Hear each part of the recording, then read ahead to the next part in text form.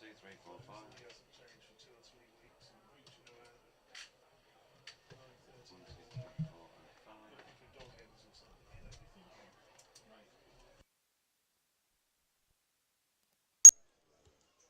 1, 2, 3, 4, and 5. 1, 2, 3, 4, 5.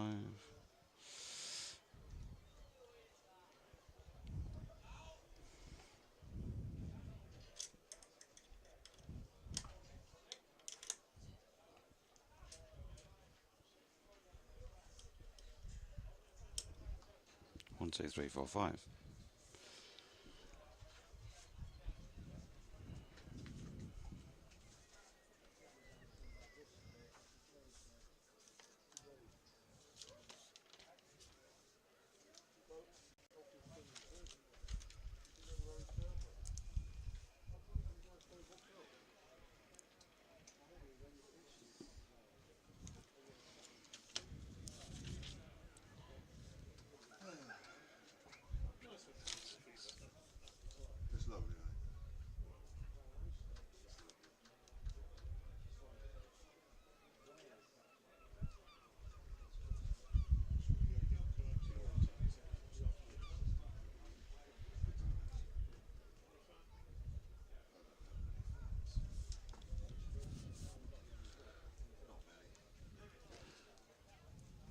'He's a good chap, is Ben. I'm sorry I couldn't talk to him. He's a good lad, is Ben. He was disappointed you blanked him. He's a good chap, is Ben. He's a good chap, is Ben. I heard that, pardon.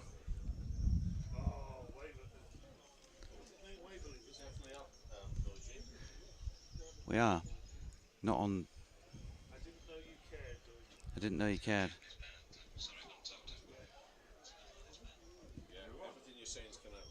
Okay. Well, why is it not appearing on my laptop then? It's definitely on 4 volt.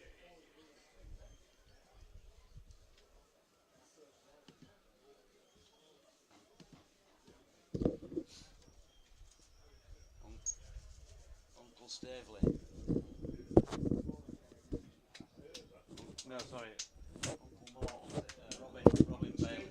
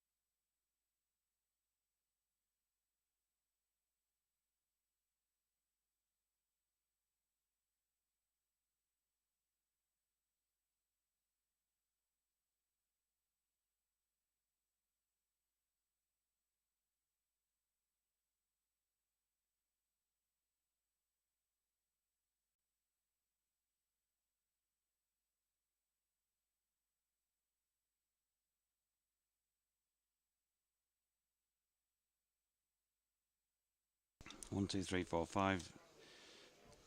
Yet another test of the stream at Scarborough. 1, 2, 3, 4, and 5.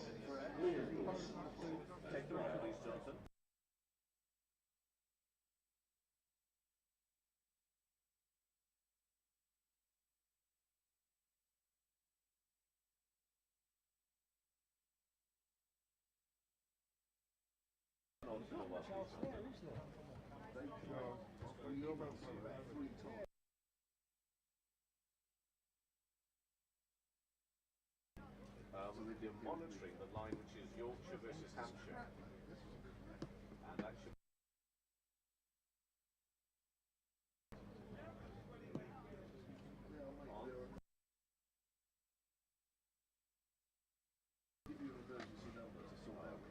I think we're looking good.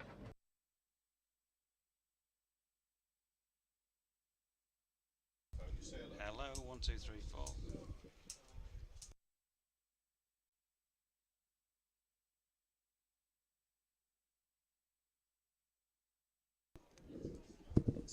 Hello. Hello, hello, hello.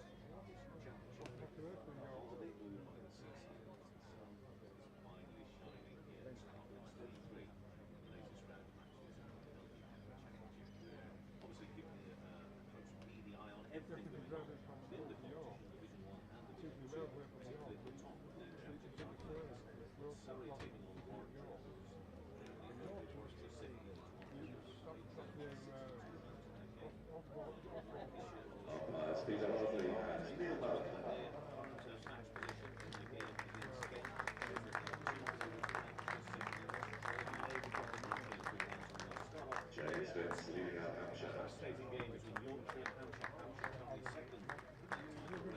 Yorkshire in the second innings to 23 for 1 by 36 runs on Constantine this morning. It's led by John. Thanks, Kev. Yep, welcome along from North Marine Road. Kevin James alongside. David Townsend, part of the team again as well today. And as you can hear, the players making their way out for day 3 of this very interesting game of County Championship cricket.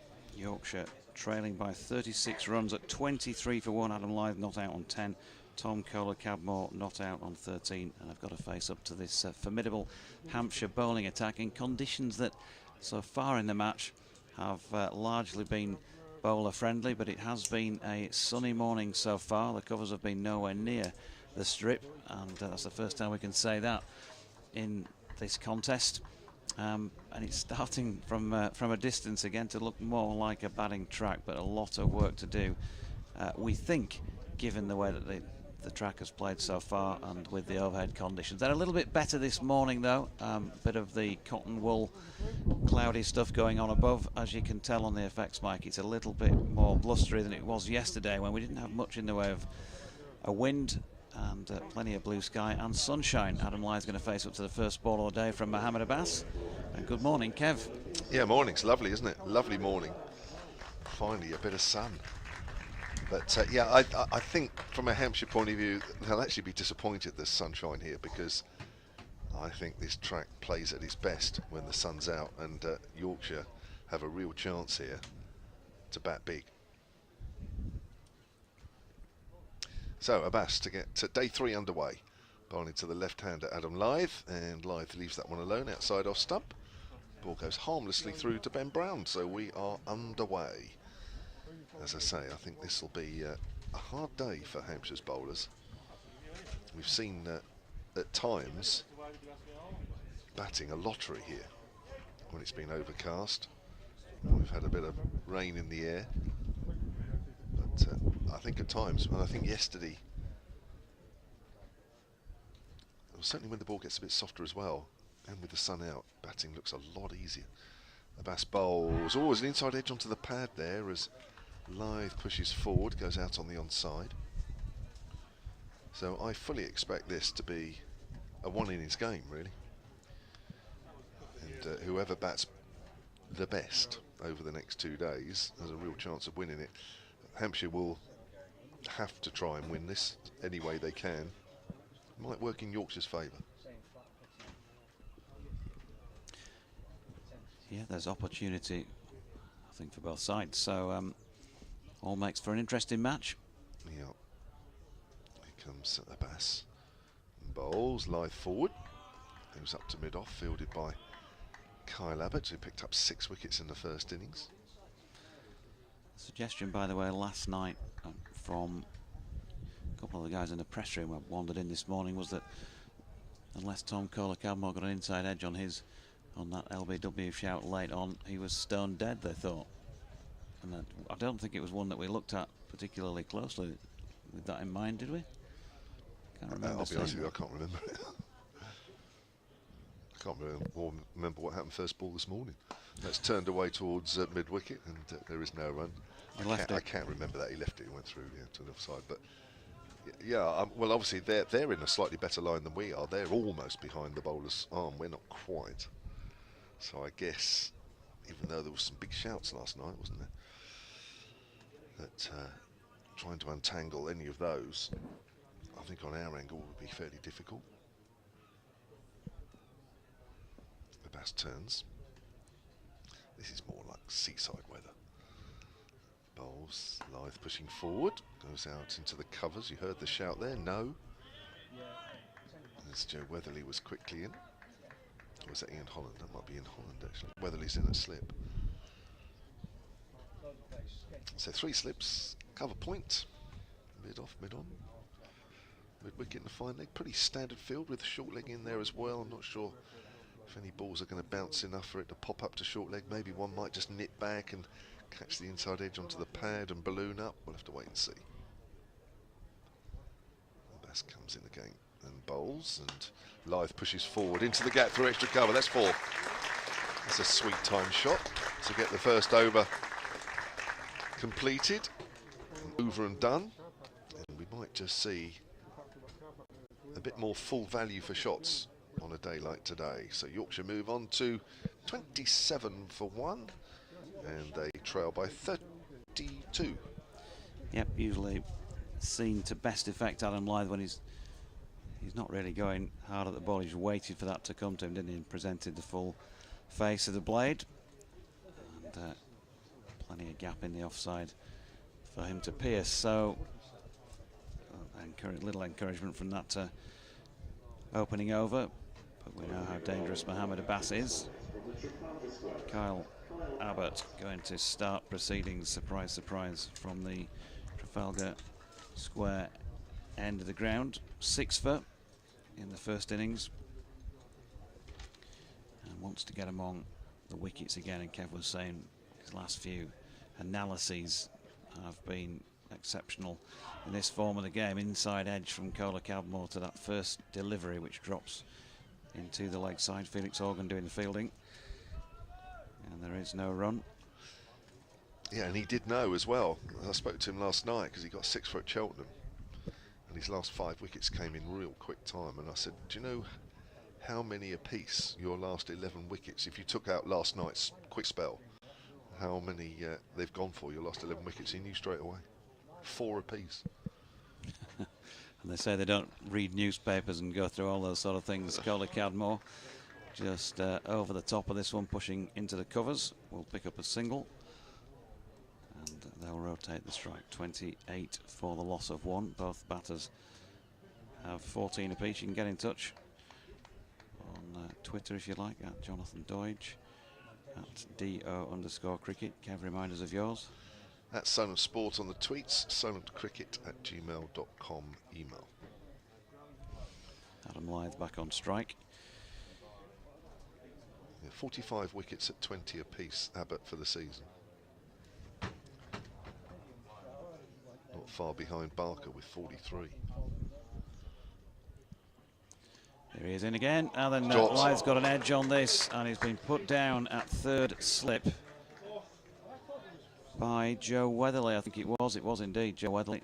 He gets to his feet, to his left. Just looking at it again, yeah, thick outside edge. And of course, when the pitch is a little bit slow, as this one is, but on the slow side, that ball not coming onto the bat quite as quickly. He didn't go hard at the ball either, and so with all of that taken into account, there was a general loop about it, which might feel like it was easier for Slip to get his mitts around. But he's put it down at 28 for 1, and with Lyth on 14, and now pulling out of his next shot, trying to play the leave. He cannoned one onto his stumps, of course. You may recall in the first innings when doing that from Abbas, this time from Abbott, he's okay with it. Pushed out into the offside, no run. Those slips, sorry Kev. Go on. I was going to say those slips, James Vince at first. Second slip, Liam Dawson, Joe Weatherly at 3rd, and Ian Holland is at 4th. And probably about a slip and a quarter away from 3rd. Here's Abbott again, right arm over. Lyth drives at that with an open face. He might get a boundary here. He will get a boundary, because even though it's slowing up still, that felt just a little bit quicker over the outfield than it has done on days 1 and 2. And Lyth moving on to 18, and Yorkshire to 32 for 1. That's a big miss, I'm afraid. That drop catch, a side that's looking to put pressure on Surrey at the top of the championship, you have to be taking those. Not easy, but not difficult either. And I'm afraid on a day like today with the sun out, 2 heavy rollers already on the pitch, that could be costly. Abbott down the hill again to the left-handed Lyth, who is leaving this time without contact. So end of the 2nd over of the morning, the 15th of this Yorkshire second innings. and they are 32 for 1. I just think also that, you know, you've missed an opportunity really to set the tone for the day, set the tone for the morning. Yorkshire, the last thing they want to do is lose an early wicket. That puts them under pressure, still behind in the game. You take an early wicket and immediately that puts huge pressure on the batting side, and that is a let-off. And if these two get in for a little while, and as the ball gets softer, it just makes the job that much harder. So that is a huge miss. And particularly when you consider who it is in relation to his experience and skills within this Yorkshire side. Yeah, exactly. I think out of most of the top order batters, that's an even bigger miss when you think it's Adam Lyth. So Hampshire go again with Abbas to Kohler Cadmore. Gets one that just nips back on him, hits him high on the pads, and it goes out on the offside.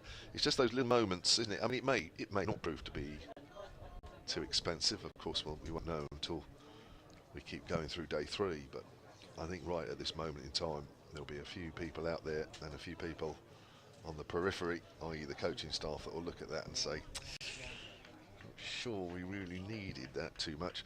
First morning and second morning, I don't think it would have mattered. I think the ball was jagging around so much that I don't think it would have mattered too much, but I think today it will. Kohler Cadmore on the back foot, pushes that out to backward of point.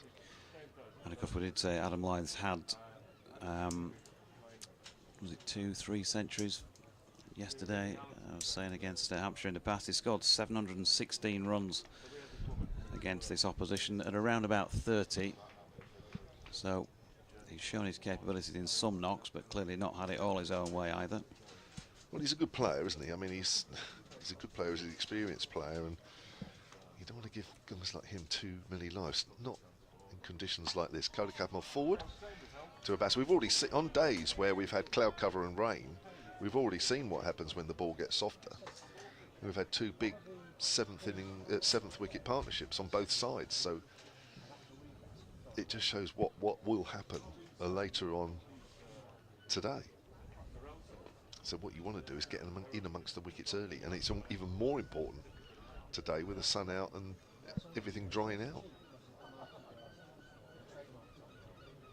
Here's Abbas to Kohler Cadmore once more. Length ball, plays forward. I think he's played at that one. Debatable. Bit of a leg cutter there from Abbas. This ball is into its 16th over here, so still fairly hard, still fairly new. If you're watching the live picture feed, yeah, that's just nipped away. I think, to be fair to Kohler Cadmore, he just held the line. So in the end, he missed it by quite a bit. Didn't follow the ball as it went past him. Yorkshire trail by 27, having started the day trailing by 36.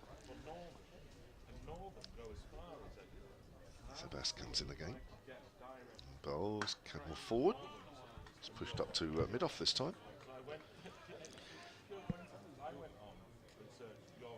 Dina Asher-Smith and I don't have too much in common, but we do have the fact that neither of us will now be appearing in the Commonwealth Games. She's got a light hamstring strain.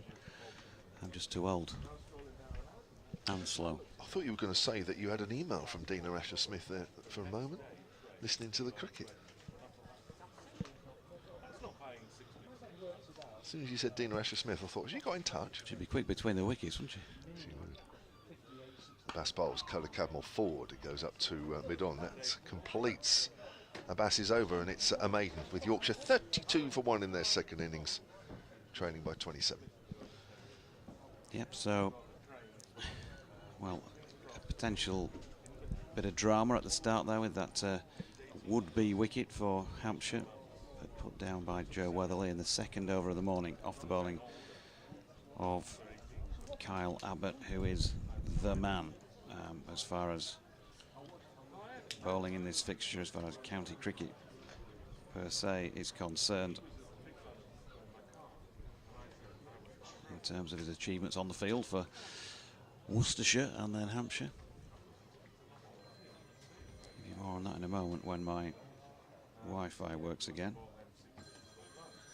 But he's coming in now and bowling to Adam Lyth. There's Jim Rockford again. He's got another case to solve today. Meanwhile, Adam Lyth plays one out backward of point for a single.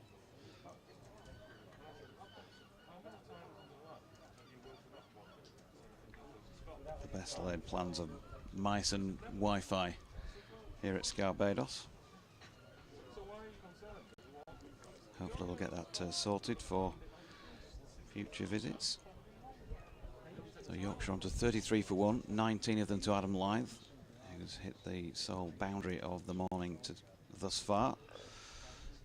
Abbott bowling here to Kohler Cadmore, who's behind that and pushing into the offside. No run. Super knock from him last week down at Taunton when he got exactly 100. And certainly it was very good to watch when he was taking on Jack Leach earlier on in his innings. He kind of went a little bit more into his shell and was a little bit more becalmed as it went on. But he hit a couple of cracking sixes onto the balcony of the Colin Atkinson Pavilion there, and he's pulled a 4 here. Abbott testing him one with a short one, bangs it into the pitch, and right over the top of that with an exemplary pull shot through mid-wicket. TKC, he's on to 18, then 37 for 1. So gradually, just working that deficit down. Didn't really get up. No real pace off the pitch either, that one. 22 behind now with that. Just 1 wicket down in the second half. In the second innings even, as Kohler Cadmore drops that out into the offside. And picks up a single parity between the batters, 19 apiece, and all the runs on the board from the bat, 38 for 1 now. Have a quick look round the early moments. What's going on elsewhere as well. Lancashire trailing by 114 in their second innings, are 11 without loss at Old Trafford. Have been shot out for 145 first time around. Abbott here to Lythe, who drops that into the leg side. There's no run at Chelmsford. Essex against Somerset. Essex 505 for 9 declared. Somerset 103 for 1.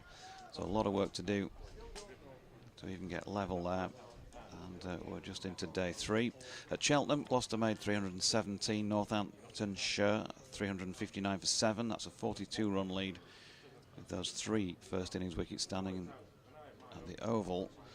Warwickshire 253, Surrey 316. Warwickshire second time around 58 behind at 5 without loss, as Lythe just runs one down to Abbas, coming in from third man in front of the pavilion steps, and picks up a single to complete that over. 17 now bowled, 4 of them this morning, and Yorkshire have moved from 23 for 1 to 39 for the loss of the same number of wickets, 20 to Lythe and 19 to TKC. Well, apart from that one chance, batting doesn't look particularly difficult, does it, so far? What have we had? Not quite 15 minutes of play this morning. Sunshine's still out. Best weather we've had since the game started. Good day for batting. So Abbas. Ready. So 100 overs left in the day, exactly. Bowls, length ball, Lythe pushes forward, it goes out towards mid-wicket, fielded by Fuller. What a difference, actually, isn't it? It's almost like you can't believe that the weather is like this after the 2 days that we've had, even when the sun's been out, that actually we could have a day like this. It's lovely. It's like we're back to summer again.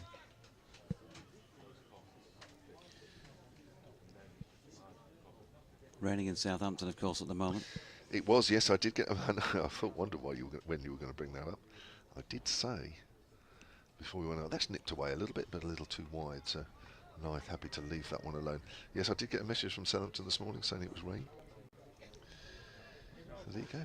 It does rain down south from time to time. DT said that Mrs. James was a hairdresser, but you denied that. So are you actually married to Carol Kirkwood? Because you do talk about the weather rather a lot, don't you, Kev? Do I? Well, I haven't got a lot of conversation. I haven't got a lot of topics of conversation, no. really. I mean, it's once I've ticked off the weather, that's about it, really. There's not a lot left outside the off stump, and that's left alone. So really, that's me for the day done. So I'll hand over to you and DT, and I'll just go and have an ice cream and wander down the beach. And that'll be it. And I'll come back and do some end of day interviews. Leave you two to it. See you later. Perhaps you need to broaden your horizons a little and read a book, something like that, you know. Do they play cricket in Ireland? Something along those lines. Well, I have to say that obviously, because he's sitting right next to me, the author of that book, here's Abbas bowls outside the off stump again and left alone. Because he's sitting next to me, I'll say I will get around to reading that. If he wasn't sitting next to me, I would probably say something slightly different. Yeah. Something to the effect of you're having a laugh, aren't you? Yeah. Sean in Roundhay says, I've not been there for 45 years. I think this is with regard to Kev's stay at Boggle Hole Youth Hostel. Kevin Howes. Yeah, Kevin Howes, that is. Can't believe that DT and I got put up at the Crown Spa whilst you're in a youth hostel 20 miles north. We didn't stop at the Crown Spa. Never stopped there. Abbas runs away from us again and bowls. Gets slightly turned around there live, pushing that out on the offside. Kevin Howes did send me a picture actually of just outside the hostel that he's staying, and it looked amazing. It's like a cove, isn't it? Yeah, I think you should know, Sean in Roundhay, that not only do I ask for a separate rooms from DT when we're staying in the same town, but I ask for separate hotels. And, that's always the case, yeah. Do you eat at separate restaurants as well? Yeah. There's Abbas, bowls, live, leaves that one alone. Slightly closer to the off stump, but he's still leaving that alone, and that is another Abbas maiden with Yorkshire, 39 for 1. And they currently trail by 20. And, Ken Bruce's brother Keith's been on, saying, I've got a feeling we'll get a big score from Lythe today. Give us something to bowl at in their second innings. I agree. As I say, and it doesn't help, of course, the fact that he's already been dropped this morning on 14. It could be very expensive indeed. It's so far cost 6, but could be a whole lot more. Andy Walker says, surely, DJ, with a full day of play today, we should know where things are headed at least by stumps. The weather and the tricky conditions have been created a real enigma of a match. Fascinating county cricket. Now then, Abbott into Cola Cardmore's stifled appeal as the ball balloons up into the hands of Ian Holland at fourth slip. Well, we've effectively got a 1 innings 2-day match, haven't we? Yeah. After all the weather stoppages and the bowling, where at some point it was difficult to bowl a ball straight. I mean, if somebody said to you, just bowl one that goes straight from the time it leaves your arm through to the keeper, it was difficult because it was either jagged or swung. Here's Abbott again, and Cola Cardmore runs that out wide of slip. Holland doing the diving stop. Sean in Roundhay says, I'm not saying DT is posh. Not saying DT is posh, but he gets his fish and chips delivered in an ironed copy of the Times.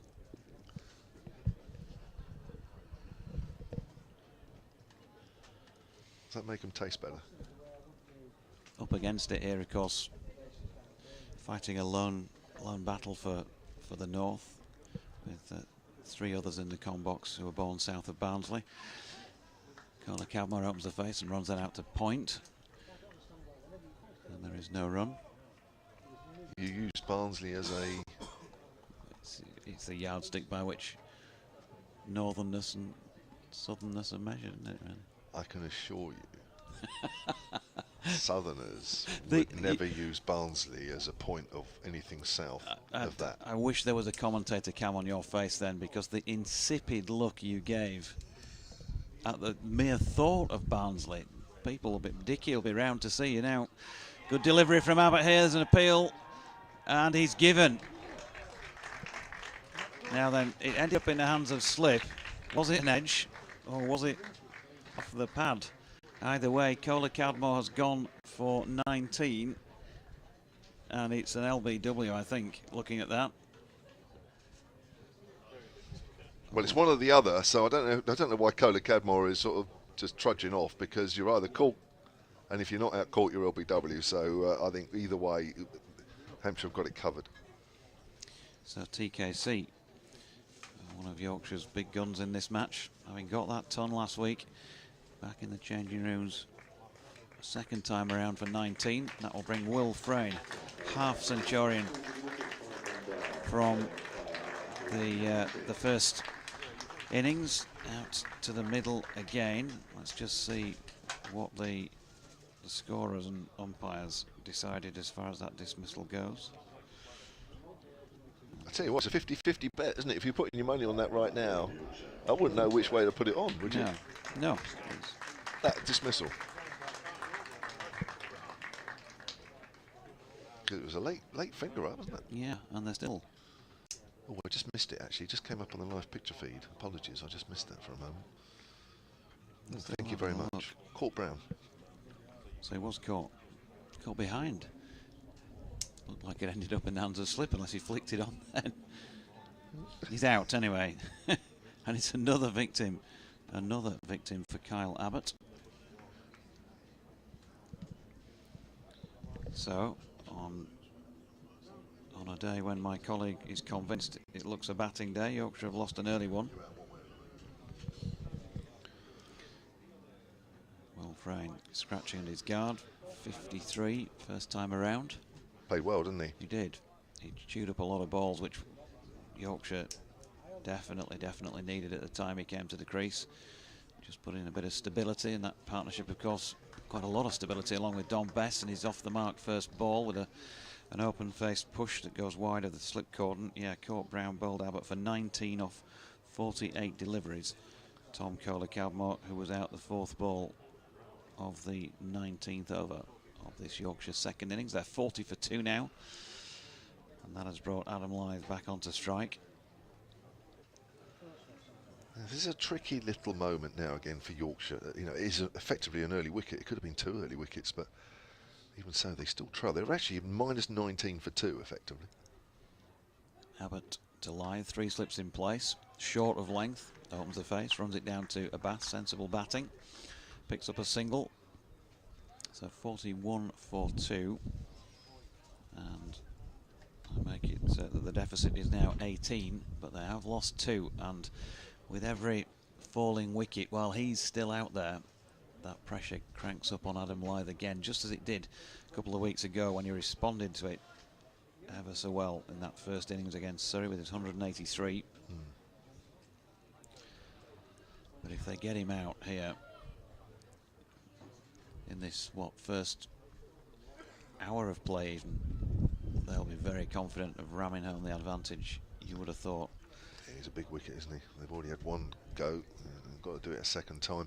So 19 overs have gone in this innings. It's imperative, not just for the game, but for the innings. As forward is Lyth, plays and misses to Abbas. Probably the first time he's done that this morning. Abbas is over the wicket. It's as much about getting through these next few overs, because we have seen in this game, even when conditions have been bowler friendly, that once this ball gets to about 25, 30 overs, certainly 30 overs, then things go very dead indeed, and batting gets a lot easier. So Hampshire will be looking to make further breakthroughs in these next few overs. Otherwise Yorkshire can really get stuck in this second innings. Lyth pushing forward back to the bowler. So this bowling could become very hard work nearer lunch and afternoon, and you would think Yorkshire, if they can, will bat all day today at least. And on that front, Kev, just to say that lunch is 1:10, set for 1:10 today, and tea 4 o'clock, and the close scheduled for 6:30. 104 overs to be bowled in the day. Abbas to Lyth again. Bowls Lyth forward, goes out square on the offside.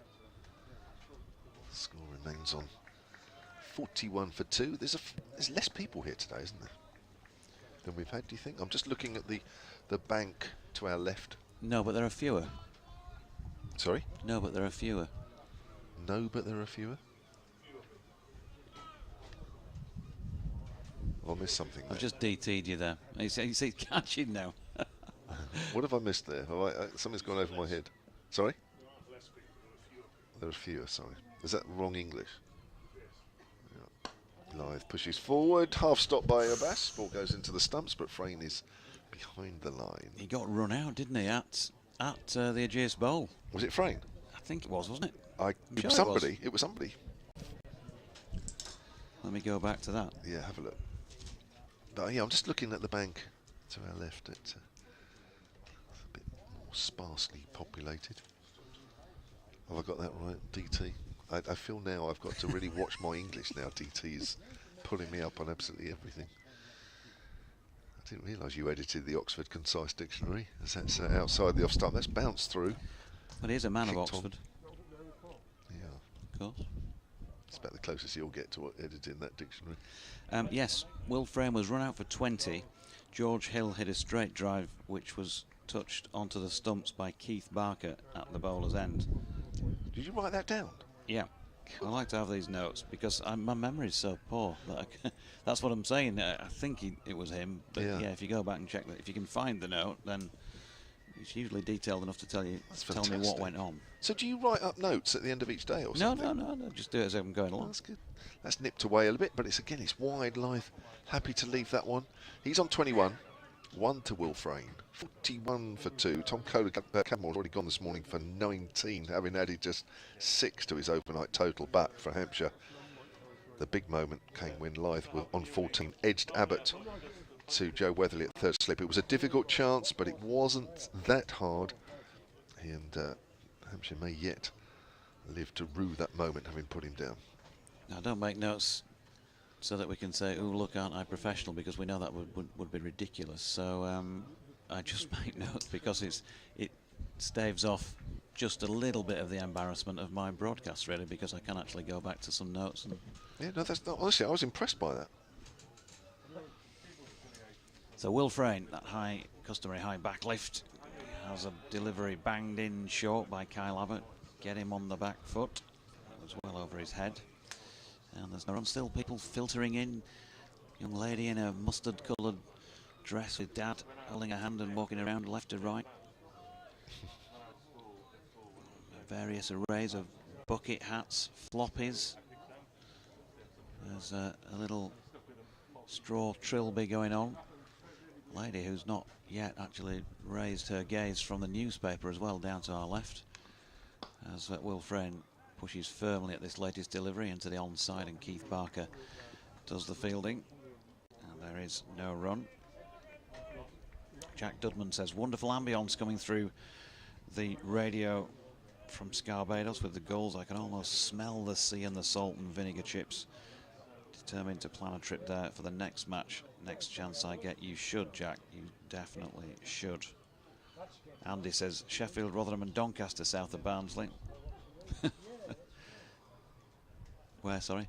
As Frame now then flicks this one off the legs. I think it's an inside edge onto the pad there. Sounded like there was a couple of noises. Stifled appeal either way. Lily says morning JD, Kev, DT and Kev. Hope Yorkshire bat for as long as they can. Please can I have a photograph with you all at lunchtime. The committee will have to make a decision, a call on that one, Lily, I think. There was Kev's egg boiled again. Martin Rowe says, I'm not sure your co-commentator gets your sense of humour. Less stroke fewer. I was just trying to save him from being DT'd, that's all, because I knew DT would be jumping in with both feet with that one. Dot ball here from Abbott to Frame. Yeah. And we'll bring DT in fact, because Kev go off for an early morning breather. He's got probably got an update to do or something like that. Yeah.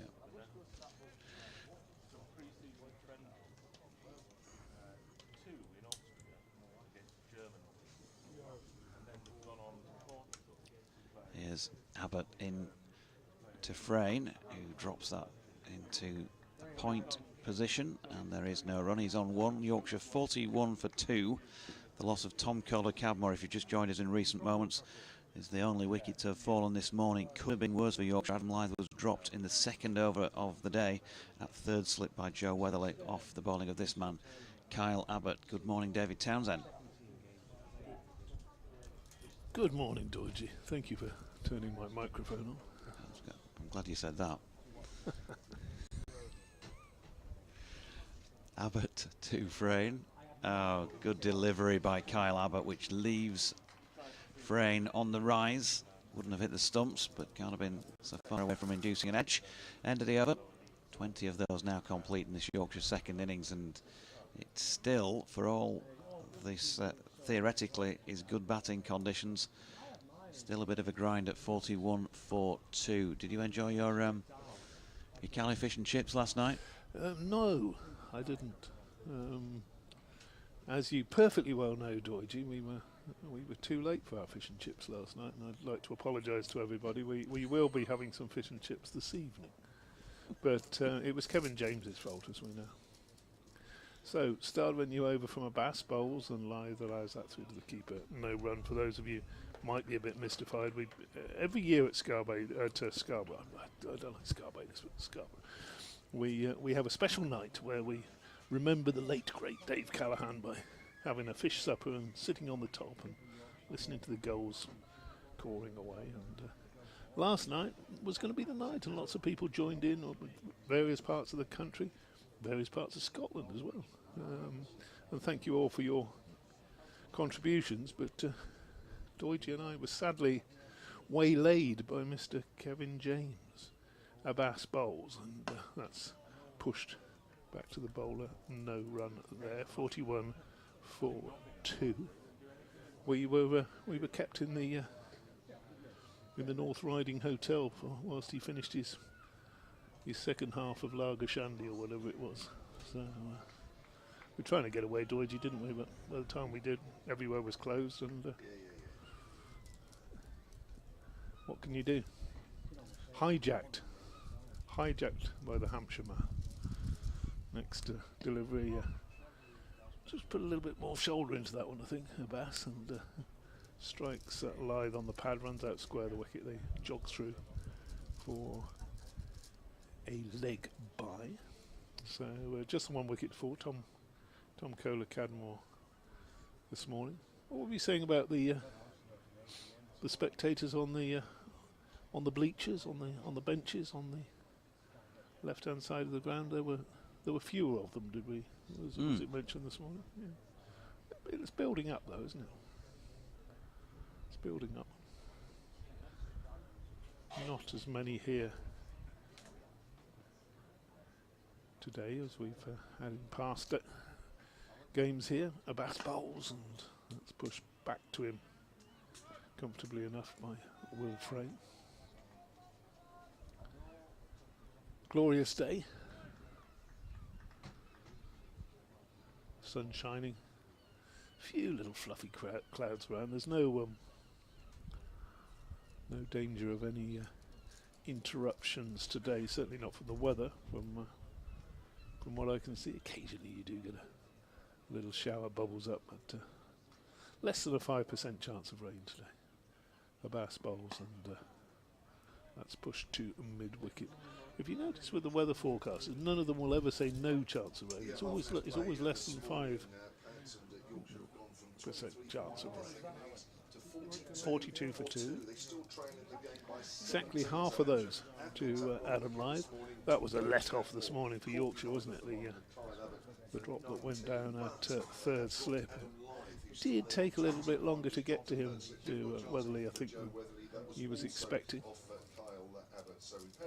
Abbas bowls again, and that's just striking Frayne on the pad. It's got down to fine leg, so must have got a bit of bat on it to have got it that far away. And indeed, it is a single, which doubles Frayne's score.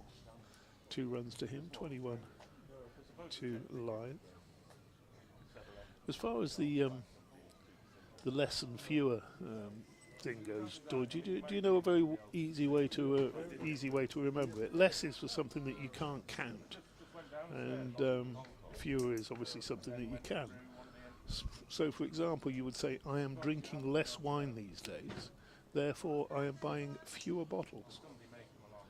Abbott bowls, and that's driven up to mid-off. Good diving stop. Good stop there at mid-off, because that was very well struck indeed. You can remember that one, Jamie. Not that you are drinking less wine these days.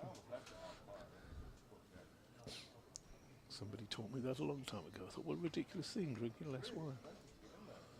43 for 2. A few bottles of wine over there in the hospitality tents today, I'm sure. Put that on the table for lunch. Abbott again, bowls, and Frayne, well, that's gone through him, and I think swung a little bit after it had passed the bat and taken by Ben Brown, diving to his left. Bowled beautifully this morning. Abbott bowled very well, of course, in the first innings, taking those 6 wickets. He's the big danger, you would think, in these opening overs. Batting should be easier today. We've already seen that it is easier. 4 slips though. They go down as Abbott bowls, and good judgment there from Frayne. Again, that was not too far away from his off stump, but I think he was leaving that as much on length as anything else, because it's bounced. It's gone through to Brown. Hampshire straining for this 3rd wicket. They'd like to get Frayne, of course, but the really prize wicket, I think, at the moment is Adam Lyth, who loves batting here. North Marine Road. 43 for 2. Abbott on his way from the Trafalgar square end bowls, and watchfully forward comes Frayne, pushes that one into the onside now. Possibility of a run there.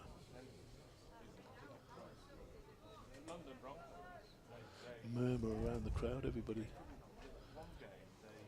just absorbed by this morning. Would that be a good word? I think it would, yeah. There's a little bit of chit chat, but people still doing that with half an eye on the cricket, with the exception of our lady on the left here, who's outside the box with a light blue hat on and still reading the newspaper.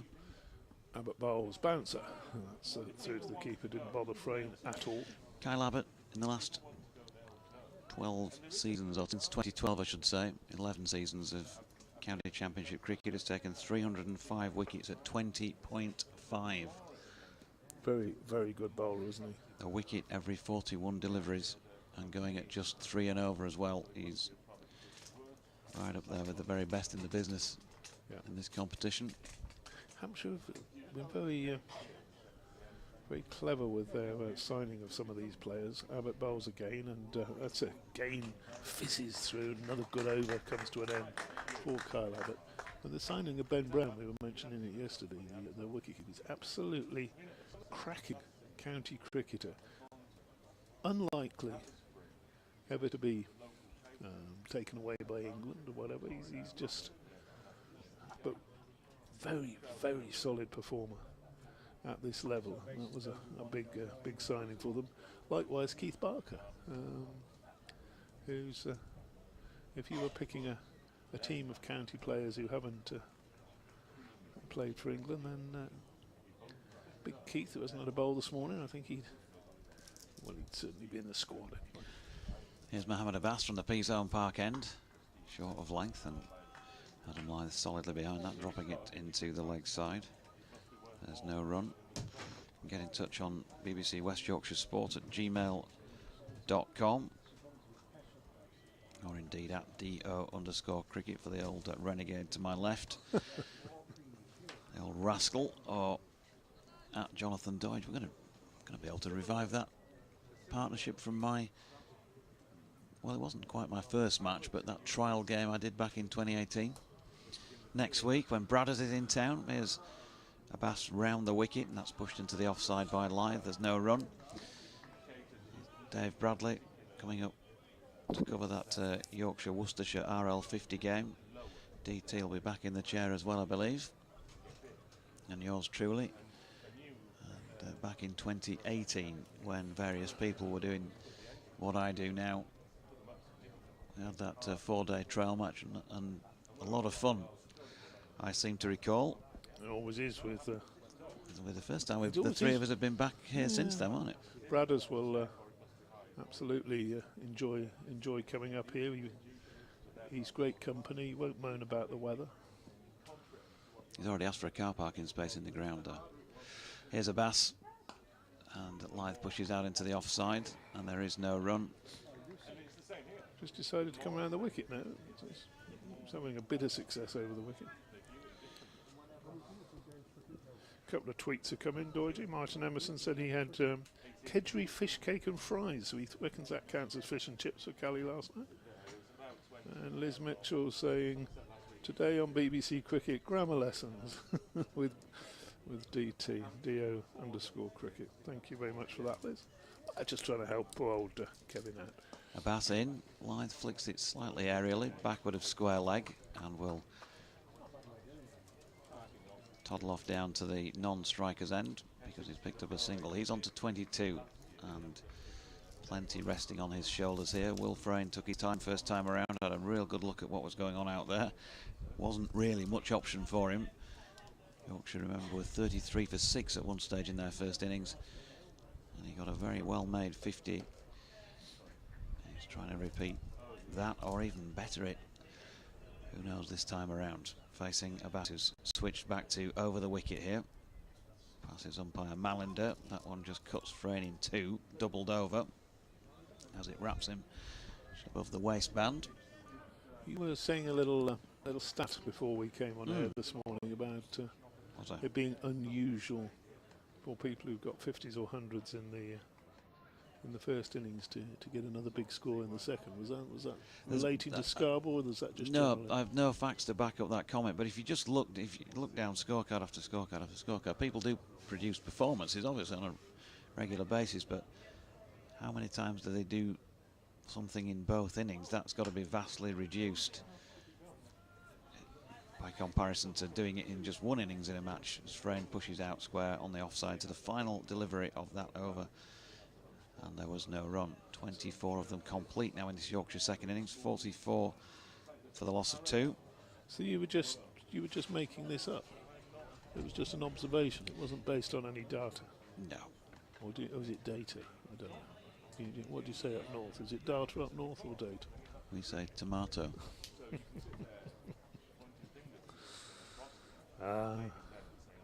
Doidgy always the king of the castle. 44 for 2. And just need this second breakthrough. I'd love to have had Lyth. Should have had him in the second over. Third slip, Weatherly. Oh, wasn't a hard one. Bowls again and really putting effort into that delivery to Lyth. And Weatherly's been sent off naughty boy duty somewhere, and Felix Organ is in there at third slip now. Bit of noise out there from the Hampshire slips, a bit of clapping, keeping the spirits up. I think they know they're going to be in for a fairly long day today. They're going to have to work hard to get these remaining 8 wickets. That's what you have to do if you're going to win the championship. Abbott bowls and Lyth covers up, pushes into the offside. No run. Nigel Ashton on the Wirral says, as our fish and chips Callie night will be this evening too, tell DT not to worry. Well, that's very kind. I won't. He's looking forward to our company as long as 5 Live stays with us. Well, of course, it's just the prominent commentary of the day, isn't it? So bound to do that, DT. I'm sure he's got other ways of listening to us. Here's Abbott bowling, and Lyth drives, good shot. That's the shot of the morning so far. I'm not sure it's going to quite reach the boundary.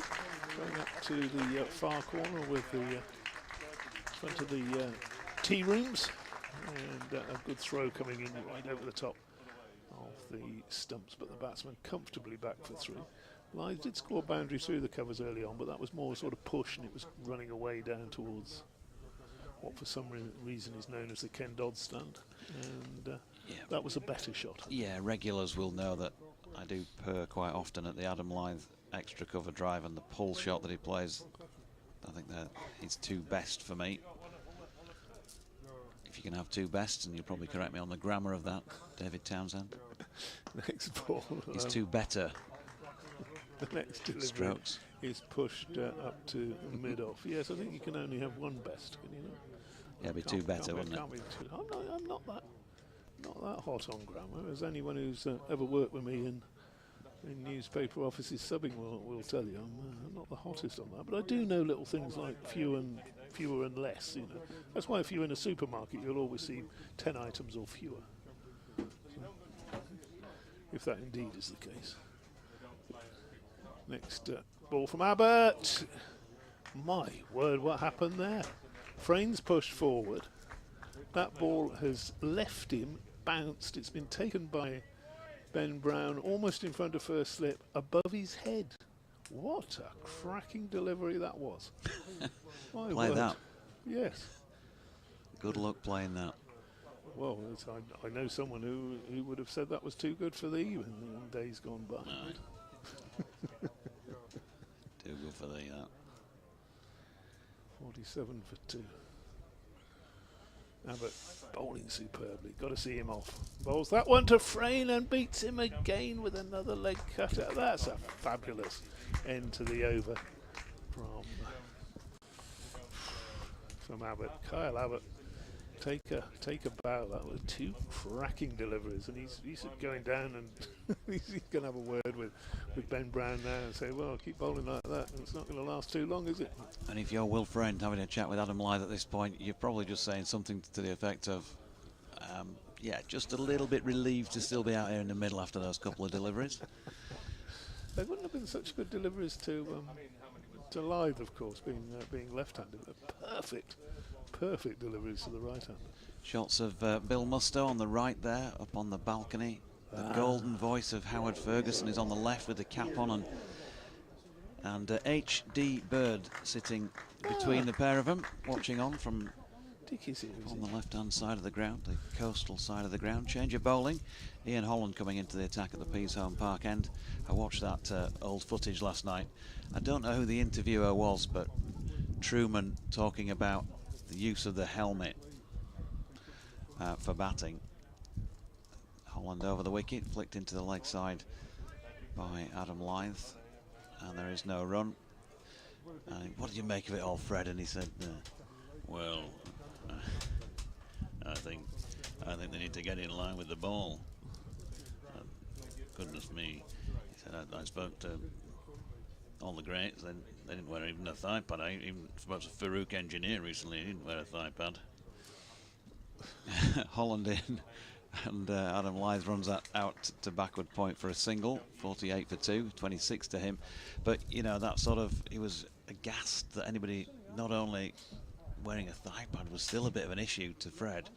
And I don't know why Farouk Engineer particularly, but Farouk Engineer didn't even wear a thigh pad. But the helmet, goodness me. Gary Sobers famously didn't wear a thigh pad, did he? Until I think he'd had his first season at Nottinghamshire, and he sort of walked off with a good few bruises and decided that with the ball nipping about as much as it does in this country, that he actually did need to protect that. Imagine facing some of these bowlers without a thigh pad, my dear. Holland in, and solidly behind it, Will Frain pushing up to Keith Barker at mid-off. But in those days, I'm sure Fred was, you know, you wouldn't wear a box either. Just take the blows, get on with it. Well, you see, I watched all the greats: Hutton, Sobers, Townsend. Didn't wear thigh pads, you see. Can't understand this at all. Always wear a big chunky thigh pad, mate. Holland bowling to Frain, who is solidly over the top of it, pushing it to the left of Keith Barker, who, not in the most agile of fashion, although I wouldn't say it to his face, moved across to pick that ball up. He's a big lad, Keith. Yeah, you'd have trouble saying anything to his face because he's about he's probably a foot higher than mine. 6 or 8 inches taller than you, Dodgy. Here's Holland again, and flicking off the legs this time, Frain to Weatherly, who's in there at a short straight mid-wicket. I wouldn't say to his neck. The suits are fewer in number this morning as well, down to the southwest corner. Maybe no lunch action to look forward to. I think I can count only 8 or maybe 10 of them. The deck chairs are largely vacant, unoccupied. If you fancy a deck chair, try your luck down there. Holland in, and punched this time to Weatherly along the deck by Frain. Final ball of the over. So he remains on 2 and is playing patiently here. 48 for 2. Tidy enough over, but he's not really carrying a threat, or not carrying the same threat as Abbott, and a few are because he's bowling beautifully, but not carrying the same threat that Abbas did. And just wonder whether want to have a little look at James Fuller from this end with that bit of extra pace he's got. Perhaps the idea at the moment is just to keep things tight. And we've had 26 overs, 48 runs, so the Hampshire bowlers have very much done that. But let's see if Kyle Abbott can get that second wicket he really deserves. Sorry to say that, Yorkshire fans. Abbott bowls to Lyth, and he's clipped away down to the suits, down to the hospitality tents. Nice shot, over pitched. Ball, well, I don't think exactly raced away, but got down there eventually, popped up over the blue rope, and that's 4 runs. But you sort of assess a spell, don't you? So he's probably deserved 2 wickets in this spell, and should have had 2 wickets. Magnificent stroke, magnificent. Reminded me of Edrich in his pomp, Gower, Yeah. Pollock, Graham Pollock. Oh, Lovely stroke. what a great player he was. There's Abbott again, bowls, and again over pitched and driven, but didn't quite get hold of it. Just lost that length a little bit these first 2 deliveries. Kyle Abbott, he's bowling with 3 slips, none of them standing particularly far back, which again probably an indication of the pace in the wicket. 3 on the offside and 3 on the on. Fine leg and mid wicket, mid on. The standard field. Abbott bowls again, and Lyth is beaten. I think he's pretending he pulled the bat inside it. I don't think he did. I think the removal of the bat was a little late. So that goes through to the keeper. No run there. Still something in this pitch. Still a little bit of life there, wasn't there? Particularly when bowling from the Trafalgar square end. A little bit less when you're working your way up the slope here from, I'm not going to call it a hill, it's a slope, from the Pizon Park end. Abbott bowls again, and that's push square of the wicket. No run. Is there a difference between a hill and a slope in terms of gradient there, What? David? I don't know. I can't be as sure as that as I am on less and fewer. But yeah, you'll find that it is more a slope. People say a hill. Headingley's, the slope at Headingley is verging on a hill, isn't it, when you come down? Because that is quite steep. But hills are the sort of things you're a racing man, Doidgy. Hills, you get places like Goodwood, and delivery push square. Thought about a single for a minute there, and There is no slope at Headingley. You're going back to a previous life of that stadium. flattened it out now. Go down, stand at ground level. Yeah, better than it was. Not like when I was bowling down that slope. Marvellous. But you know, we've got Goodwood coming up shortly, and there's plenty of inclines. Let's call them inclines. An incline, that'll cover it. Abbott round the wicket. The last ball of could be the last ball of what was a very good spell. He'll want another over, but Vince has to keep. Vince is jogging down to have a word with him. One more. Oh, they walk straight past each other. So. One more possibly from the big South African. In fact, I think Keith Barker's just gone across and congratulated him. Whether that was it for the end of his a very good spell and that Barker's going to take over, we'll see. But for now, it'll be Holland to continue. 52 for 2. Yes, marvellous. And he's in from the Pizon Park end. Right over the top of that is Will Frayne. We have a tweet from Doug Sheehan who says, nothing against the county game, but can someone at Scarborough give us on-air updates of Scotland v New Zealand later? 5 Live Extra wouldn't have the Yorkshire if England were playing, BBC's meant to be a national broadcaster, should cover national sides. I'm sure we will give you some updates when that comes through this afternoon, Doug. It'll be our pleasure to provide you with. As we have another dot there by Holland. I imagine they're T20s, aren't they? Yep. I think it's about a 2:30 start, is it? Yeah, 2:30 start. In Edinburgh this afternoon. Pretty blustery here at the moment. And Holland coming in from the Peacehouse Park end and flicked off the legs by Frayne. They've got Weatherly positioned pinpoint accurate there. That's 3 times Will Frayne's found him in the last couple of overs. Yorkshire lad says, big decision, Glades pork pie or fish and chips for dinner, brackets lunch for Southerners.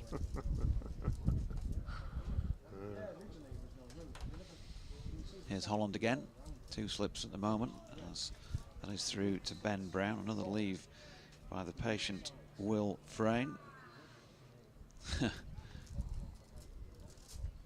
Andy Walker, if spitting image ever needs a voice for FS Truman, I can't imagine that's going to be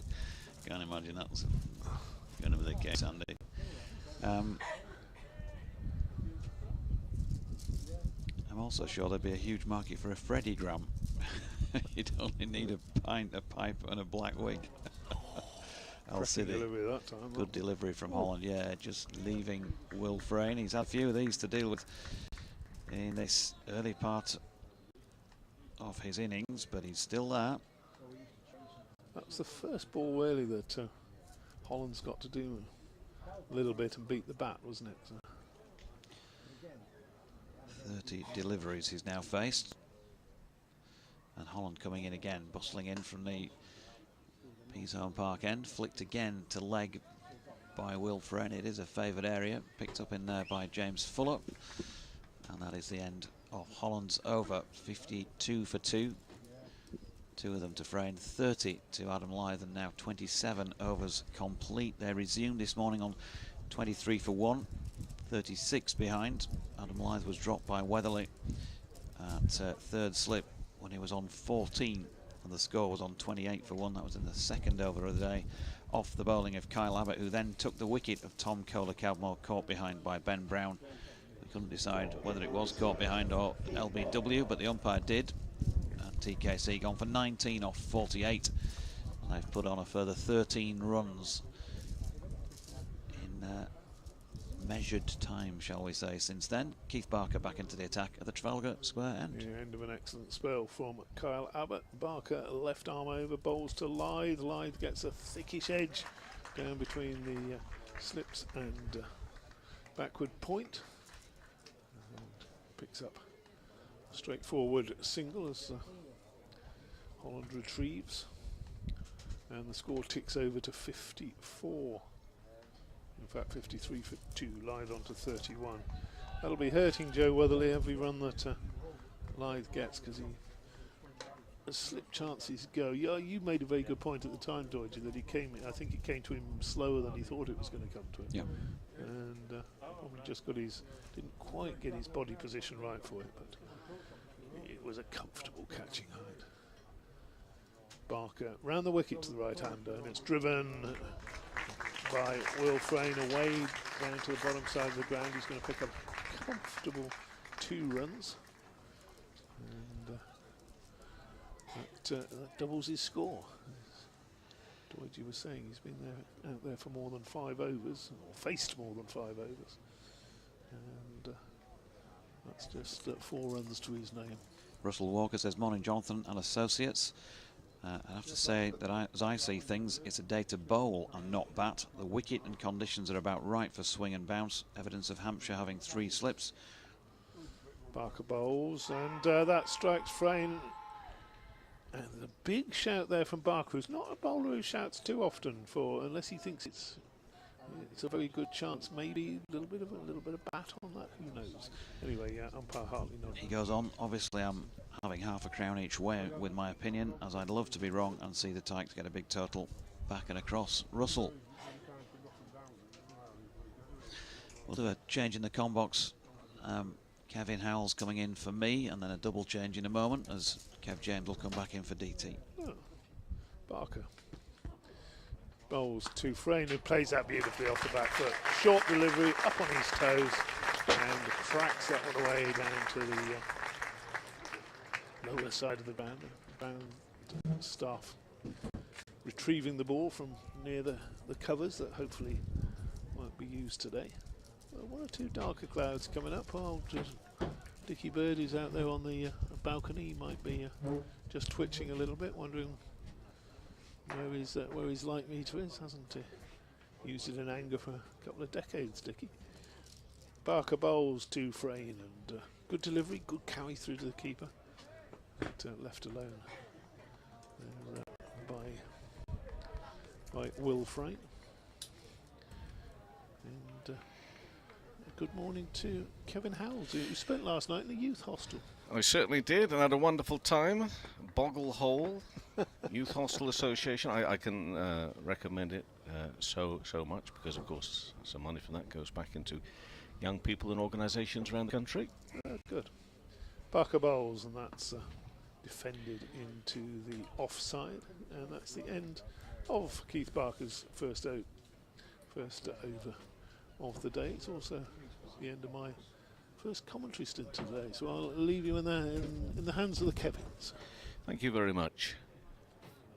Just amazing game cricket can be, and it is part of the beauty, part of the intrigue of a game that will go 3, 4, 5 days, whatever it might be, for the fact that you get all the different weathers, all the different pitch conditions, and it's just fascinating stuff. And for whilst the arguments go on about priorities and the interest in franchise and white ball cricket, this should never be lost, because it just offers you so much in terms of entertainment. I mean, it's a breezy day as well today. I mean, the sun is shining. Well, a bit of a cloud up above now, but it's got a little bit of a cool sea breeze blowing across, and we've had a bit of everything really in terms of the weather and the cricket as well. We've had these sessions, mad sessions, where 6, 7 wickets fall and more, and then the quieter periods, and now we're in this situation where Yorkshire in their second innings are 59 for 2. Next ball bowled, and that's drilled, and good stop from Abbott, actually moving quickly to his right hand side at mid-off. So hopefully you're enjoying your cricket here with us on Sports Extra, as well as the streaming service, as well as BBC Solent, of course, and the Yorkshire stations as well. Everybody getting there. A little bit of county cricket today. We have got international matches. I heard mention of that Scotland-New Zealand game, and somebody getting in touch about that.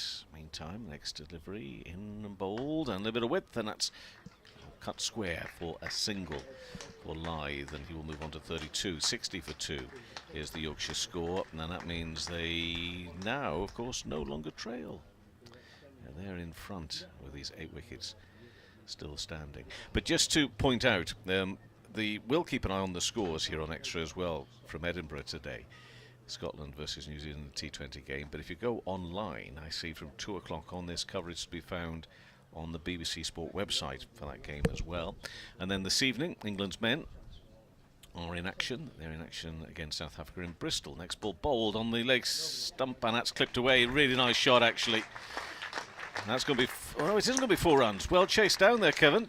Just in front of the marquee. Some good running still in the field, but what did they get? A couple of runs. They're up to 62 for 2. But you were calling it this morning. You were saying, look at the conditions, the way things have changed. This game could take on a whole different direction and gear. And obviously there's been the loss of 1 wicket, but it's pretty much as you predicted it would be, as we again get the next ball in from the Trafalgar Square end, or as we should have called it yesterday, the Sir Tom Jones end, because that's where he was doing his singing last night.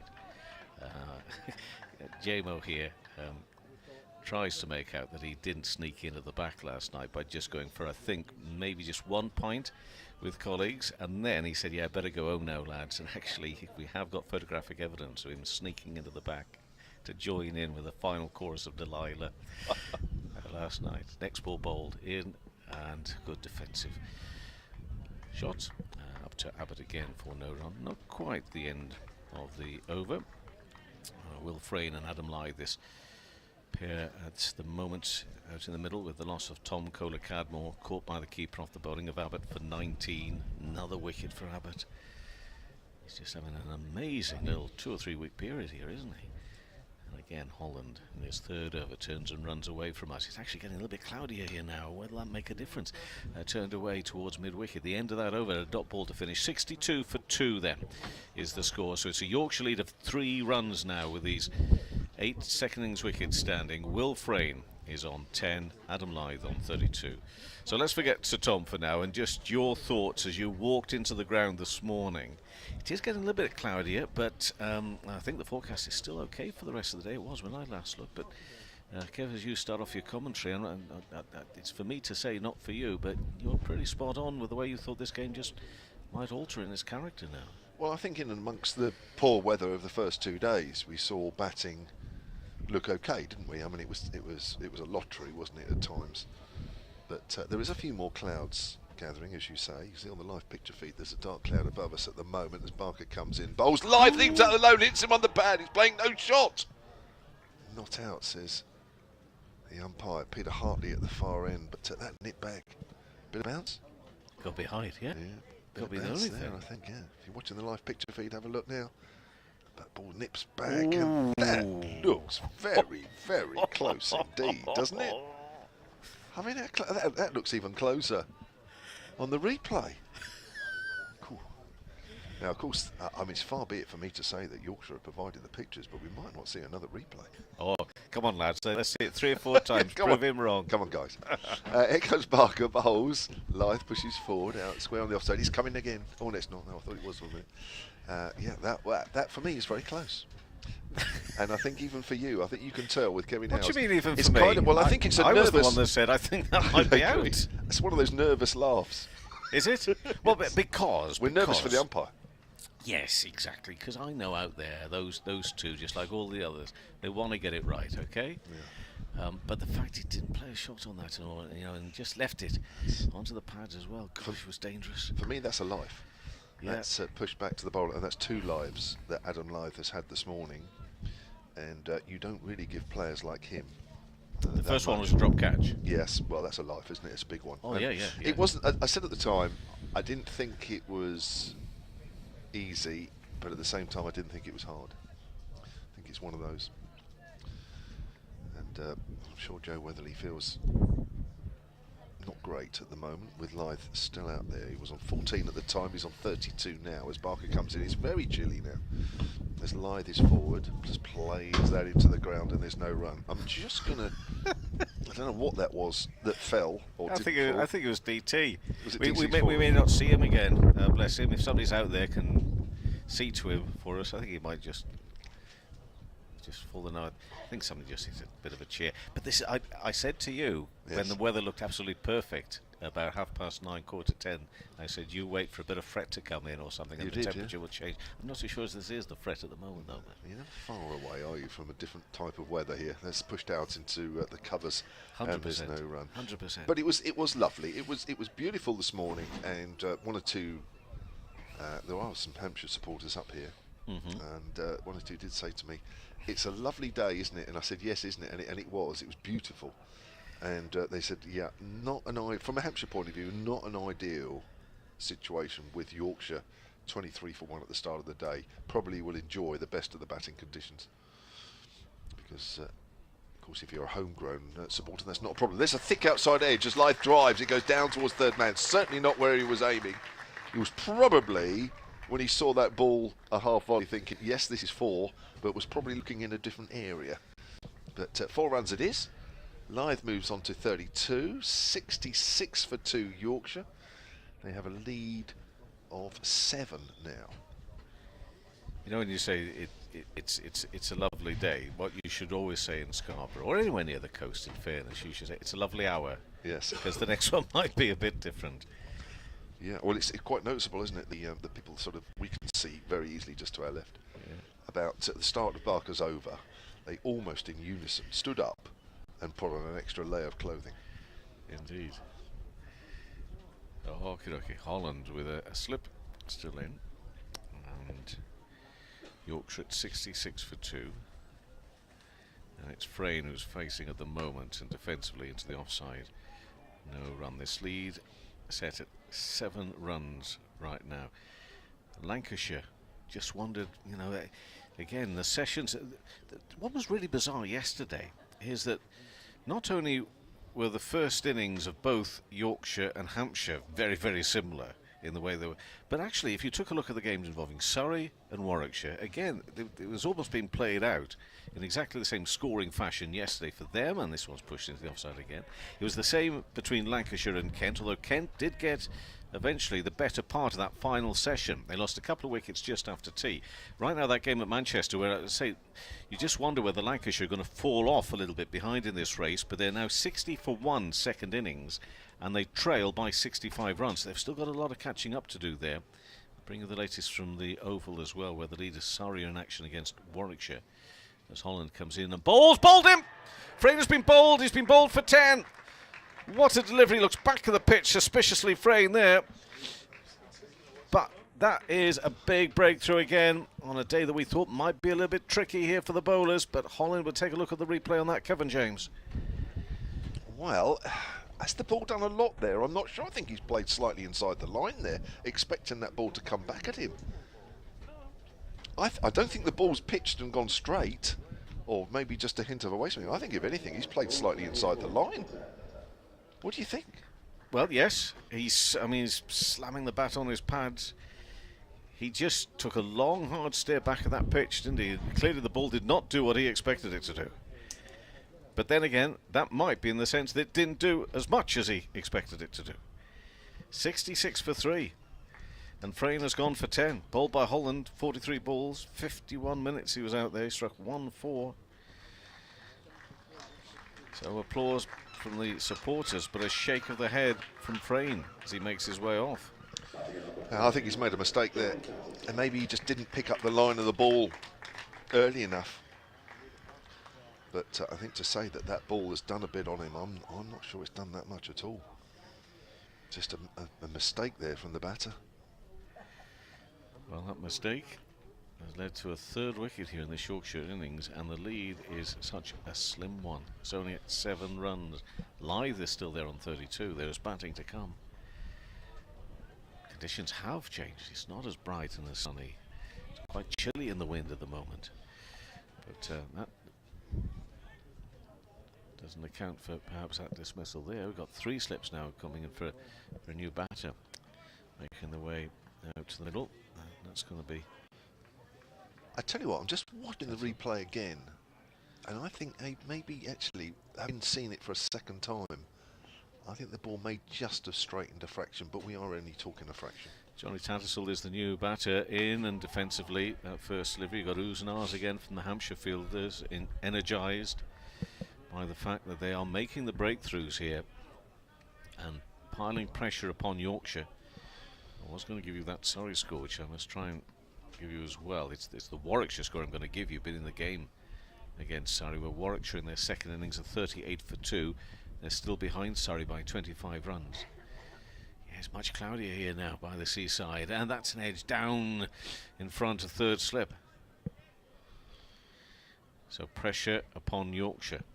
Now, Tattersall and Lyth a couple of weeks ago in the first innings against Surrey did a terrific job. They need something very similar here today against Hampshire.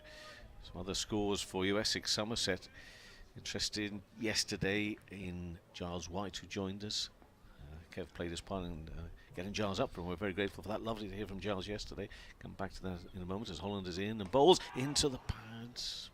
Maybe a little bit of inside edge onto the pad. But I was interested in end of the over, 66 for 3. Giles saying, just don't rule out Essex at the moment as well. They're there and thereabouts. Well, despite the fact that Essex appeared from nowhere to have a surface there at Chelmsford, which was playing completely differently to the first 3 or 4 matches at the start of the season, it's back to runs there again in this current match against Somerset. Essex 505 for 9 declared, Somerset 140 for 1. So they haven't lost a wicket this morning. They haven't lost a wicket this morning. Now, you know, the way cricket is going at the moment, you foolishly call games as draws. This with so much cricket still to come. But that obviously looks like a high-scoring game there at Chelmsford at the moment. So it's, for me at the moment, it's still Surrey and Hampshire at the top. Take a keen look at them. And in Lancashire, nestle in third, but they've got a few problems against Ken. Interesting, this last round of championship matches before the break. Barker to Lyth. Comes in and bowls. Lyth pushes forward, bit of extra bounce, plays it into the ground and fielded at gully by Joe Weatherly. You'll see on the live picture feed, and I'll describe it anyway. There is a dark cloud hanging right over us at the moment, and that may just play its part a little bit, not necessarily with rain, but maybe it might just help the ball from a Hampshire point of view just do a fraction more. Parker again from that Trafalgar Square end. Bowls to Lyth. Lyth leaves alone outside the off stump. Abbott's figures this morning, by the way. His spell this morning: 7 overs, 2 maidens, 1 for 21. Got Tom Cadmore caught behind for 19. But yeah, and we've discussed this a few times, haven't we? Maybe not necessarily on air, Kev, but I think for the sake of the county championship competition this year, and as much as maybe Yorkshire fans might not like me for saying this, but I think for it to be exciting come end of September, that Hampshire need to stay in touch with Surrey, as that's pushed out on the offside. Otherwise, I fear that it's going to become a little too obvious that Surrey might win the championship with a round or two, or maybe more to spare. A long way out. Pleased that more and more people are seemingly writing on social media about the annoyance that Hampshire don't even have the control in their hands of having to play Surrey again in the latter part of the season. You know, from what I'm hearing.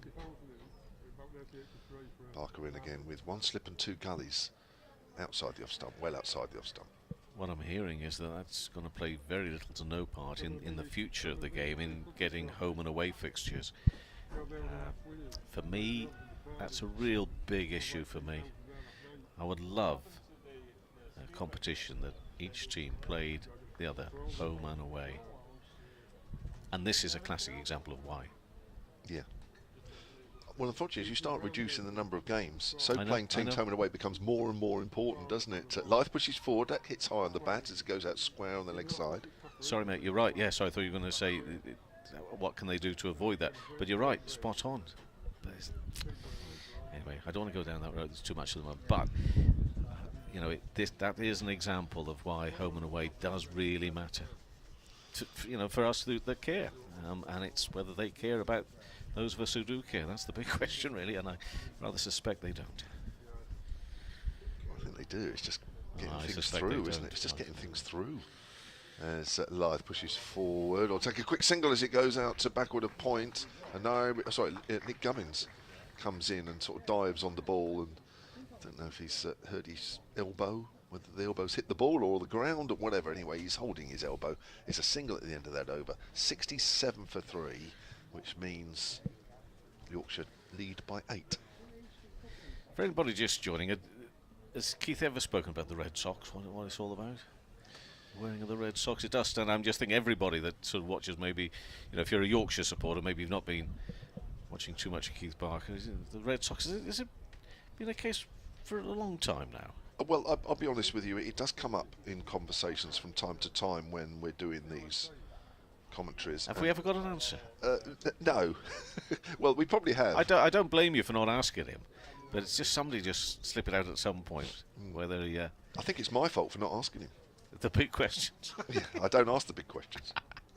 Holland in past umpire Ballander. A little bit of width and it's cut away there for a single by Lyth, and he will move on to 38 and take the Yorkshire score up to 68 for 3.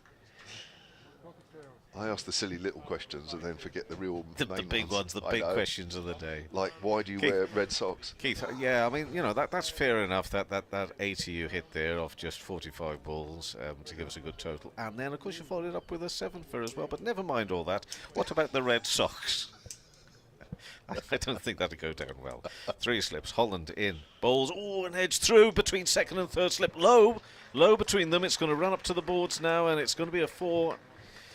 Well, there's a jeopardy about things at the moment out there again, and we went through a period of play this morning where that wasn't the case. It's 72 for 3 now, the Yorkshire score, and that is, that's 13 runs in front. Yeah, didn't carry. It's too low. But I just get the feeling that this cloud is affecting a little bit out there. We're into the 34th over of the innings. The ball will be reasonably soft. I'm just thinking this dark cloud above us is just giving the bowlers just a little bit more help. Holland bowls. Oh, that goes down to that and then leaves it. The lose the arse for me is that the uncertainty in the batter's mind there. Didn't know quite what to do, but it's safely through to the keeper, Ben Brown, in the end. I mean, Holland's very military medium, but he's just finding a little bit of shape. That one shaped away nicely. Just helps, doesn't it? That sort of pace, if you can get it off the straight, it just helps. And he's in again, past the umpire, in and bowls and whipped away around the corner. There's the fielder down there. It should just be a single for Tattersall, and it is, and he moves up to 5, and the score up to 73 for 3. We are in a lovely little box here, and we're perched high. Oh, yeah, okay, well, so it's the left-hander now. We're going to be at long on, just over the boundary and up this steep set of steps, but we are right in amongst the supporters, which is why you can hear their conversations. I'm tempted sometimes just to be quiet, as many would like me to be, just be quiet and just have a listen to what they're talking about. What are the talking subjects of the day? We're probably allowed to broadcast it for about 15 seconds before we'd have to take it out. One slip and a gully going down here for the left-handed Lythe. He's on 38. Holland bowls to him now, down the leg side. Gets that all wrong. Oh, well taken by Brown. He was swiftly across to his right-hand side. Well, that was an interesting signing. Oh, Ben Brown as well, wasn't it? Clearly things not working out well. He'd captain there at Sussex. Things, for some reason, oh, they've got us on the commentary, on the streaming there. I think we're supposed to wave at this. Well, you wave. Well, I'll stick my head out and go, hello. Where was I? Oh, yes, Ben Brown. Meantime, Holland in and bowls and up onto his toes, and that's kept down. They'll go through for 1, and Lythe will move up to 59 and 74 for 3. But yeah, so things not working out well. Good pick up from Hampshire there, and Ben Brown. I mean, gosh, good wicket keeper. Score you some runs. Yeah, I mean, it was a shame for Lewis McManus, who I don't think is the worst wicket-keeper batter on the circuit, if I'm honest. Yeah. But of course, you know, it's a professional game, and there is, you know, as much as we all love Lewis, that if there are people available that are better, and I'm not just using Lewis as an example, it happens everywhere. It's a cutthroat business. That's professional sport. It's a great life when things are going your way, and it's a horrible life when things aren't. And unfortunately, I guess when Ben Brown became available, and his record is very, very good, isn't it? Yes, it is. You know, for a guy that, you know, he's in his 30s and he still averages 40 first class. I've said this many times, as Barker comes in and bowls to Lythe tucks that away down towards fine leg. That's gone for 4. It's gone very fine indeed. Placed that brilliantly, didn't try and whip it away, just used the pace of the ball. He moves on to 39.74 for 3. There are, you know, how many batters average 40 first class? And he's a wicket keeper as well of the highest class. So naturally it improves Hampshire. So when he's available, yeah, you've got to snap him up. And it's a shame about Lewis, but he's on loan at Northampton. He's doing well. It's a season-long loan. And I wouldn't be surprised as Lythe pushes that out square on the offside. There is no run. I haven't spoken to Lewis at all since he's moved up to the Midlands, but I wouldn't be surprised if Northamptonshire are happy with him, that may become permanent. But, you know, normally when you do a season-long loan, there's a reason, isn't there? There was a lot of short-term loans. We've got Brad Wheel, the Hampshire seamer, out at Warwickshire for this game against Surrey. Short-term loans mean what they say on the tin. You know, they're short-term, and a county has every reason to think that you know, he still has a contribution to make outside the off stump, but just at that moment in time he can't make a contribution for whatever reason. But I think when you go on season-long loans, it's slightly different. Well, of course, Northampton had their own issues in Rossington moving on, and I think that has now been made permanent. I think at Essex. I think it has. So yes. that was a loan, but that house now, I think that's all been signed and sealed. And another Hampshire player, Tom Alsop, who went on a loan to Sussex. That's been made permanent as well now. Okay. As Parker bowls, that's pushed towards mid-wicket, and there is no run. So I love the loan system, and of course it's happening in women's cricket as well. Southern Vipers, Emily Windsor went out to Lightning, got a few runs, couldn't get in the Vipers side, and now all of a sudden she's back in the Vipers side and scoring runs.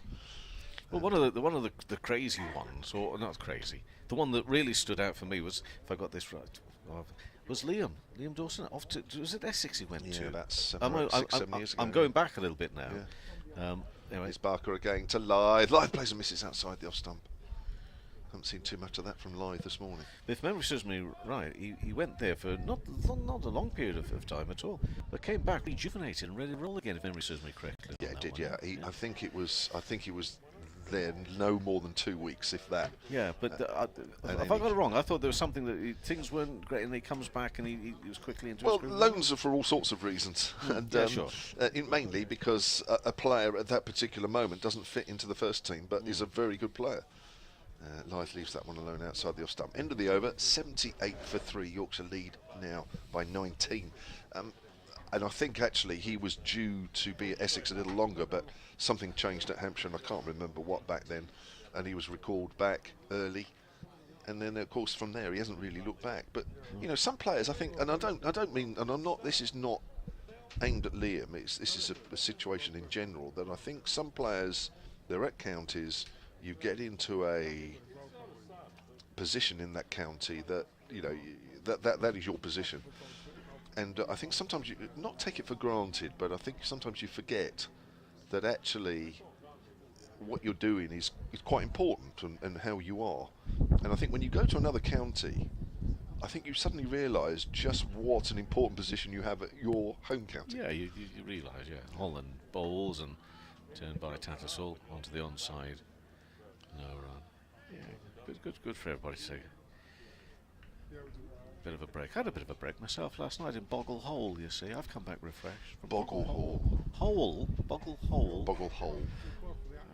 What a place. From the youth hostel. Well, you've seen the photographs. You sent me some photos. Yeah, some lovely little cove. 10-minute walk up on the beach. 10-minute walk to Robin Hood's Bay. Lovely meal last night as Holland comes in bowls and worked away onto the one side. There'll be no run, and the bar was full of people supporting the Lionesses as well, so they're having a terrific time. I have to admit, as always, food comes first, so I was just quietly in the corner munching on the Victoria Hotel steak and ale pie. Cheese sticks. No, I didn't bother there last night. In fact, to be honest with you, I was way past the time when they were going to do food, but they took pity upon me. They could see I was wasting away.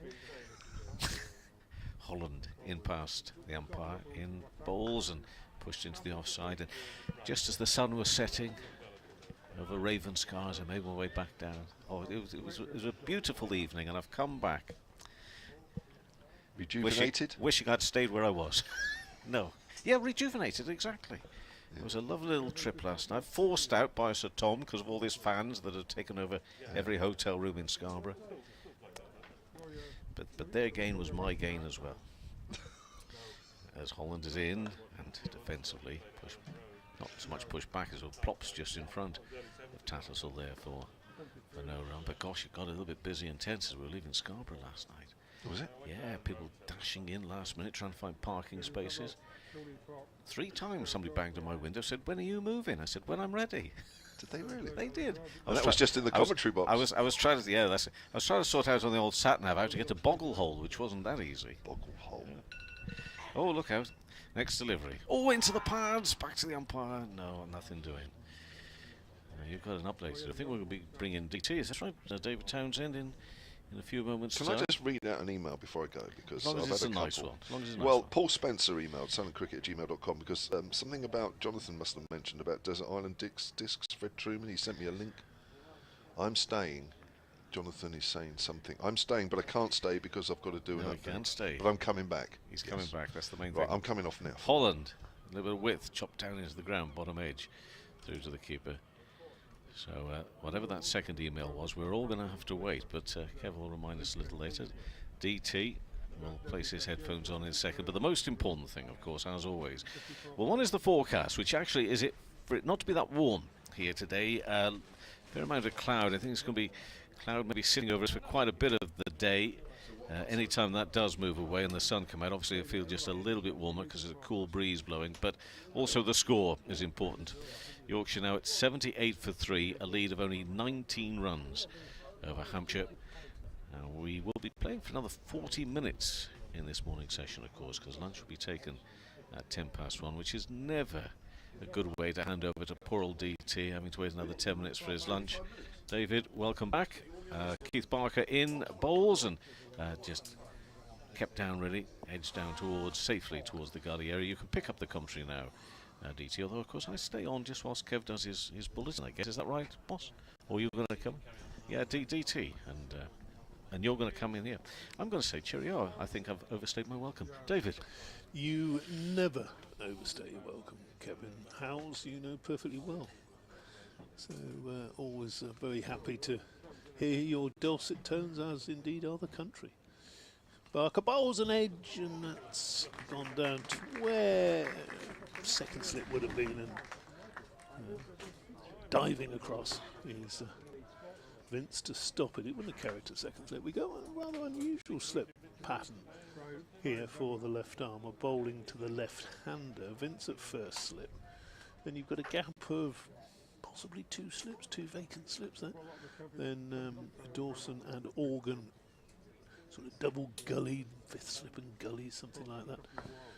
Barker bowls again, and Lythe, there's a big, huge appeal from behind the wicket for caught behind as Lythe played and missed. Barker just turned on his heel and walked back to his mark. No, didn't get a touch to that. I like that in a bowler, in as much as Corey Cullum always used to be like that. He only appealed if it was out, and or he was sure it was out, shall we say. Doing the umpiring himself. Barker to the left-hander bowls and defended down into the gully, where the proper gully, I suppose. He's not the fifth slip. Felix Organ does the field, and there's also a third man if the ball does just squeeze through the gap in that cordon. Then there's Nick Cummins at cover and mid-on. So heavily packed offside field. They're looking to try and get that little nick from Lythe, who's actually edged that one through second slip for 4 runs, and the best laid plans of mice and men, because that was catchable height, comfortable catchable height to second slip, and well, Hampshire captain James Vince is just turning around looking at third man who went to go and collect that ball from as it popped up over the boundary boards, and the score moves on to 82 for 3. So here comes Barker again, bowls, and Lythe's not going to be tempted this time. That's as a captain trying something a little bit unusual. Earlier they had 3 orthodox slips that maybe Lythe wouldn't have played the shot had he had the gap not been there, but you've got to be a very, very skillful practitioner with the bat to be able to steer that between the first and fourth slip. So they have a lead over Hampshire in the game. Just here in the background, Kevin updating the good folk down there on the south coast. Radio Solent, I would imagine. A few updates on the half hour. It's going to be Ian Holland to continue. He's bowled well. He's bowled very well. He's just doing a little bit with it. He comes up the slope bowls, and that's down the leg side. And flashed out by Tattersall, who's on 5, doesn't make any contact. Lythe on 47, 82 for 3. There are 2 of us on, by the way, folks. DT's just forgotten that I'm sitting alongside to call this out. I thought it was Kev coming back on. No. Oh, sorry. 1 o'clock. He wants to come back on at 1 to listen to my BBC Humberside update, I think. Here's Holland coming in from the Peasholm Park end, and Tattersall solidly behind that, pushes back to the bowler. There's no run. Paul Spencer says 3 men at the match book. Listening to your excellent chat this morning, the 3 of you are reminding me of one of my favourite cricket books, 3 Men at the Match. 3 ex-academics follow the 1988 cricket season around the country. It's a lovely book by J.S. Finch. I haven't seen a photo of DT, but he reminds me of the slightly pompous but always enlightening Abbott in the book. Look it up. Slightly pompous. Holland in, and with an open face, Tattersall runs it out to Gully. There's no run. He says, P.S. always thought DT was a Middlesex man, really. Where do his county affections now lie? A northerner, perhaps trapped in the body of a southerner these days? That's Paul Spencer in Todmorden. Well, thanks very much for that. Slightly I don't know pompous. whether I should be. Yeah, well, my pomposity is, of course, entirely affected. They've got all sorts of discussions going on. Is Holland again, and that's nicely played by Tattersall, who whips it through the leg side, and will pick up 4 runs. Yorkshire moving on to 86 for 3.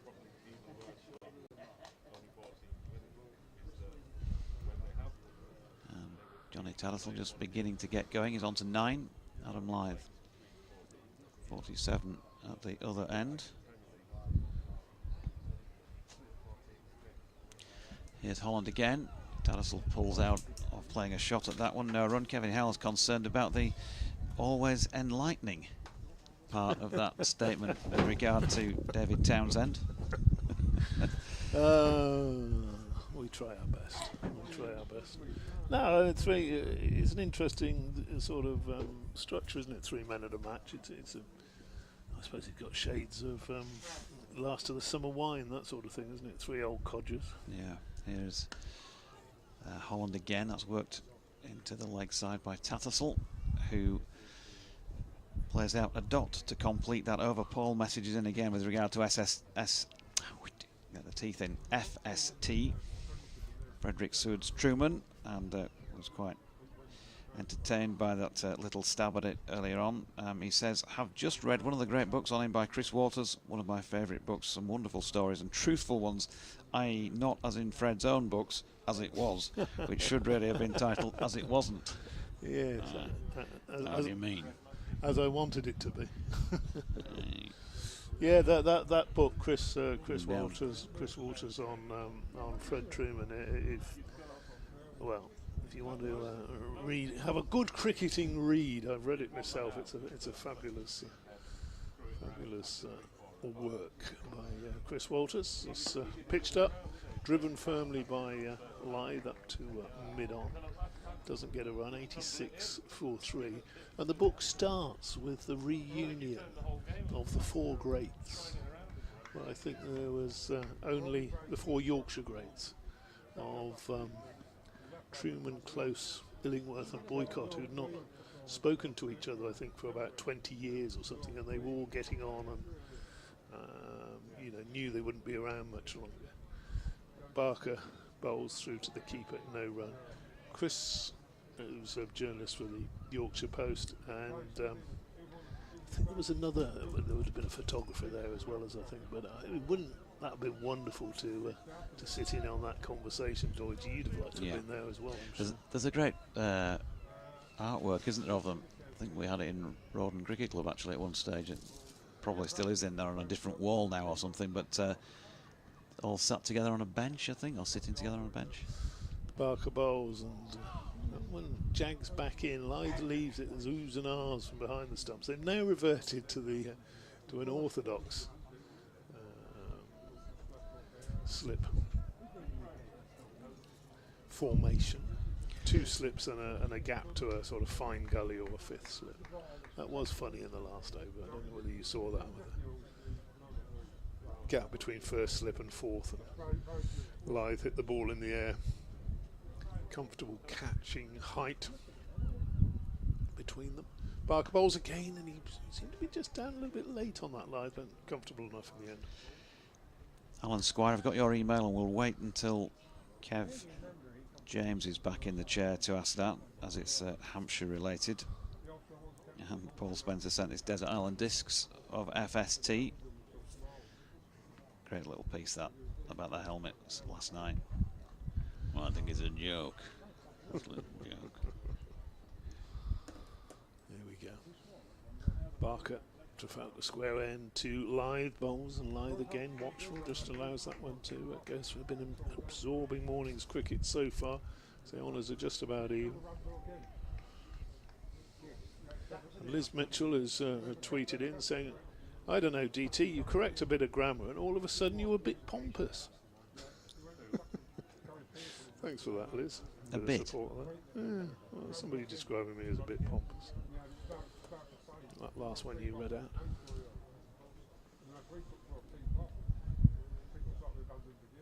Barker to Lythe, and Lythe struck on the pad. Barker sort of went up for an appeal, knew it wasn't out, but was really sort of semi-congratulatory shout really there that he'd beaten the bat, I think, and struck him on the pad. The end of the over, 86 for 3, 47 to Lythe, 9 to Johnny Tattersall. Yep, Paul Spencer again says, whenever these two play each other, I always think of the 1974 climax to the county championship season from my childhood, which in those days was the first week of September. At the end of August, nothing but poor weather could stop Hampshire retaining the title. How can it be half a century next year since Hampshire, with a rampaging Andy Roberts to the fore, won the 1973 title? The weather turned out worse than poor, absolutely awful weather again. Holland in, flicked off the legs by Tattersall to mid-wicket, where Fuller takes a tumbling stop. No run. He says, day after at Dean Park, the Hampshire players watched the water gather. They had a 3-point lead on Worcestershire going into the final round. Not a single ball was bowled at Dean Park over 3 days. Worcestershire did play just enough to gather 4 bowling points versus Essex before that too was washed out. So 3 days later, Worcestershire celebrated the county championship title at a deserted New Road. Ah, what memories. As Holland's in, and Tattersall turns that down to long leg for a single. It's BBC West Yorkshire Sport at gmail.com if you'd like to get in touch. I can remember Hampshire winning it, 73, because that was a big occasion, wasn't it? I think Roy Marshall was part of that team, but and Gilliatt as well. But I can't. Worcestershire winning it the following year, so it doesn't seem to have stuck in the memory, because Worcestershire won it a couple of times in the 60s as well, didn't they? With Flavel and Coldwell, a couple of very consistent opening bowlers. Yeah. 87 for 3. When you consider the amount of county championships there have been and the number of times Worcestershire have actually won the title for the size of county they are, it's quite phenomenal. 87 for 3. And they're my new sort of local side there. Holland bowling here to the left-handed Lythe, with Ben Brown standing up for this over. Ken Parsons says, best cricket book, Slipless in Settle by Harry Pearson. Yeah, I haven't got round to reading that one yet. I've read Harry Pearson's The Far Corner, where he goes round choosing a football game to go to every Saturday morning, and that's a very good read. Holland in again, this time top of the bounce. Lythe cuts that out towards the sweeper at cover point, and we'll get through for 1. 48 to him, 88 for 3. Tom says that Lythe LBW shout was the correct decision. Doesn't matter that he wasn't playing a shot. It hit Lythe on the thigh pad while he was on his toes. It looked like it was going well over the top. At Jonathan Doige, or at DO Cricket. DO underscore cricket. Sorry, old boy. That's all right, old boy. DO underscore cricket. Holland in, nicely played by Tattersall here. He cuts that firmly. There was a hand on it.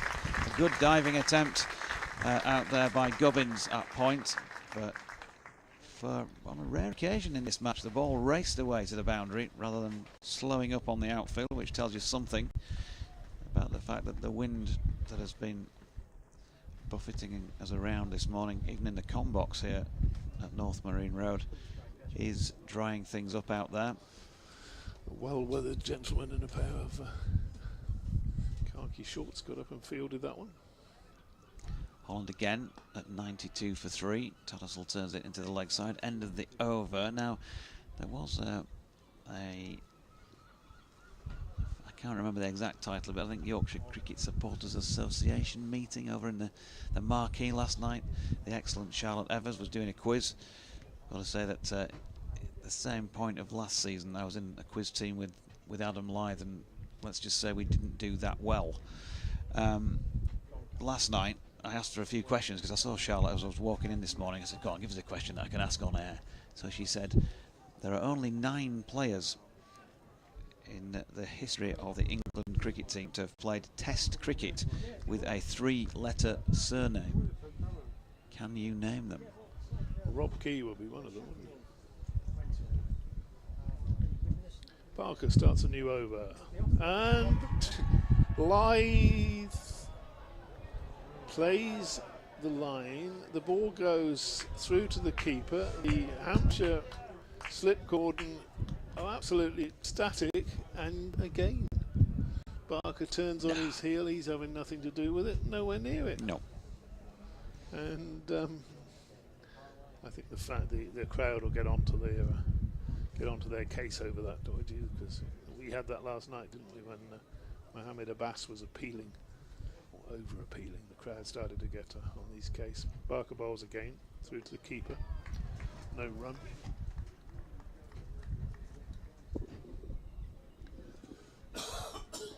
Yeah, the lead now 33 for 3 effectively here, Yorkshire's second time around. Talking about 33, it's my my lad's 33rd birthday today. Well, happy birthday to your lad. Danny. So, where does the time go? 33 years old. Barker. Down the hill. Drive by Lythe. Got a thickish inside of the bat onto that. It goes square of the wicket. He doesn't get a run.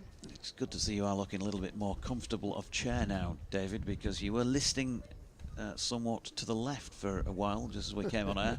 I wondered if you'd been hit in the Battle of River Plate on Peasholm Park or something. Is he on this On the afternoon? port side. I don't know whether it'll be on.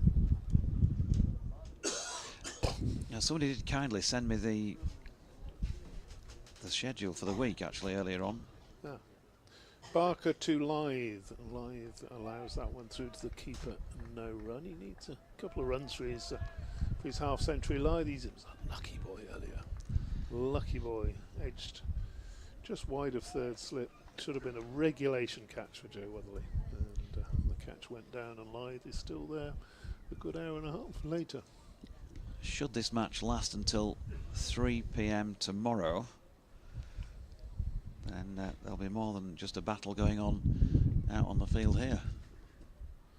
Barker bowls, and a bit of bounce there as it Lythe shoulders, arms through to the keeper.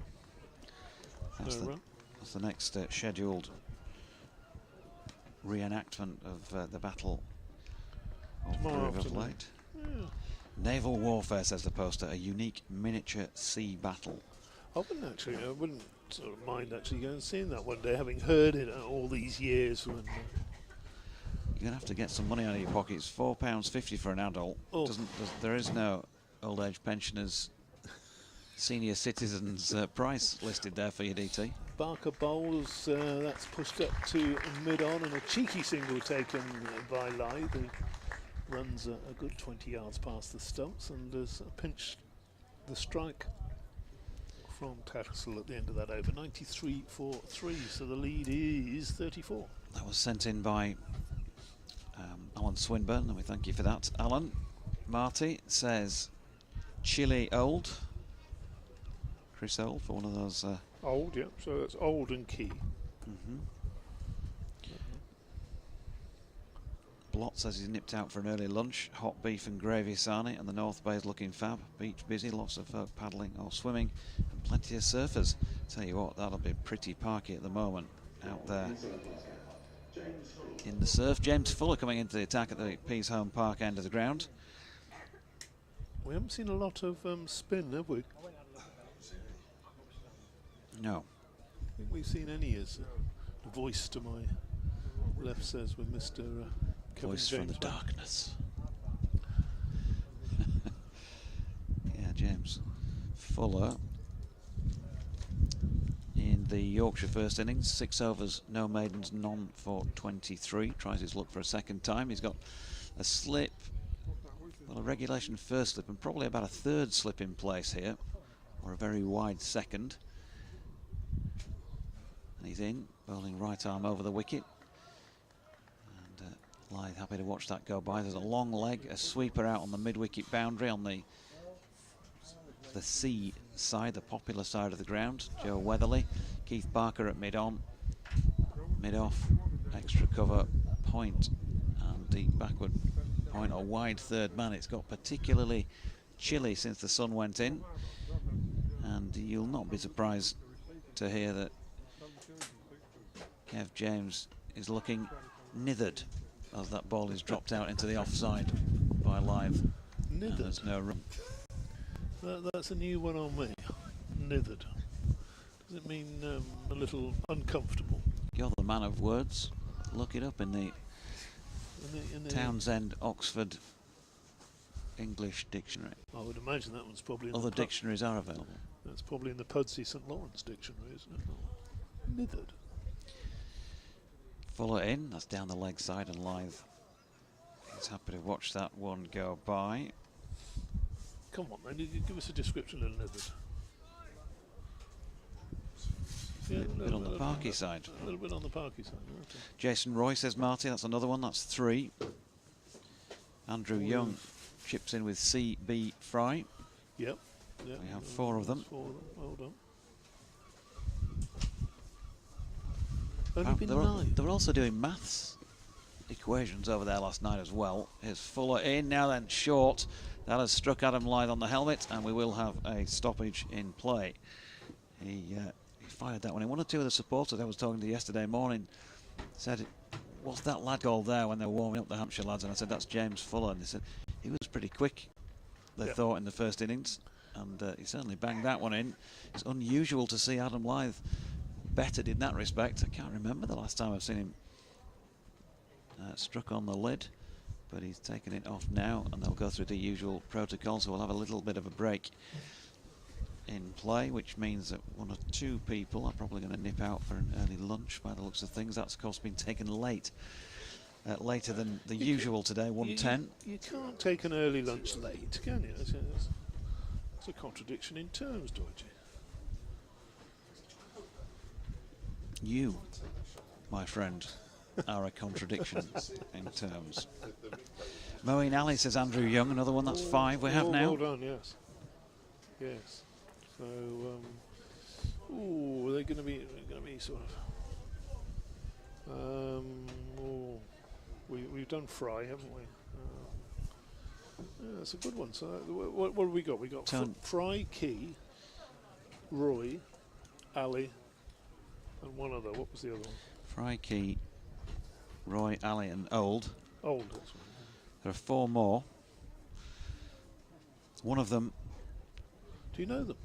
I do. Oh, go on then. One of them says Tony Sweeney. It's PBH. Oh yes, May. Yeah. We'll tick him off as well. Very famous one. 2 of them were a long time ago and are the most difficult. And the other one is actually present at the ground today. Oh, well, you can't spell Coke with only 3 letters, can you? And it's not Sir Geoffrey either. Interesting.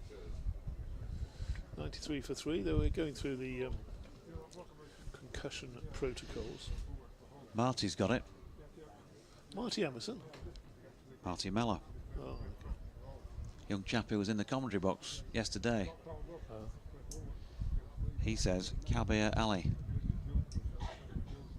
Did he play? He did. Oh. Tick. Did he play a test match, Kabir? Or is it just a... Yeah, test cricket, yeah. We have 2 more to get on the list, and these are the 2 more difficult ones. What sort of era? The era was a long time ago.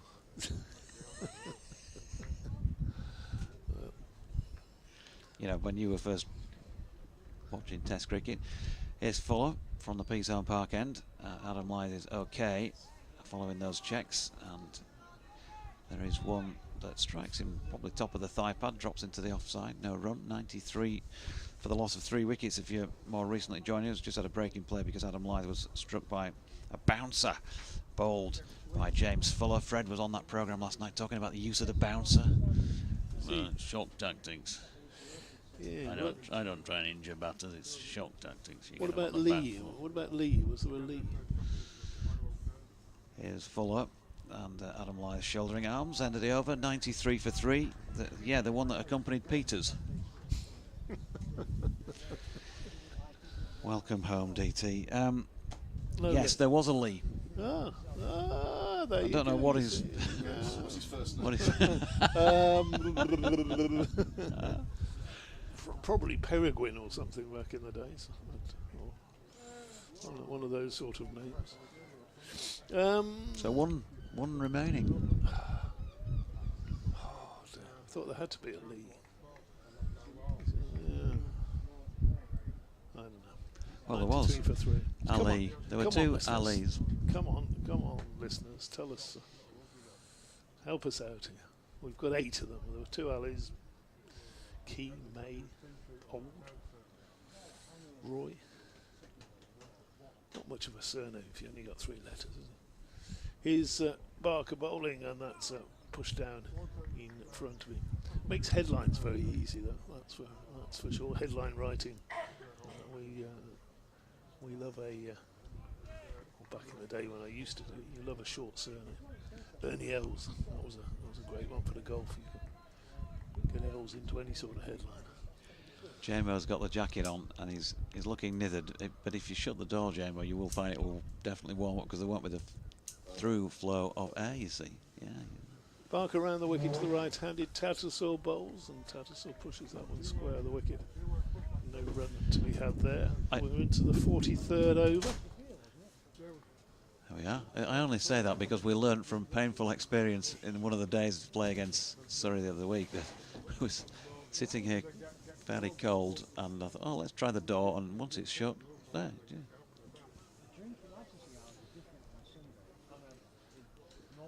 Here's the left armour again, very straight approach around the wicket bowls, and it's left alone by Tattersall. Was there a Hay who played for Hay? No. But you're on the right lines. Straw? Grass? Reed? There's probably been a few grasses that have played for England over the years. Sorry, grasses. Oh, I don't know. You've just got to think about three-lettered name, haven't you? Barker bowls again, and Tattersall very nearly chops on though. He's played that down just past his off stump. It's been fielded by second slip coming in front of first slip. That was a little fortunate from Tattersall, who's on 14. Lyth still hasn't got his 50. He still needs a single. 93 for 3. Jamo's warmed up now. He's sitting there in the speedos in the com box. Got rid of a few layers. Always need to bring a few layers to North Marine Road. Barker bowls to Tattersall, who plays defensively back to him, and there is no run, so just those 2 wickets fallen so far in this morning session. Just a reminder, we'll be going on to 10 minutes past, so anyone dashing off early won't be leaving at the same time as the players. Hampshire looking for one more before lunch. Bowles and Tattersall just tucked up a bit there, plays into the onside. That is the end of the 43rd over. It started from that end, didn't they? Yeah, 43 overs been bowled. So progress has been slow. It's been absorbing cricket here this morning. Started off in bright sunshine, warm. It's now clouded over, got a little bit cooler. Looks as though our lunch is on the way, or is that that's the lunch for the TV folks next door, I suppose. Yep, DT has an extended lunch break then, and Kev coming back into the attack. Goodbye. At the Peaceholm Park end, and it's James Fuller who's bowling from this end as well. Thanks, DT. He needs an extra 10 minutes. They bring double lunches for him. Here's Fuller, and that's Lyth playing into his pad and dropping into the offside. And there is no run. So just one player to get of the 9 who've played Test cricket for England with a 3-letter surname.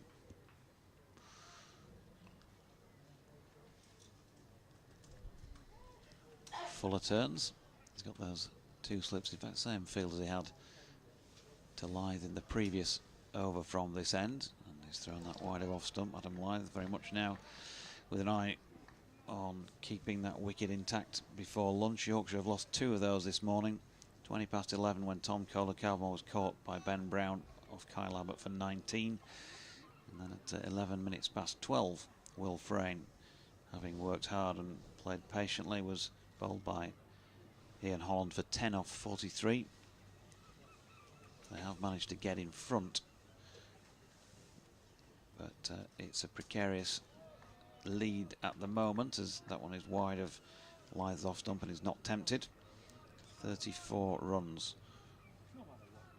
Yorkshire in front at this stage for the loss of 3 second innings wickets. Now George Hill went last night. We see the sight of the Yorkshire captain Stephen Patterson entering from stage right, making his way around the front to the pavilion. Might be doing a DT and getting an early lunch in himself. Fuller bowls a little fuller as well, and that's nicely pushed by Adam Lyth into the offside, and a diving miss by Gubbins. A single takes Lyth to 50 for what is the 64th time in his first-class career. 2900s accompanying that. Well over 12,000 first-class runs to his name now in his 205th match. And Yorkshire needed it. He's played well, but you just had the feeling, didn't you, when that catch went down in the slips early on this morning, that it might prove costly. It is doing at the moment. It's just using up time as much as anything else. But he has played well. He's played some nice shots in between. Times it well, doesn't he? Yeah, when in form, times it superbly. Tattersall did too the other week here when he got his 180. Just watch one go by past the off stump by Fuller. Still there's 2 slips in place to the right-hander as well. Third man, 3 in the ring on the offside, long leg. Also a mid-wicket sweeping. And Kyle Abbott is in at mid-on. He's thinking about what he's going to nip off and trawl in for his lunch now. Carry back in on the shoulder to the pavilion. Good delivery this time by Fuller. Tattersall is tempted to come forward and play at that, and why wouldn't you be, because it was looked to be around about off stump. Get the opportunity to have a second look at this one. About 4th stump. And it held its line. It's getting some nice shape on the ball, this James Fuller. It's a good pace. Just repeating the stats for Lyth's 50 there around the ground. Gets some good pace, and he's getting some good shape, just shaping away from the right-hander. I think if Fuller can maintain this consistency after lunch, I think there's a wicket or 2 there for him.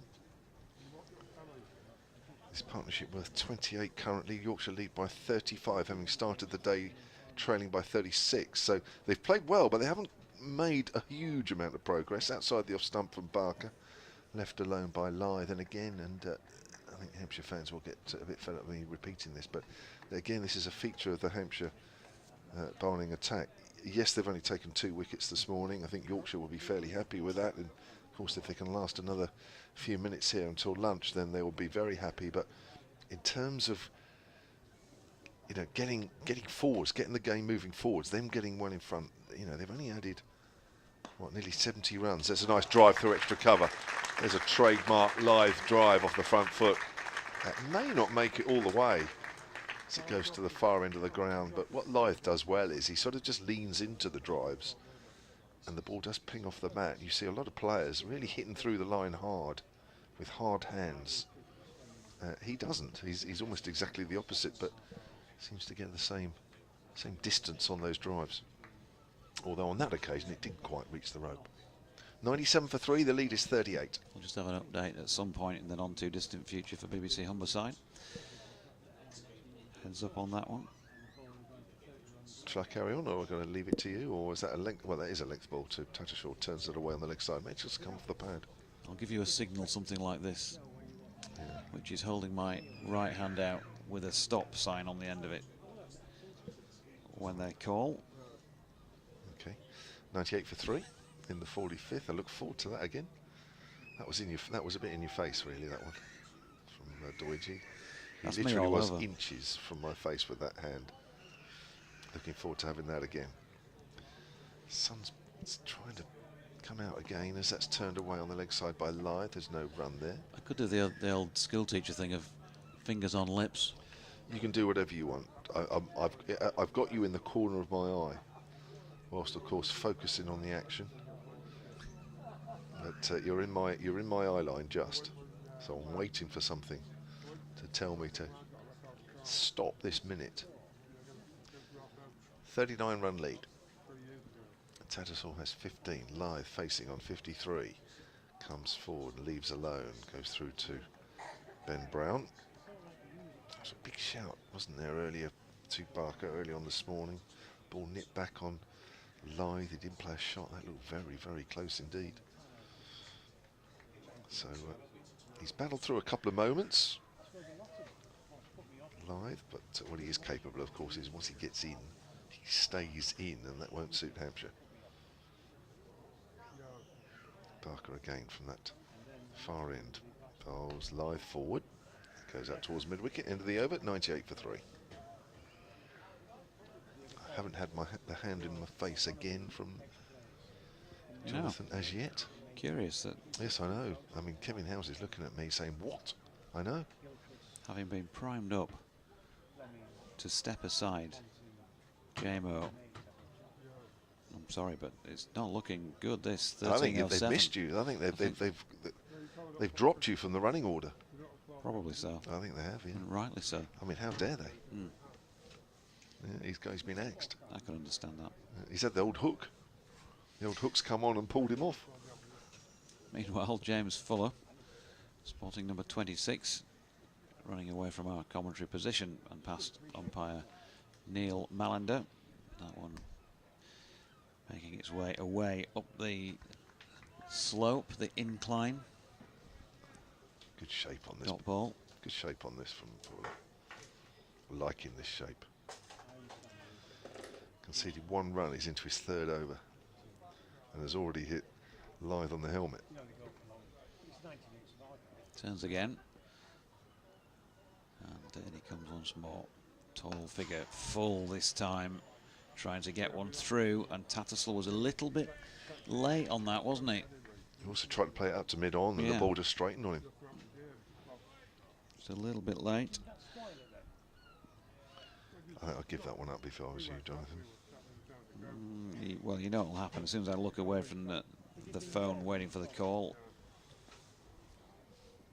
It'll come. So will lunch. Fuller in and bowling to Tattersall this time. Plays it towards mid-on while Kyle Abbott does the fielding. Sun back out and feels significantly warmer. All of a sudden, yeah, there's talk about fewer spectators in than the first couple of days, and I think that's probably true, but still, yeah, a healthy amount by comparison to many county championship matches.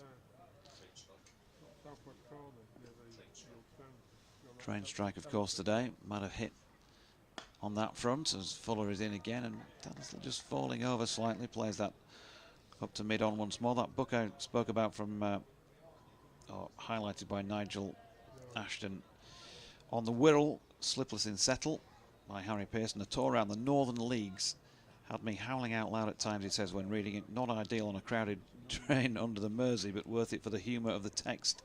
Incidentally, there's a mention of an Emerson. I wonder if any relation to Marty. Hope not. Abbott in again, bounces Tattersall comfortably underneath. It wasn't Abbott, it was Fuller.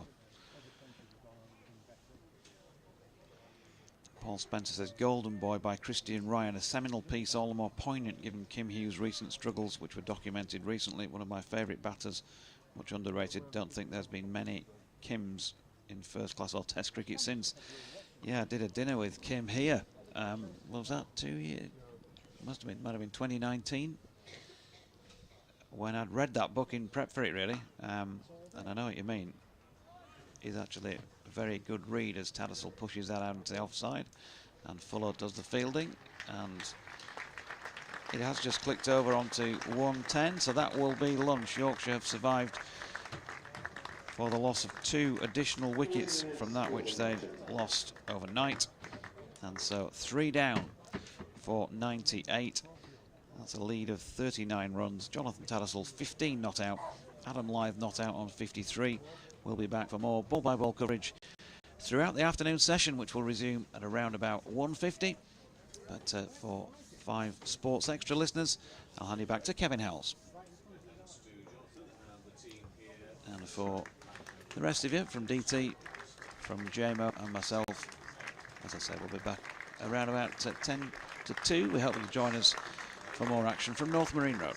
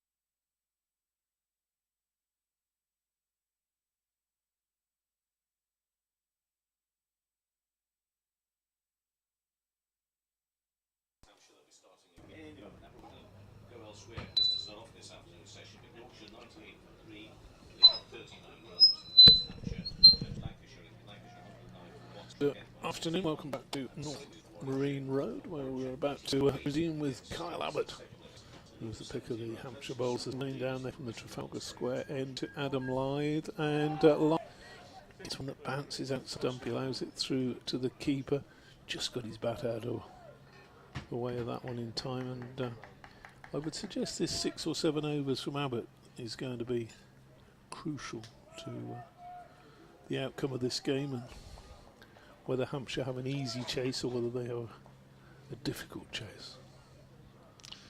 Yes, 98 for 3, lead by 39.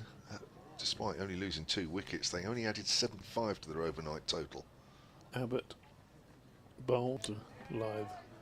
I believe that one comfortably alone. Yeah, Abbott's spell this morning, 7 overs, 2 maidens, 1 for 21. Picked up the first wicket after 20 minutes. Tom Kohler-Cadmore caught behind for 19, that was 39 for 2, and then Will Frayne at 10 past 12 was bowled by the medium pacer Ian Holland for 10, that was 66 for 3. Adam Lythe is at 53 not out, and at 15 not out to Johnny Tattersall. These two so far have put on 32. And it's taken them a while, it's taken them an hour or so to get those runs. It's been hard work out there as Abbott bowls again outside the off stump. Wasted delivery really, that one just a little bit too wide, getting into his work this afternoon. You would think that Yorkshire really do need to see off this this spell from Hampshire's most threatening bowler, really, hasn't he? Been 6 wickets in the first innings, and picking up the important one this morning of Kohler-Cadmore should have had. I know we've discussed the legs off this, but he should really have had Adam Lythe as well. Dropped a soft catch. Bowls again to Lythe, and Lythe pushes into the covers, fielded by Nick Gubbins. Gives the ball a vigorous polish on the back of his right thigh, trying to get a little bit of action on the ball. Yeah, it was neither a difficult nor easy chance really to Joe Weatherly at third slip. Lythe had 14 at the time off Abbott. And also Lythe survived a very big shout for LBW, playing no shot to Keith Barker to one that nipped back. Abbott bowls to Lythe, and Lythe allows that through to the keeper. He's in no hurry, is he, Lythe? He'll have sat down and had a bit of lunch and thought to himself, well, I can bat for the rest of the day here. Made a lot of runs in the first game. Always 2 games here, 2 championship games at North Marine Road. Made a lot of runs in the first game. Big century, and he'll be fancying, having reached 53, something similar. Yorkshire fans everywhere throwing things at the computer. Don't say that, DT. Don't jinx him. Abbott bowls, ooh, and forward solidly. So steady start after lunch. Maiden over. Yeah, 183 in that first innings of Yorkshire's 520. That's the wrong one, DT. 183 in that 5 innings of 521, first innings against Surrey, which Surrey won by 4 wickets. Johnny Tattersall 180 not out. Am I on number 1? Am I? Microphone. You are the number 1. No, the microphone. I mean, I switched. Yeah, but you off are today. number 1 anyway. That's why we put you on number 1. Everybody else is a poor second and third. Apologies to listeners, that cough was meant to be off mic. Just clearing the throat after our delayed lunch. We had the game itself is lunch was 10 minutes late, and ours was another 10 minutes late after that. So yeah, it's Mohammed Abbas. Right arm over, comes in and bowls to the right-handed Tattersall, pushes forward. He's out on the offside. Abbas so far in this innings, 12 overs, 7 maidens, 1 for 9. He picked up George Hill last night. LBW for no score. George Hill, unfortunately, has picked up a pair in this game. Yeah, 75 runs added in that 2 hour and 10 minute session by Yorkshire. They went from 36 runs behind overnight to where they are now, leading by 39. Bass comes in 2 slips wide, bowls to Tattersall. This doesn't really play at that one outside the off stump. There is, well, it was lovely and warm this morning and cloudless for a while, and then slowly but surely 1 or 2 clouds came over. There was a big cloud that sort of hung over us, and it did seem as though the ball just started to move a fraction more as it did so. We've got a bit more cloud over, but we've also got large patches of blue sky, so a bit of a mixture overhead at the moment.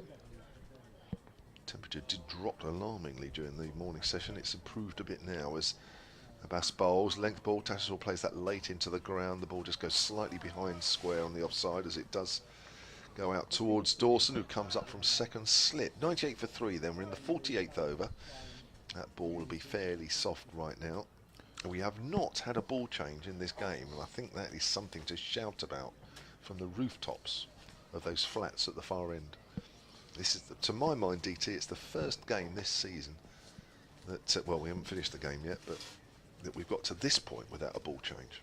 New batch of balls, maybe? Something. Is Abbas always beaten outside the off stump there. Maybe it's the sea air that keeps the balls in shape. Something.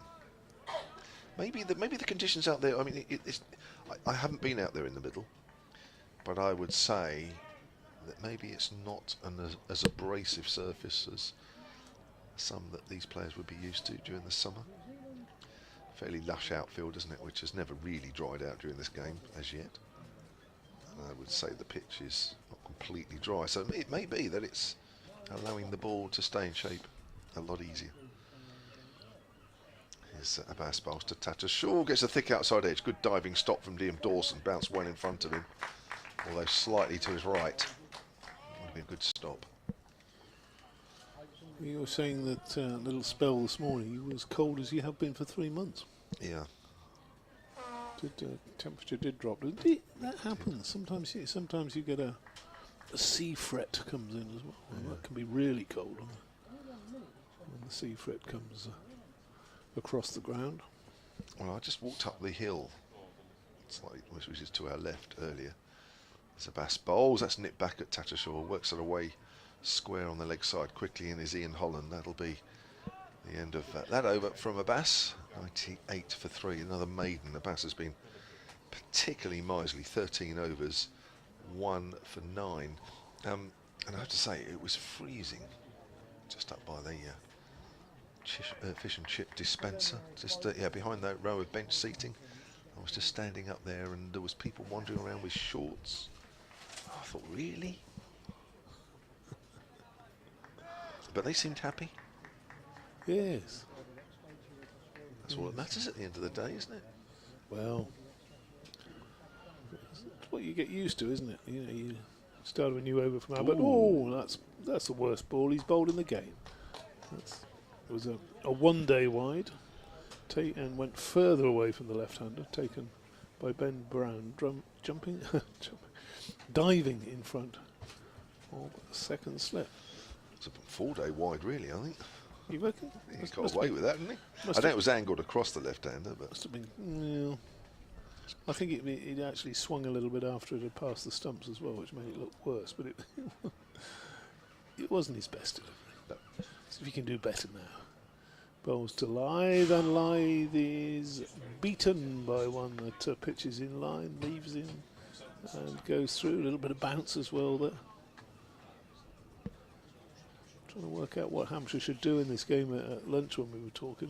I'd like to see James Fuller, who bowled very well before lunch from the Pizon Park end. I'd like to see him given a little trundle down the hill this afternoon. I think he's probably the quickest of the Hampshire bowlers. Next ball from Abbott is squirted square of the wicket, a shy at the stumps, misses the stumps, hit from Ian Holland, hits Tattersall as he's passing the stumps, so that must have been pretty close. Tattersall scampering through. Not so sure I'd be wanting to scamper through to face Kyle Abbott. I think I'd be quite a lot happier leaning on my bat at the far end there, but that's the first run of this afternoon session. Yeah, he's looked the most penetrative, isn't he, of the Hampshire bowlers in this second innings. First innings, of course, spoke for itself with the 6 wickets, but he's been a little bit unlucky today to only have 1 wicket to his name. Should have had 2, of course, with Lyth dropped early on. Bowls now to Tattersall. Tattersall forces him off the back foot. That's a good shot. That's going to run away for 4 runs. Square the wicket down to the lower side of the ground of those that you know. North Marine Road, it tends to slope from the top left as we're looking at it, from the scoreboard and the tea rooms at the high end of the ground, sloping away diagonally, I suppose, across the ground. It slopes away from the sea, doesn't it? It does, yes. Yeah. Albert bowls to Tattersall, and that one he allows just to pitch and leave him, raises the bat through to the keeper. That boundary, of course, brought up 103 for 3. Tattersall moving on to 19. Lead of 44. Abbott's just getting a couple to go down the hill as well at the moment, which is not his normal ball. See what he does with this one then. Bowls, and again, just pitching on about a 5th stump line and leaving Tattersall. That's the end of the over. And the score's moved on by 5 runs since lunch, 103 for 3. Just going back to maybe giving James Fuller a bowl from the Peason Park end. I remember back in 2016, Middlesex won a game here on the final day, and Stephen Finn bowled particularly well. Got a lot of movement from bowling at the Trafalgar Square end, and I think that might be something Hampshire should have a look at. Similar sort of bowler in some ways. Bass comes in and bowls. Forward is Lyth, out on the offside. Just earlier, if you're watching the live picture feed, I'm sure 14 across was 0. There was a couple of letters filled in, but I don't know what the clue was. But just focused in on a lady doing a crossword. Ah. It looked like it could be 0. But you're right, yeah. Listen, I mean, the longer this Yorkshire innings goes during the day, and there's no reason to think that it won't, that I'm sure Fuller will get a go at both ends, as most of the bowlers might. If they bat long, that's nipped away, but wide of off stump through to Ben Brown. Lyth remains on 54. There's that crossword now. I think she's just blocked it with her hand. There it is. Is it an RO there to the right? And there's 2 letters in front. So. It could be Nero, as in Nero, as in the Emperor. It's just about halfway up the crossword, just to the left of her pen. I thought she was filling it in there for the moment. Still a few clues to fill out yet. Here comes Abbas round the wicket. Switches to round the wicket, and again Lyth leaves that one alone. He's been a good judge actually outside the off stump, Adam Lyth today. So that sort of shows the difference between our personalities. You immediately imagine something finishing RO as 0. I'd have gone for Hero or Nero, you know. I think there's another one there.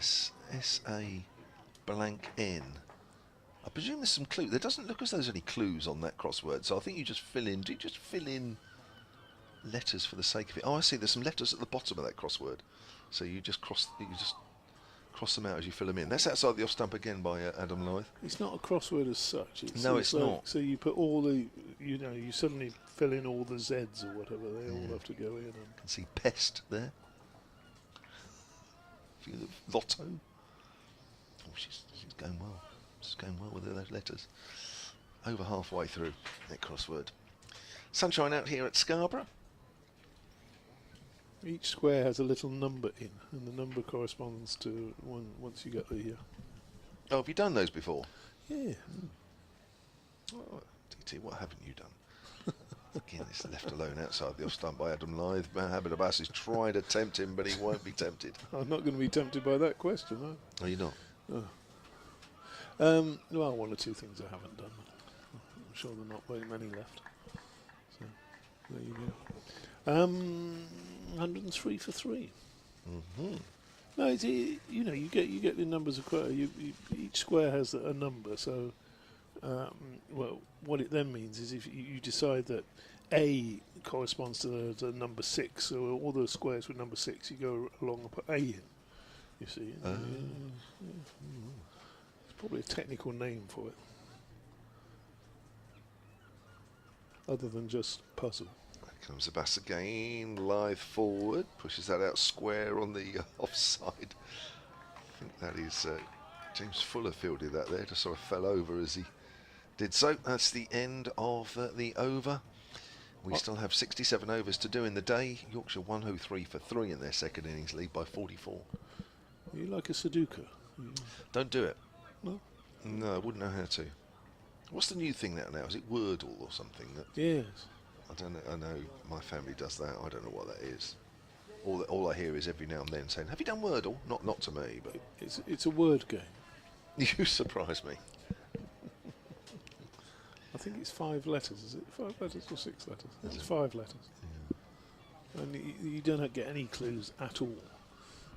Abbott bowls, and that's worked away nicely by Tattersall. Pick up shy at the stumps, and again, well, he's actually asking the umpire, would that have been out? I think it could have been. Lyther's gone for a very, very sharp single. Who picked that up? Was that Gubbins?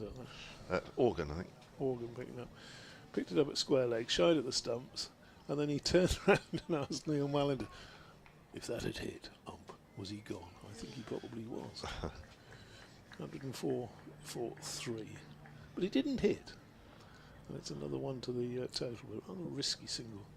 So 2 slips, gully, backward point, extra cover, mid off. As Abbott bowls, and that one bounces again outside the off stump and goes through to Brown.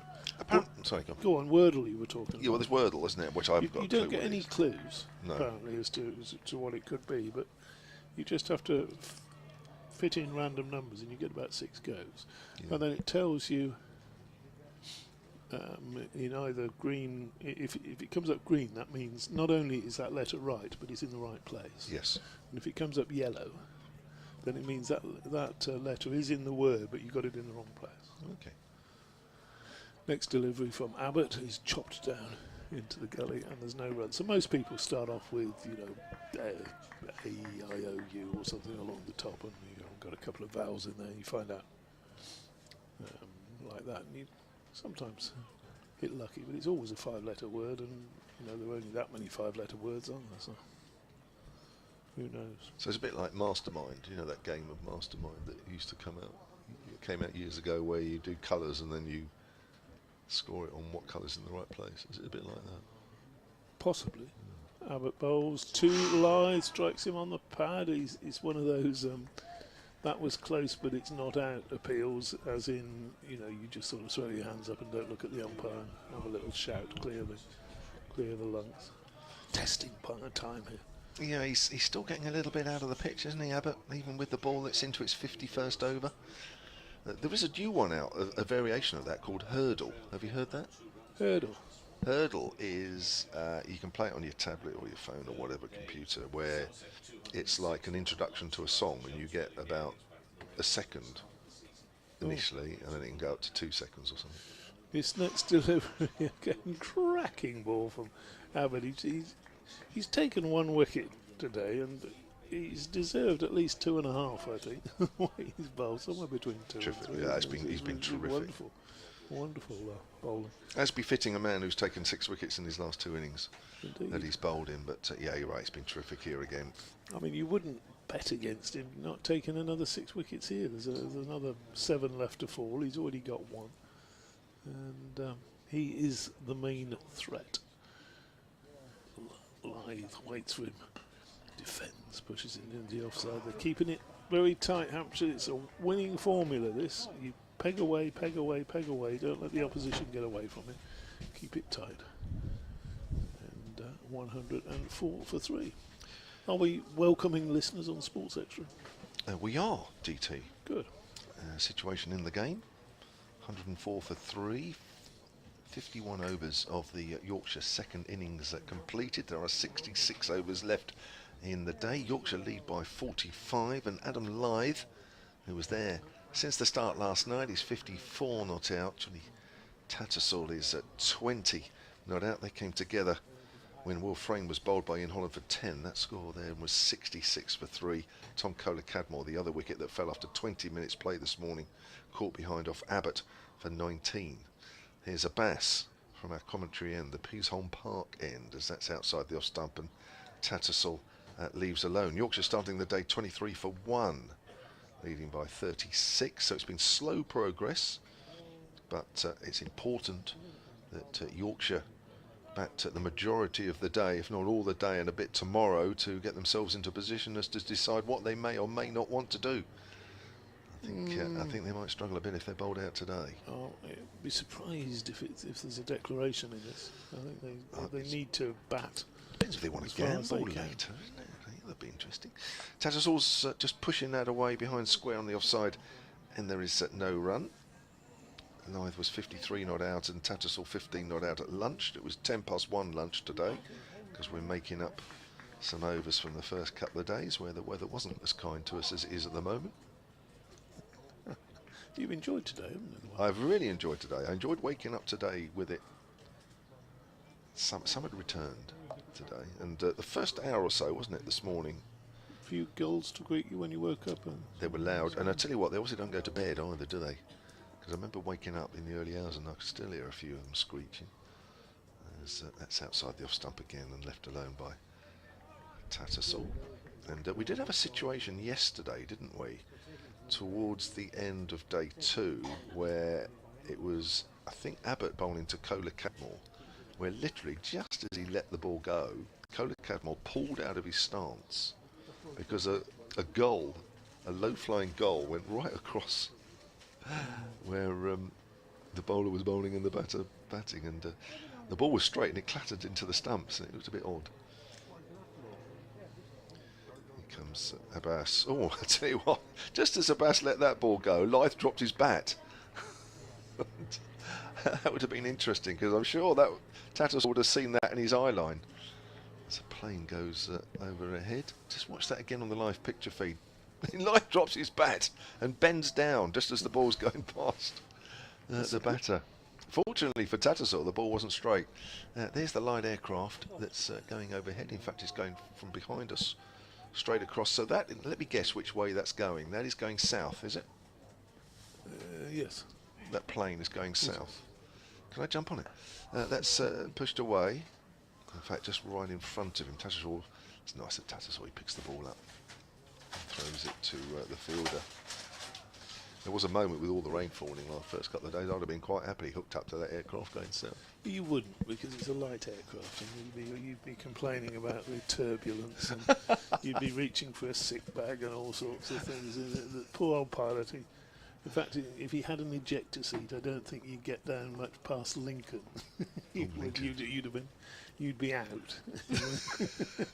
You'd have had enough of me. More than enough. Sick of you southerner whinging.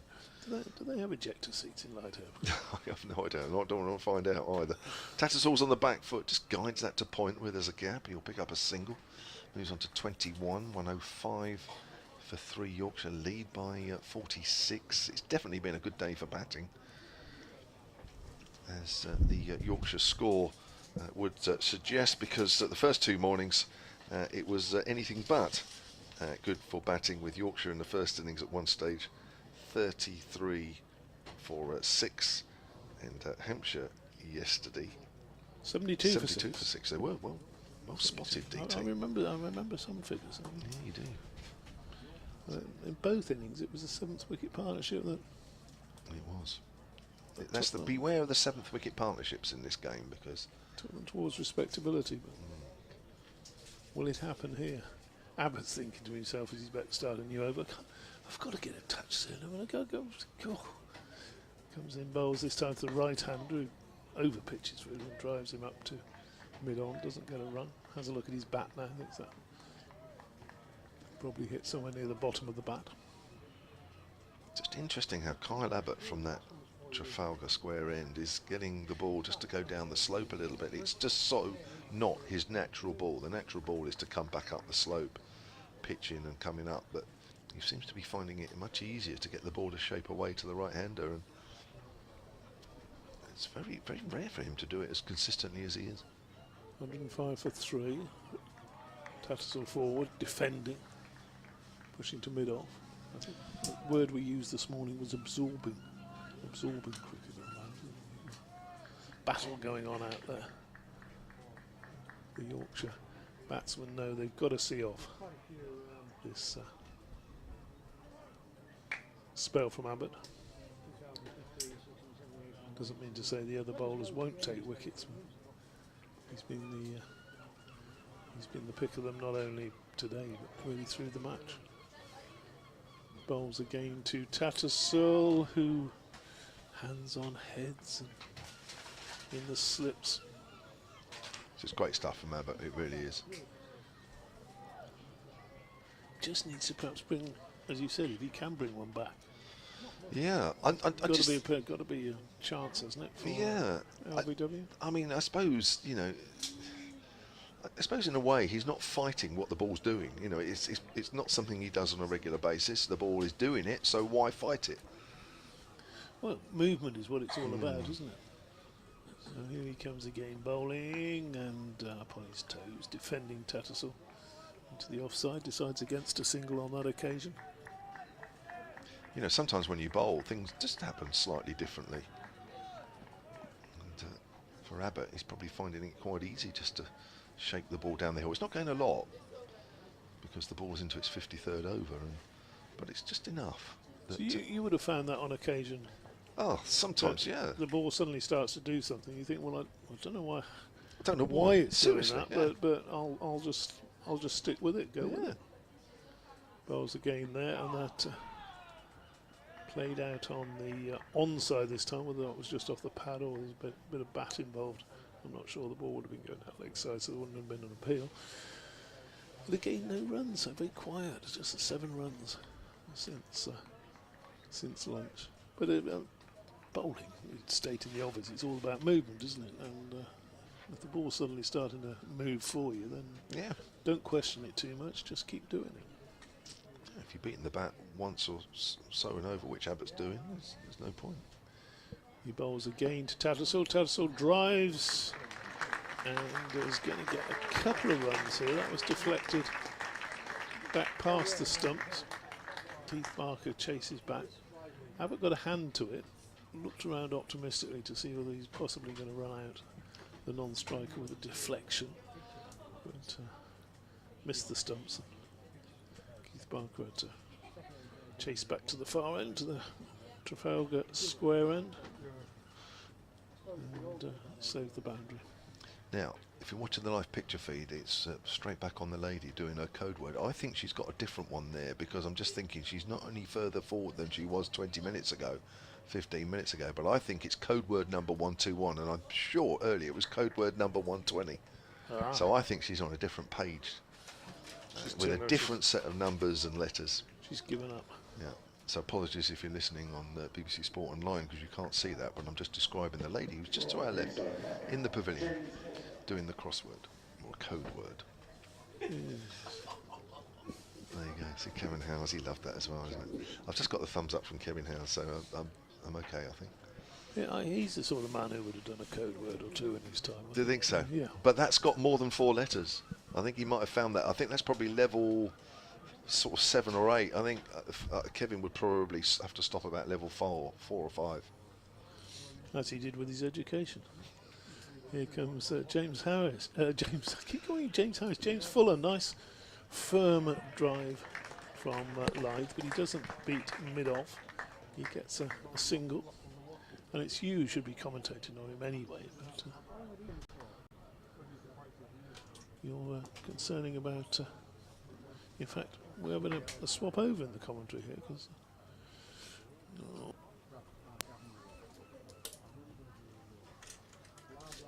Something's going on, and I don't know what it is.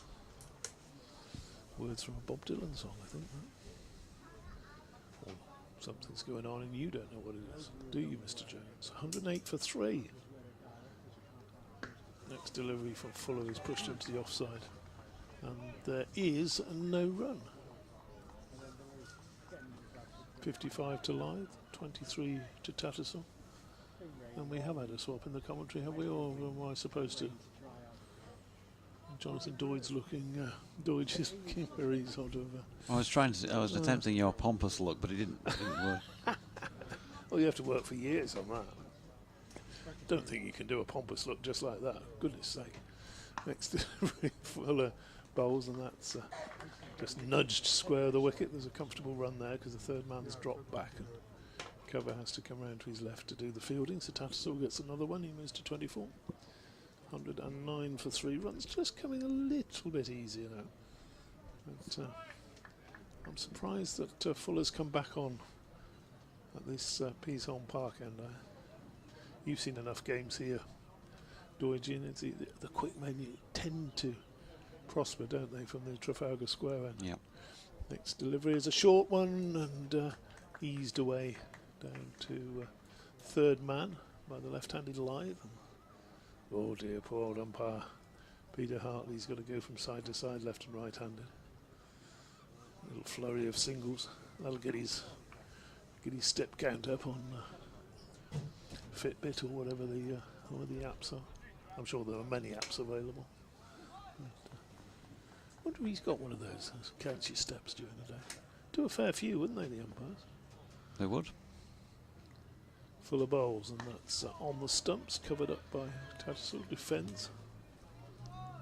Happy Norfolk Day, says Ken. Norfolk Day. Well, Hi JD, we finally got home from Scarborough last Thursday, having added a couple more days to our holiday to avoid travel in the extreme heat. Sitting here in Norfolk, for me a happy Norfolk Day will be to see Yorkshire bat through the day and build a lead. More to come in a moment. fair enough. Fuller up the incline, bowls, and that's edged and just short. An exaggerated follow through there, and sort of Tattersall has played with soft hands. It's almost edged it to keeper Ben Brown, who's dived in front of first slip, just about short of him. And that is the end of the over. So do carry on. Well, we're mid-replay and then we lost what happened there. So he says, Ken, that is, we skipped the last day of the Surrey game as the writing was on the wall, but the highlight for me was to meet one of my 3 boyhood heroes from watching Yorkshire at Bramall Lane. Sadly, I never got to meet Fred Truman, but did meet Brian Close at Headingley several seasons ago, so it was a real pleasure to meet and have a chat with Jeff Boycott, who was more than happy to tell me about playing with Freddie. Any excuse to get Fred back in the box. Magnificent. Here's Abbott down the hill. Adam Lythe turned slightly chest on. And that drops out into the offside. And there is no run. Thanks for all of your messages with regard to the 9 players who played for England in Test cricket, who had 3-letter surnames, 9 men playing for England who had 3-letter surnames. The missing one was found by Nigel Ashton as L.H. Gay, who played for England against Australia at Sydney in 1894-5, I think it says. I can't. Yeah, 1894-95. DT's first match on the microphone, I think that one, as Lythe drops that out into the offside, no run. Yes. So when I said hey, I was on the right. I was only one. That's what I did say. That's letter what I said. out. Yeah. That's a good little clue. Yeah, nobody's ever from memory going to get the Gay and Lee ones, are they? I mean, I guessed at Lee. I'm sure you couldn't tell, but I did. Bit of Cali fish and chips going left to right down beneath us. Gentleman getting tucked in as well. He can't wait to get back to his seat. He's got to have a couple of chips as he moves on the way, burning a few calories while he puts them inside himself as Abbott is in and Lythe shoulders arms. 56 to Adam Lythe, 110 for 3. David Townsend and myself, Jonathan Doidge, with you at the moment. Kevin Howells will be back in the chair in a few minutes' time when he's awoken from his slumber. Kev James No, he's standing guard at the back of the box at the moment. He's just resting his eyes and working out his opening monologue, I think, would be what goes on. Because he'll have an angle, he'll have an idea, he'll have a little insight. But again, bangs one in short, Lyth underneath it. And there is no run. He's got a man set back for the Lyth pull, which is, as regulars will know, one of my personal favourites from the Adam Lyth lockup. He has occasionally been known to get it wrong, but doesn't very often. I seem to remember one at Taunton a couple of years ago where he pinged a couple square into the pavilion and then tried it a third time and was caught top-edged at fine leg. So it can occasionally go wrong. Oh, he's got out. No, he hasn't here. He's been dropped. He's been dropped by James Vince at first slip. That was a good delivery, a very good delivery by Kyle Abbott, which just spat on Adam Lyth a little bit. Been out there a long time now, and if anybody's reading how the pitch is playing, then you'd say he's the man. We missed the contact on the replay, unfortunately, but it just kicked on him a little bit, I think, off the pitch. That was the key, and straight to first slip, and you would have expected James Vince to take that, well, pretty much 10 times out of 10. Yes. You see that little nick coming, in, the ball coming towards us, really. I mean, we're at a sort of far distance slip, aren't we, in our position? We've been about second slip, and that's going straight in our direction, and it wasn't hard. Abbott again.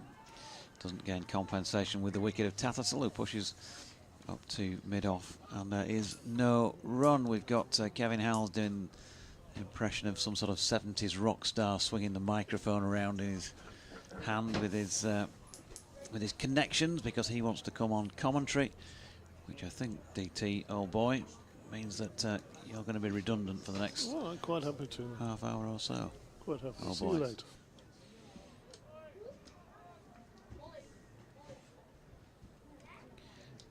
James Fuller going to continue at the Peasholm Park end. We'll have an update for BBC Radio Leeds with the lovely Rima coming up in the not-too-distant future. Wonder where that will take us today. Castleford, perhaps, something like that. Here is Fuller and Adam Lyth dropping that full-length delivery into the pitch. And he'll be very happy that, having seen Kyle Abbott create that opportunity against him, that Hampshire weren't good enough to keep hold. So it's that Rima time. For those listening on Sports Extra or on the stream or anything, we just hear your part of a conversation of Rima talking to you from Leeds. But it's got the song request at the end. Fuller in and wide of Lyth's off stump, and there's no run. It usually doesn't always. It depends on how much time she's got, or maybe how much time I just warble on at Tell the her you're centre. busy. Tell her you're busy. You should tell her to get across here, do the whole thing from Scarborough. Did you do that once? And she totally ignored you. Well, that's saying something. Certainly advised her to go to Headingley, which would be obviously much easier for her. Come up one afternoon and do the whole but programme from a who wants to go to county Headingley? cricket match. Who wants to go to Headingley in a city when you can get out to the coast in July and August? Come on. You of all people know the BBC budgets. Here's Fuller coming in again. Adam Lyth. Shoulders, arms to one wide of off stump and also too high. There's been a little clearing of spectators from our left on the family stand here. 3 or 4 rows, and maybe reposition themselves elsewhere or gone for an extended lunch break. Or maybe they're just out of the ground until JMO comes back on commentary and They're probably queuing up around the back here for his autograph. Yeah. That's what they'll be doing. Can the man who never grazed please sign for me? Fuller in, and Adam Lyth pushing forward and dropping that one into the leg side. So 2 slips and a gully. They have put in a long leg, a sweeper on the mid-wicket boundary, yawning gap then between him and the man at mid-on. That is Kyle Abbott. Keith Barker has now moved across to mid-off. Extra cover and a sweeper square on the offside. is the way that Hampshire have set up at the moment. This ball into its 56th over of use now. Yorkshire scoring at less than 2 and over, or round about 2 and over at the moment. And Adam Lyth pings a cut shot there. Mohammed Abbas had to be quick on his feet to get across and get anything on that, because that was a guaranteed boundary down to the deck chairs in front of the marquee in the southwest corner of the ground. But he did well to parry it and then eventually keep him to 2. 59 to Lyth, 113 for 3. What happens if I'm on commentary and Rima comes across? You can have a chat with him. No. She'd welcome a chat with you. No, she just wants to talk to you. She just keeps saying, where's that Kevin Howells chap? He knows what he's doing. Short ball here by Fuller, really banged in halfway down the pitch, but over the left shoulder of Adam Lyth, down the leg side, or even the right shoulder of Adam Lyth, left as we look at it, and it was a dot ball. So I reckon for those that can actually hear what Rima's saying, the game to play for all those other listeners and viewers is, what did she say to him? You try and fill in the gaps and see if you can work it out with Dorji's answers. We're coming up shortly. What time is it? 2:30? Well, she's a bit late. Guess the conversation. You see, what normally happens is I get Rima talking everybody through the travel news, the local travel news. Okay. Then we go to Clive Settley, our old pal, and he does the headlines. He does the headlines. And then she throws to me for an update. Okay. And so usually I pick up on something from the travel. Well, Carl Abbott, right now, is powering in, a bit frustrated. Catch went down on that. Oh, did he get anything on that? He went to pull out of the shot, and did he get a little bit of a glove possibly? Well, Abbott goes up for it, but real pressure at the moment on Tattersall. Lyth was put down before, but 113 for 3 is the score. Dorji's going to take a look at that, see what he can think and make of it, if at all possible. JMO thinks it was pad. Yeah. Well, either way, nothing doing from umpire Peter Hartley. I tell you, that James Vince drop, oh my gosh. We talked about him on the radio a bit yesterday, James Vince, the fact that he's very level. He showed very little emotion. He'd been so annoyed by that drop earlier. Just an over a 2 ago. Oh, look out, it's Rima time. Rima time, everybody. 113 for 3. Rima time. It's going all right, thanks, Rima. You almost forgot me at that point.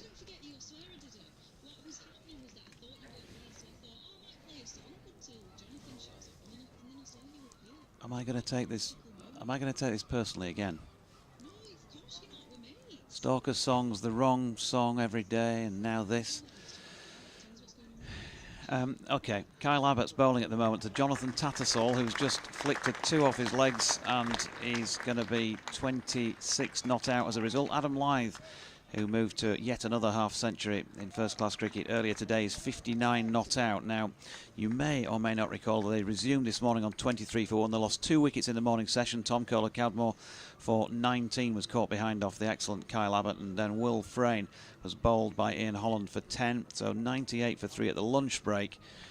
Since then, Adam Lyth, big opportunity for Hampshire. Just a couple of overs ago, James Vince dropped him at first slip when he was on 56. He's added 3 more, but they're being very patient. They're only scoring at around about 2 and over, which is pretty pedestrian, Rima, in the Scarborough sunshine. But they're just trying to chisel away at this Hampshire attack and eke out as many as they can get to try and set something up where they might be able to put some pressure on the opposition batters second time around. Of course, we've still got a further day to go in this one, but Yorkshire's lead at the moment wouldn't be anything like enough. They lead by 56 runs with 3 second innings wickets down.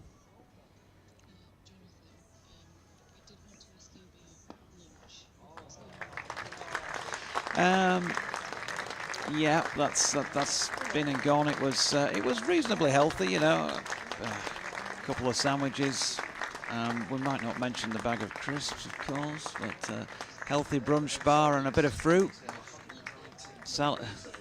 Yeah, salad. That was it. Yeah, you were right. Yeah, I must pronounce my salad correctly. Yeah. Yes. Yeah, okay. Yes. Oh, I love where you're going with that one. And this gets the dodgy thumbs up. Thank you, Rima.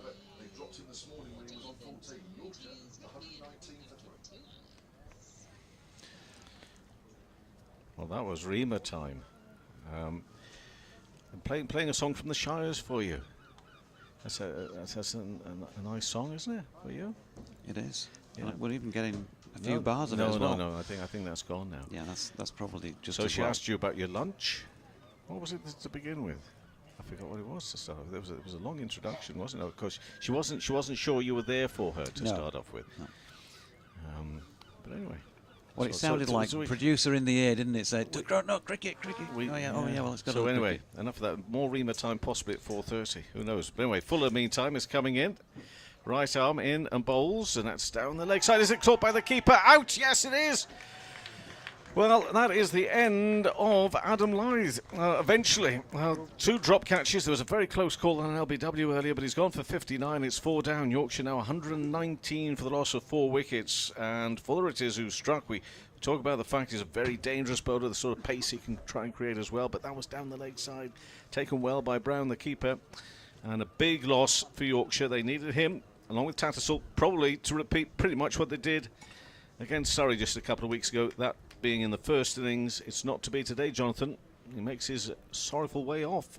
Disappointed with that dismissal, of course, but 119 for 4 is the score. Yeah, looking at the replay, it's hard to think it came off anything else. Your first thought from this angle, where not anywhere near straight, was that it might have come off the hip or something, but I think he was looking down in that way that batters have been around the block a lot of times do, as in, I'm not going to look back and give it away. If I look at the floor as if nothing's really happened, then he might not give me, but no, he's very disappointed to have got out at this stage, and he worked very, very hard for that 59. But unfortunately, that's him done as far as batting in this match is concerned. And Yorkshire's lead, as I was just saying on my update there, is nowhere near enough. At 60 at the moment, they're going to need some more, quite a few more from elsewhere. They certainly are indeed. Actually, on Sports Extra, we were taking a little bit of commentary a little bit earlier from the game between Surrey and Warwickshire, and they were looking on with interest from down there on this game. And Jeremy Coney, former New Zealand captain, and of course he admitted, he was talking from a distance, just looking at it. He said, well, Yorkshire bat through the rest of today, a little bit in tomorrow. That needs to be their aim, and then see where it's going.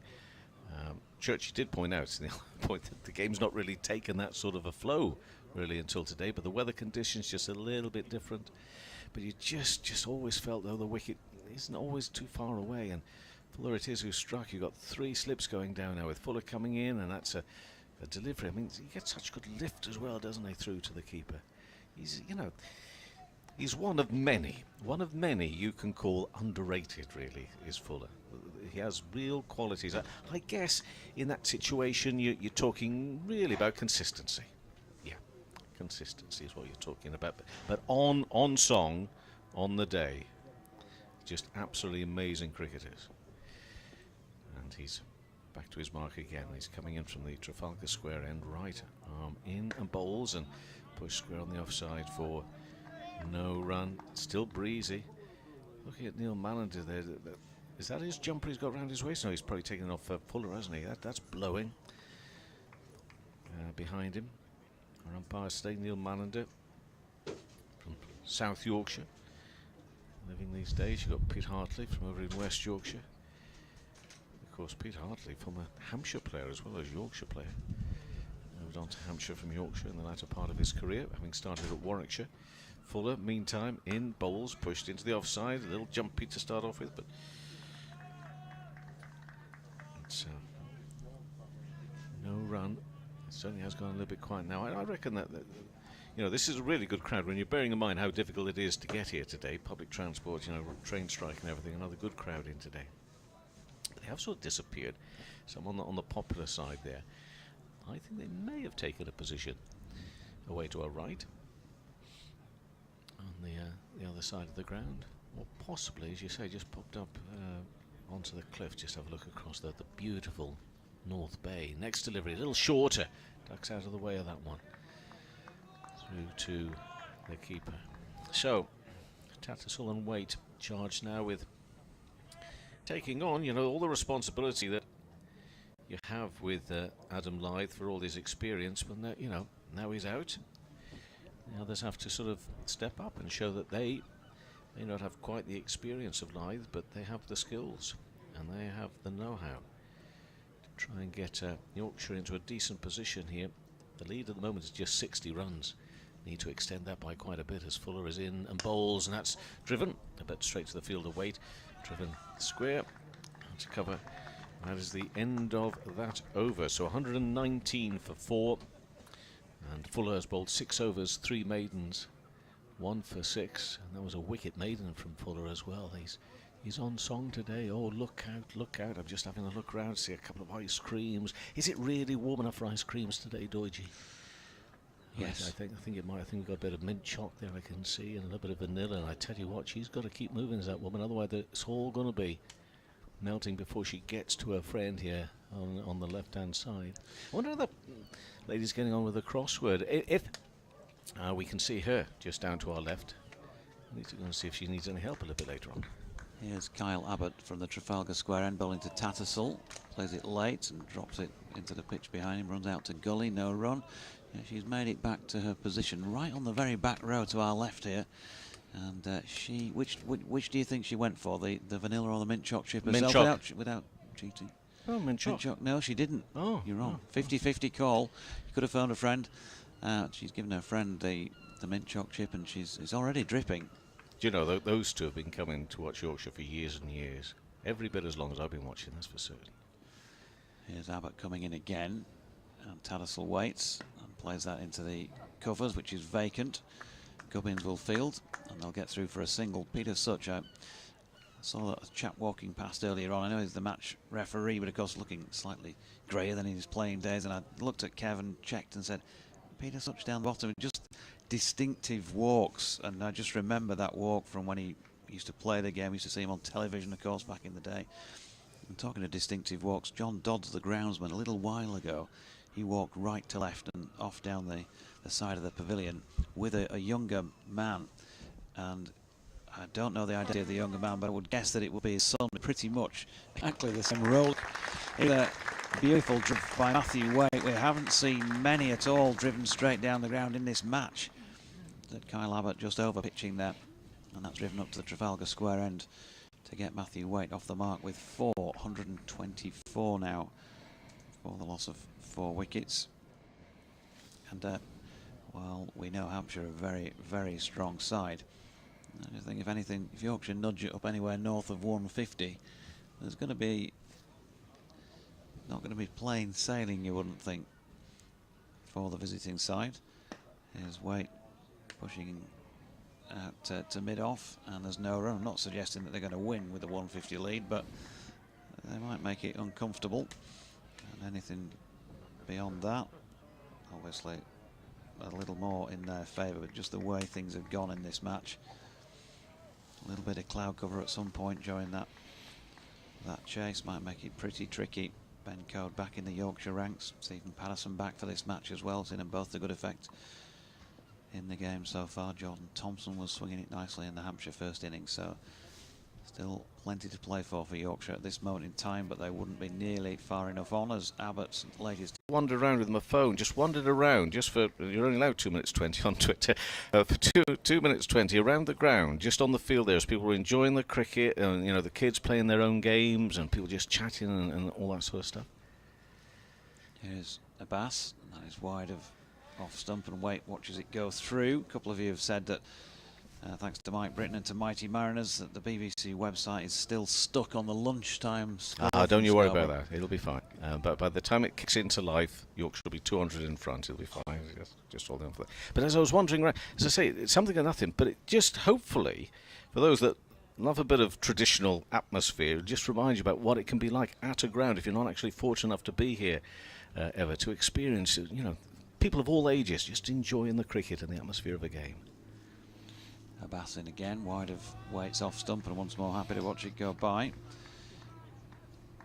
And big thumbs up. Oh, they love it. The boys love it. They love it when it all comes together again on the old screen. And so does my friend Kev James here, because it does help. But we did miss that, just exactly what happened with that Ben Brown. I mean, it really would have been a terrific catch. Would you agree with that, Jonathan, or not? That piece of keeping from Brown where he couldn't keep hold of it, or not? No, maybe he should have taken it. Yeah, I think he should have taken it. Yeah. I mean, it might have been a terrific catch, but he should have taken it. A pass in, and that strikes Matthew Waite amidships and falls back and kind of went too far away from his stumps. David Bates goes on from that first tweet, by the way, when he says unprovided info about the Brentham players. Jeff Dennis was married to Margaret, who was related to Sir Len Hutton. I used to go to Scarborough Nets when John Hutton played. Okay. John's a well-known lad, isn't he? Mm. He certainly is. Abbas Oh, what's happened just here? having to wait. Matthew Waite just got struck amidships and is taking a little bit of time. Bent double. Was it Matthew Waite in the first innings who got? I think it struck? was. Out the ball. The very next delivery, ball, because yeah. we I mean, being He said very he didn't really critical. take much time. Yeah, exactly. Yeah. So he's doing this time. Maybe that might make a difference. Will Luxton just taking a drink on for him. We've seen a couple of the Yorkshire players sitting down beneath our commentary position for a short while. Will Frayne and George Hill both done their batting for this match.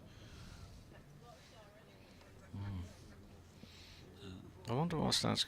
Oh, she's put a crossword away down there. I was just going to say maybe we should just close in, but she's. I'm going to pop down in a minute, see if she got all of them, see if we can help her out with any of them. Shall we look at some scores from elsewhere? You do that. You do Yeah, that, okay. Well, we've got Old Trafford, Lancashire against Kent. In their second innings, Lancashire 179 for 2. That's a lead of 54. At Chelmsford, looks like Matthew Waite is okay, and we're going to continue at Chelmsford. Somerset in response to that. Essex 505 for 9 declared. 263 for 1, and we're well into day 3. That's looking like it's set for a draw, unless maybe they can get into that Somerset batting lineup and give themselves an opportunity of making them follow on, possibly Essex, but it's looking unlikely. Here's Abbas to Waite, who flicks nicely off his legs, timed it well. Not going to have the legs to get to the boundary. A sliding stop hauls that back in for the concession of 2 at Cheltenham. Gloucestershire 22 without loss in their second innings against Northamptonshire. They trail by 140 runs and have some work to do at the Oval. The only other First Division match at the moment sees Warwickshire 135 for 3 in their second innings, leading by 72. It's supposed to be moving day today. Okay, so this is third day. Yeah, I'm about to leave. I know I was out to say my welcome, but I was just saying it's moving day Thursday, but there ain't a lot moving really at the moment. It's pretty steady stuff, isn't it? But all shaping up nicely, hopefully for some good finishes in all the games. Here, Fuller. This will be my last over for now, Dorji, don't you worry. In and bowls and pushed into the offside. There'll be no run. What time is tea today? Maybe a set time 4 again. o'clock. 4 o'clock. So 136 for 4. Tattersall and Waite, the not out pair, working hard. Fuller again bowling well. The lead is 77 runs. Change of times and all the regulations for this because of cricket being lost earlier in the game. So they try and do a bit of catching up as Fuller comes in past the umpire, and that's, well, that was a case of Tattersall looking to work it away through square and it ending up sort of mid-off. Didn't get the timing of it at all right, and Barker it is who's managed to give that ball a bit of an extra shine at the moment. Lythe 59, Hill 5 balls without scoring. Kohler Cadmore 19 of 48. Frayne, bowled by Holland, is 10 of 43. Still Best, Thompson, Revis, Patterson and Co to bat. But as good as some of that batting is and capable, I'm looking at Best and Thompson especially maybe coming in next. This pair needs to do a good steady job for a good couple of hours at least, I reckon. 136 for 4. Certainly before in a good watch of cricket after the break as well for tea. And see if they can get through in, I say lunchtime tomorrow. Dodgy, would it be lunchtime or maybe a bit before? I don't know. I mean, obviously much would depend on what pace and scoring rate they could keep up. But you'd be looking at that sort of time, wouldn't you? Fuller again right arm to the right-handed Tattersall, and that's good Yorker length bowling there from Fuller. And I thought he completed the over. No, not quite. He had a look of the bowler and thought to himself, do you know, I wouldn't mind if that 6 ball's gone. He's going to come back and maybe bowl. No, he's got 2 more left, I think. This over. There are a lot of young people in today. You know, this is the summer holidays, and you know, I'm not exactly 100% with some of those who are campaigning, saying we must get more red ball cricket into the school holidays. And I think there are various aspects to that, but there does seem to be a little bit of an appetite for it here, that's for certain. Fuller bowls full again and up towards Barker. It doesn't get to Barker. They're at mid-off. I think he's looking at the moment, perhaps to get underneath the bat. The timing doesn't always seem to be perfect.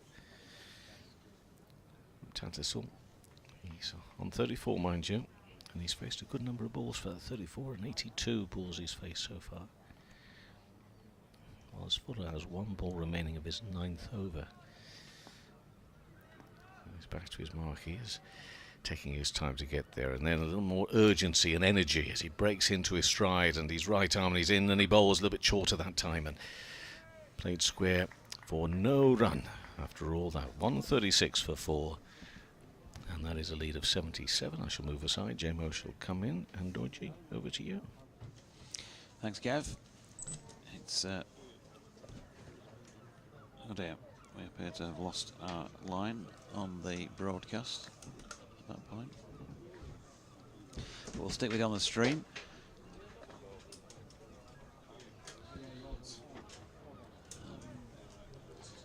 Continue again to try and sort out our radio output. Mohammed Abbas is going to continue from the Trafalgar square end, bowling here to Matthew Waite. High backlift, steps into that, pushes into the offside, and there is no run. And Yorkshire at 136 for 4. Keep saying it wouldn't be anywhere near enough runs on the board at this stage, with that lead now being 77. But JMO was out of the room, and I'll say this again, JMO, because you'd be welcome to disagree, and probably will, but I thought anything over 150 would make it a little bit interesting here. I know it's not a major score when you consider the sort of scores that Hampshire have come up with this year. Abbas in, and that's dropped into the offside. Now indecision between the pair here, and either of them could have gone. As it was, the shy at the stumps was at the non-striking end. Tattersall diving back into his ground.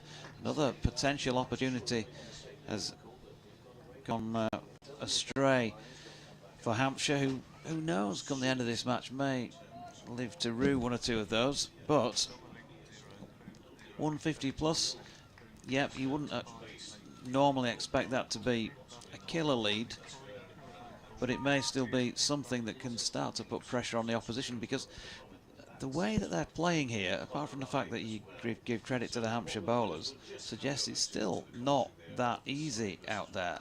Abbas in again, and Waite drops that into the pitch next to him, and there's no run. Well, I agree. I mean, I think there's been some superb bowling going on, if I have to say.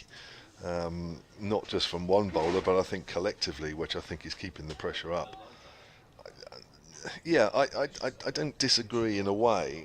It's just that if you said to me 150 in session and nearly just under 2 sessions, I would say, well, yeah, we've got a game on, haven't we? 150 over maybe a bit more than that. I don't know. Abbas to Waite. Big appeal here.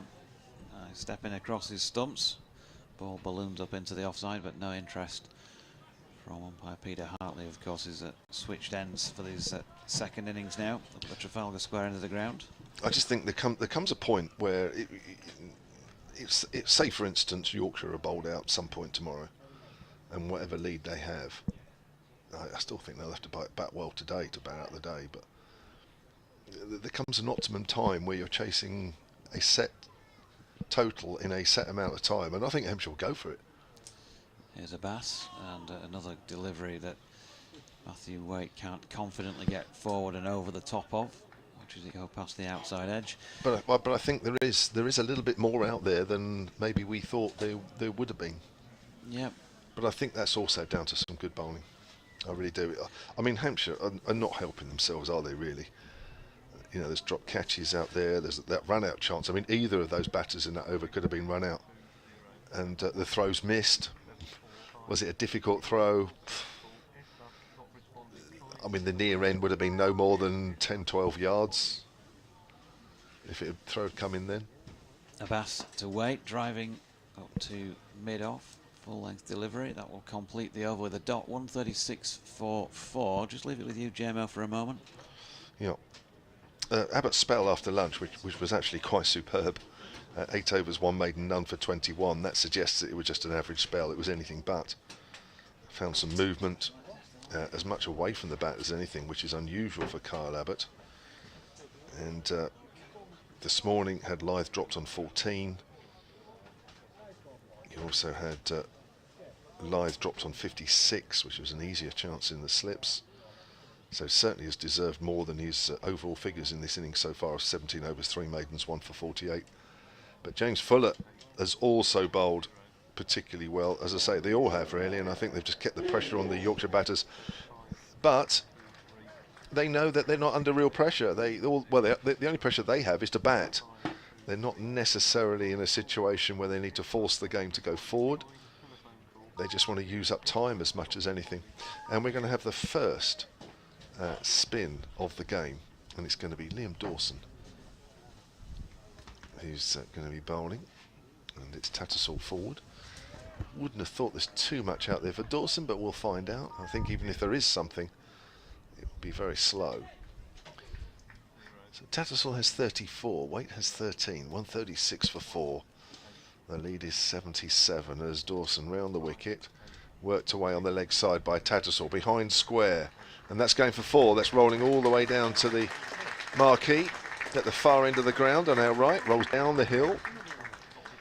Slightly too straight and slightly too short there from Dawson, gave Tattersall all the time in the world to pick his gap. He moves on to 38.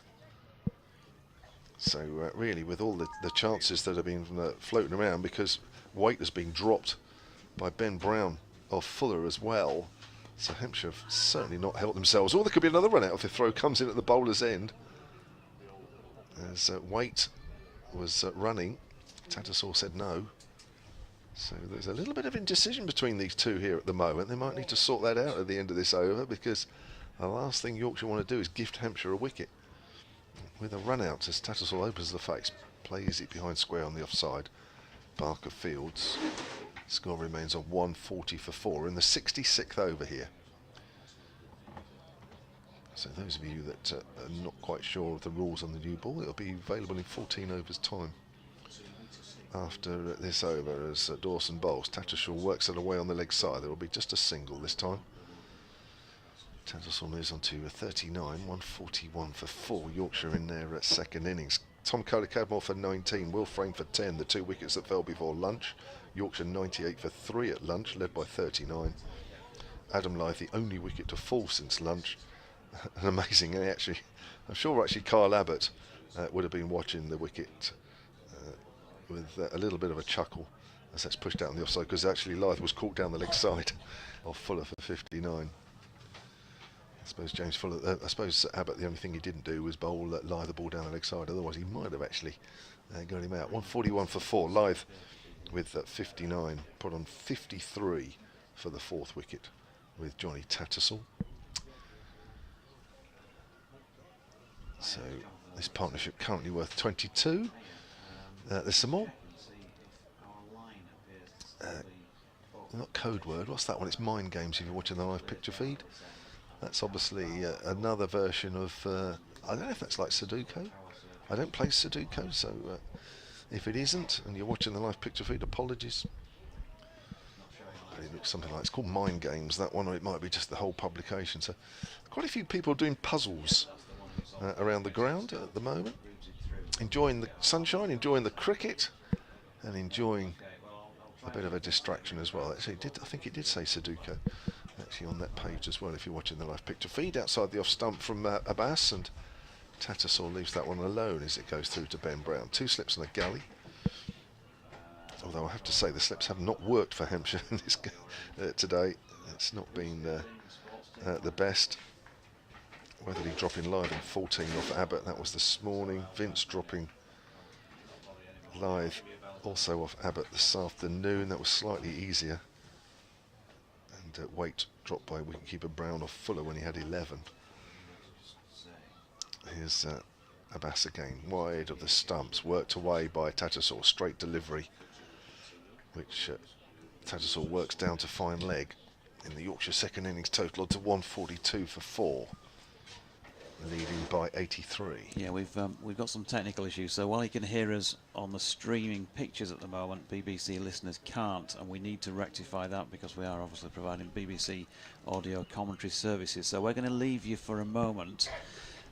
You'll still get the pictures, you'll still be able to see what's happening if that's the way you're consuming this match, but just give us a couple of minutes while we try and sort out technical issues at this end. Thanks.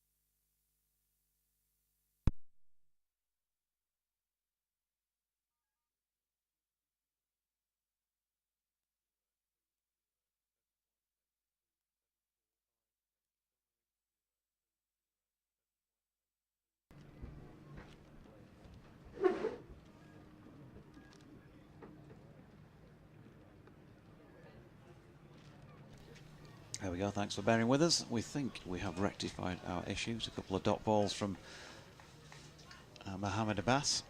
Yorkshire 143 for 4, with Tattersall not out on 40 on strike and Kev James alongside. Yeah, he didn't miss anything. Abbas into his 18th over, last ball of his 18th. Bowling to Tattersall. Abbas bowls. Tattersall plays that late into the ground through backward of point, and that'll be a single. He'll keep the strike and moves on to 41.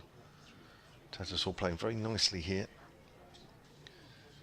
41 of 93 balls for the Yorkshire wicket-keeper. 144 for 4 in their second innings, the home side.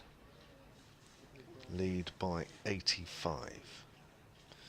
Oh dear, there's a gentleman laid back with no top on, just in front of the benches to our left. I think we can see him in the red shorts. You can also see him on the live picture feed. Believe me, when I was out there just a moment ago, even with the sunshine out, it was still very cold. So he must be a very hardy man. Welcome to Yorkshire. Here's Liam Dawson, left arm round the wicket, tucked square on the leg side by Jonathan Tattersall, and through for a single. Bring the old boy back in a bit. A bit of chat. DT. I'm here. Oh, sorry. He's well, the older boy then.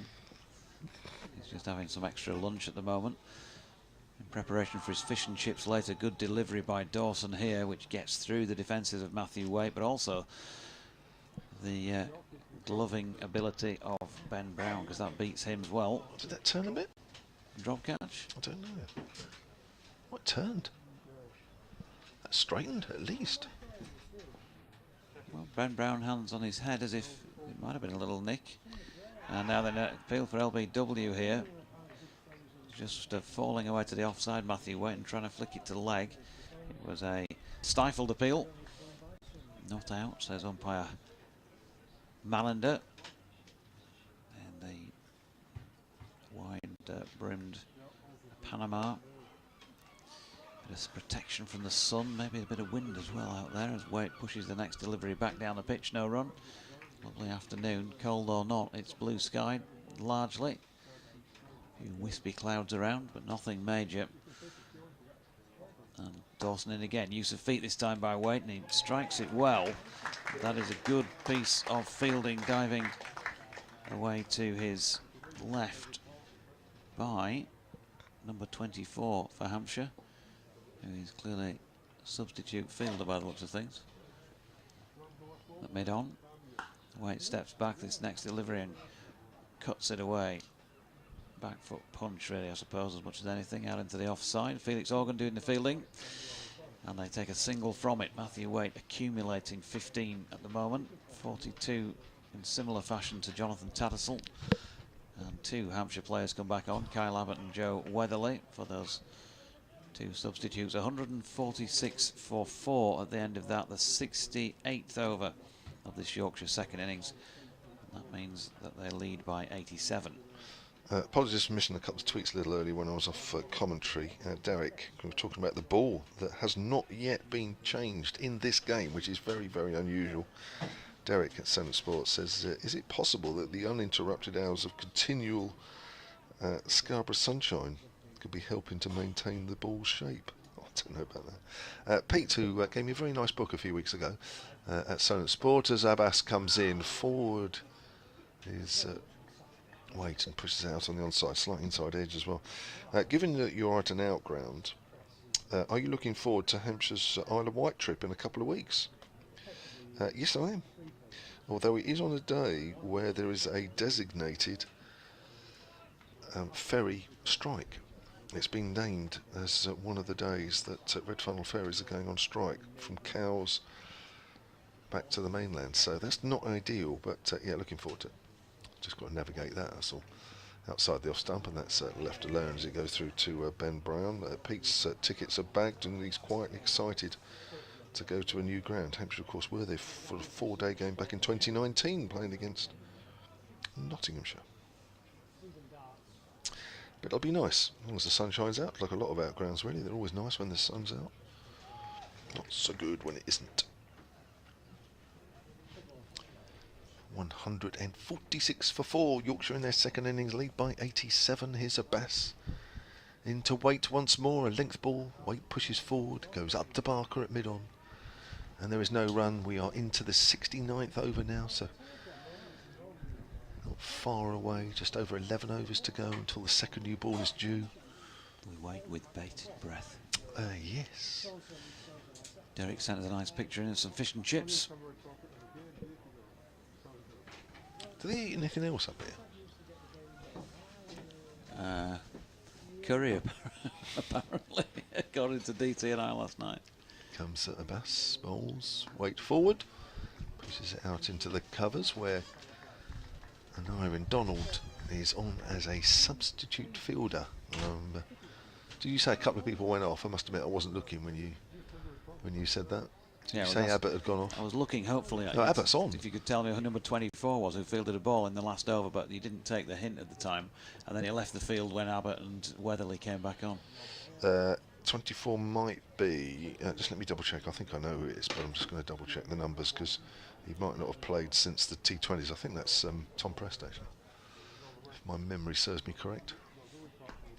So it's pushed out into the offside by Waite and there's no run. Again, it's fielded by Donald. Talking of numbers, Charlotte, who provided the question with regard to the test match players earlier, said that she had them on some mathematical questions last night at the quiz as well, by use of your knowledge of squad numbers. So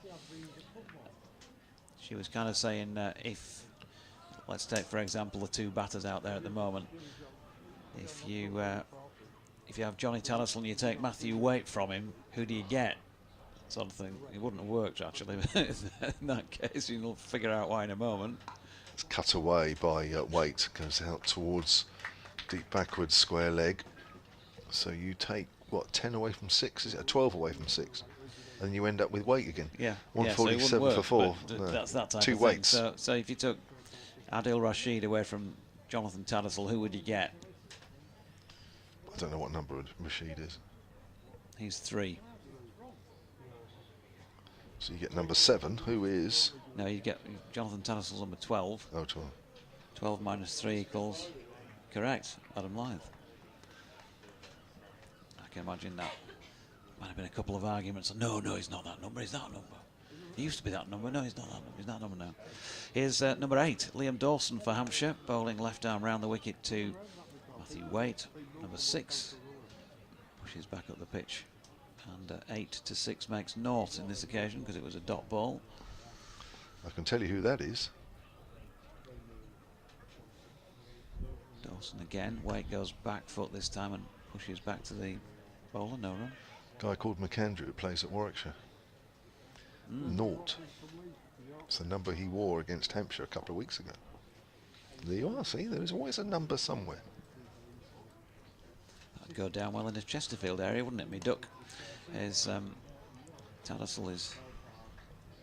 not Tattersall, Wade, he's turning that one square on the leg side for a single this time, taking him to 17, the score to 148 for 4. I'll bring DT back in for me at the end of this over. He's looking really up for it at the moment. He's just had a banana. As that is pushed back by Tattersall into the onside to Kyle Abbott. There's no run. Looking really up for it in the way that, I don't know, let's say a sleeping lion would do on a David Attenborough wildlife program, on the shading itself, waiting for a wildebeest to walk by. He's really up for it. Dawson in, and that's pushed back firmly this time by Tattersall, firmer than many strokes he plays. I was going to say earlier, he plays with particularly soft hands, Jonathan Tattersall. There's a bit of elegance about the way he plays the game. He's on 42. And Dawson in again, goes full, and Tattersall right over the top of it, playing back to the bowler. That'll do from me for now, 148 for 4. A few words from Kevin. DT will join him. Dawson 3 overs, none for 8. Looks like 1 or 2 are just straightening out of the turf, but not a lot, and certainly not much bounce or much pace off the wicket for him either, so fairly easy for the batters just to readjust. Welcome back, DT. Thanks very much. I was sitting outside, taking in a little bit of the Scarborough sunshine, and getting a slightly lower view. I mean, we're not high at all here, aren't we? But you just get that view from maybe 4 or 5 feet below, and look different? Not really. Not very much at all. Here's a Bass from the Trafalgar Square end. So Wait, plays and misses outside the off stump. Just goes down the hill a little bit. Always a good wicket. It was an always good pitch. Always something in it for the bowlers if you get it in the right place. And Hampshire bowled superbly today, without a lot of luck, or should I say, without a lot of catching skill. Well, I think, yeah, you're right. There's a mixture there, isn't there? Really, they haven't bowled. On another day, they would have expected to take at least a couple more wickets, but they probably would have done had they held their catches. So it's a bit of a mixture there. As that's outside the off stump, that just gathers a bit of pace as it goes through to Ben Brown. The 89-run lead, I would have said, is worth a few more. When we see this ball, which is going now into its 71st over, and there is still the odd little bit of seam movement here and there. Be interesting when the new ball becomes available. Oh, there we go. Here's a Bass running down the hill.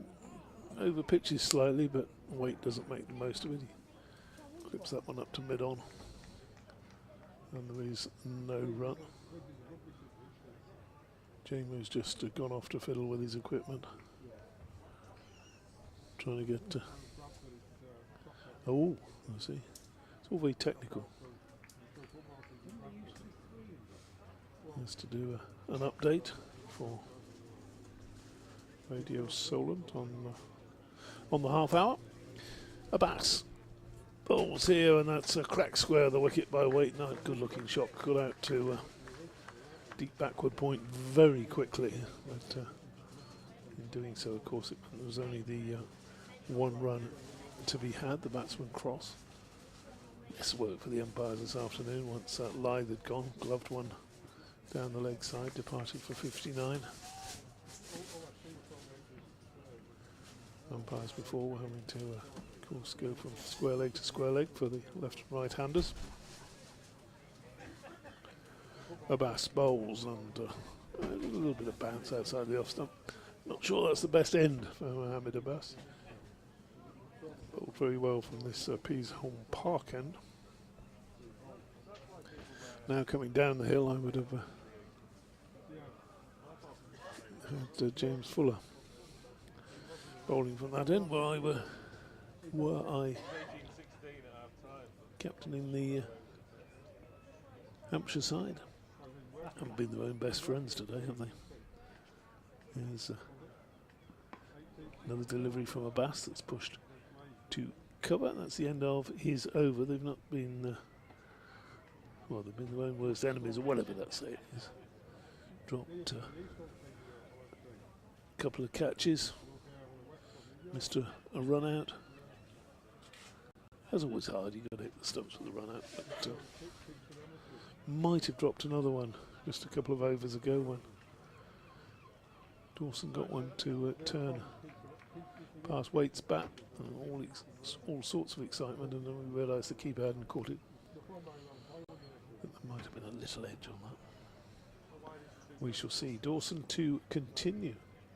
149 for 4, and all the time in the world there to get back and just nudge that one into the offside. 42 to Tattersall, who loves batting here, and 18 to Waite. Waite on strike, comes forward, and he's a very positive player, Matthew Waite. He's always looking to hit the ball firmly in whatever direction he chooses. Sort of play you think you could maybe tie down and talk into a false shot after a little while. That's next delivery pushed to extra cover. No run. Jamer getting all prepared for his 3:30 report. He has a stopwatch as well, so he doesn't chat on for too long. Next ball, whistling through these overs is Liam Dawson. Next ball just pushed quietly back to him. James Fuller warming up, maybe he fancies a little run down the hill. Dawson bowls, and that's turned into the onside, easy single. Applause you hear is for the Yorkshire 150 stuff. 150 for 4. It's been hard work. Bowlers are bowled really well, particularly Kyle Abbott.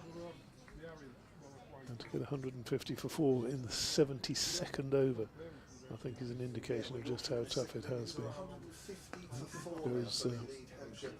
Tattersall goes forward and then goes back to play the final ball off that over from Dawson, the left arm spinner, whistling through his overs. Are we now going to see what's going on? We're going to have a change of bowling. Now, this is what I wanted to see at the start of this session. James, well, not at the start, because very fine opening spell down the hill from Kyle Abbott, but we're going to see James Fuller from the Trafalgar Square end, and that is the end I think traditionally favours the quicker bowlers, and he's the quickest in this Hampshire side. 150 for 4. I've got my wish. Yeah, you did say, didn't you? At some point he should be coming down the hill. So bowled well, didn't he? Up May bowled. Good spell. Yeah, 9 overs, 4 maidens, 1 for 14 in total. Got a nice shape on the ball, didn't he? Coming slightly up the hill from this commentary end. I think he might get something out of it coming down the hill. We'll see. In bowling to Waite, and he's noticeably a yard or two quicker, isn't he? As that ball fizzes through to the keeper and the slips yard or two further back for James Fuller. He just needs to get a couple in the right spot. Pitch is going to help him. Not alarmingly, but Just that's the enough. end you want to be as a fast bowler. Yeah, well, he might miss out on the new ball because it's 8 overs away, so he'll probably have a 4-over spell from that far end. He's in, bowls to wait, and wait just, well, tempted to say he waited for that and just played it into the onside, but that would sound like an attempted pun, which it wasn't. 151 for 4. He takes a comfortable single, brings Tattersall on strike. Still the 3 slips. Welcome, Sports Extra listeners. Aha! Here at a sunny North Marine Road, with Yorkshire leading by 92, 151 for 4. Here's Fuller again bowling and pushed into the onside and through for a quick single by Tattersall. Bowlers hate that. See, he's only pushed that about, what, 6-8 yards. Scampered through, nothing anybody could do. Field back with a deep backward square and a long leg as well, and a mid-on, so there's acres of space just to push a single. Yeah, I mean it's a balancing act here, isn't it? With the new ball just less than 8 overs away. Wickets have definitely been harder to come by with the sunshine out, but Hampshire haven't helped their cause, not the very least, dropping Adam Lyth twice before they eventually got him for 59. James Fuller bowls and concedes another single there, down to deep backward point, and the scoreboard ticks over again.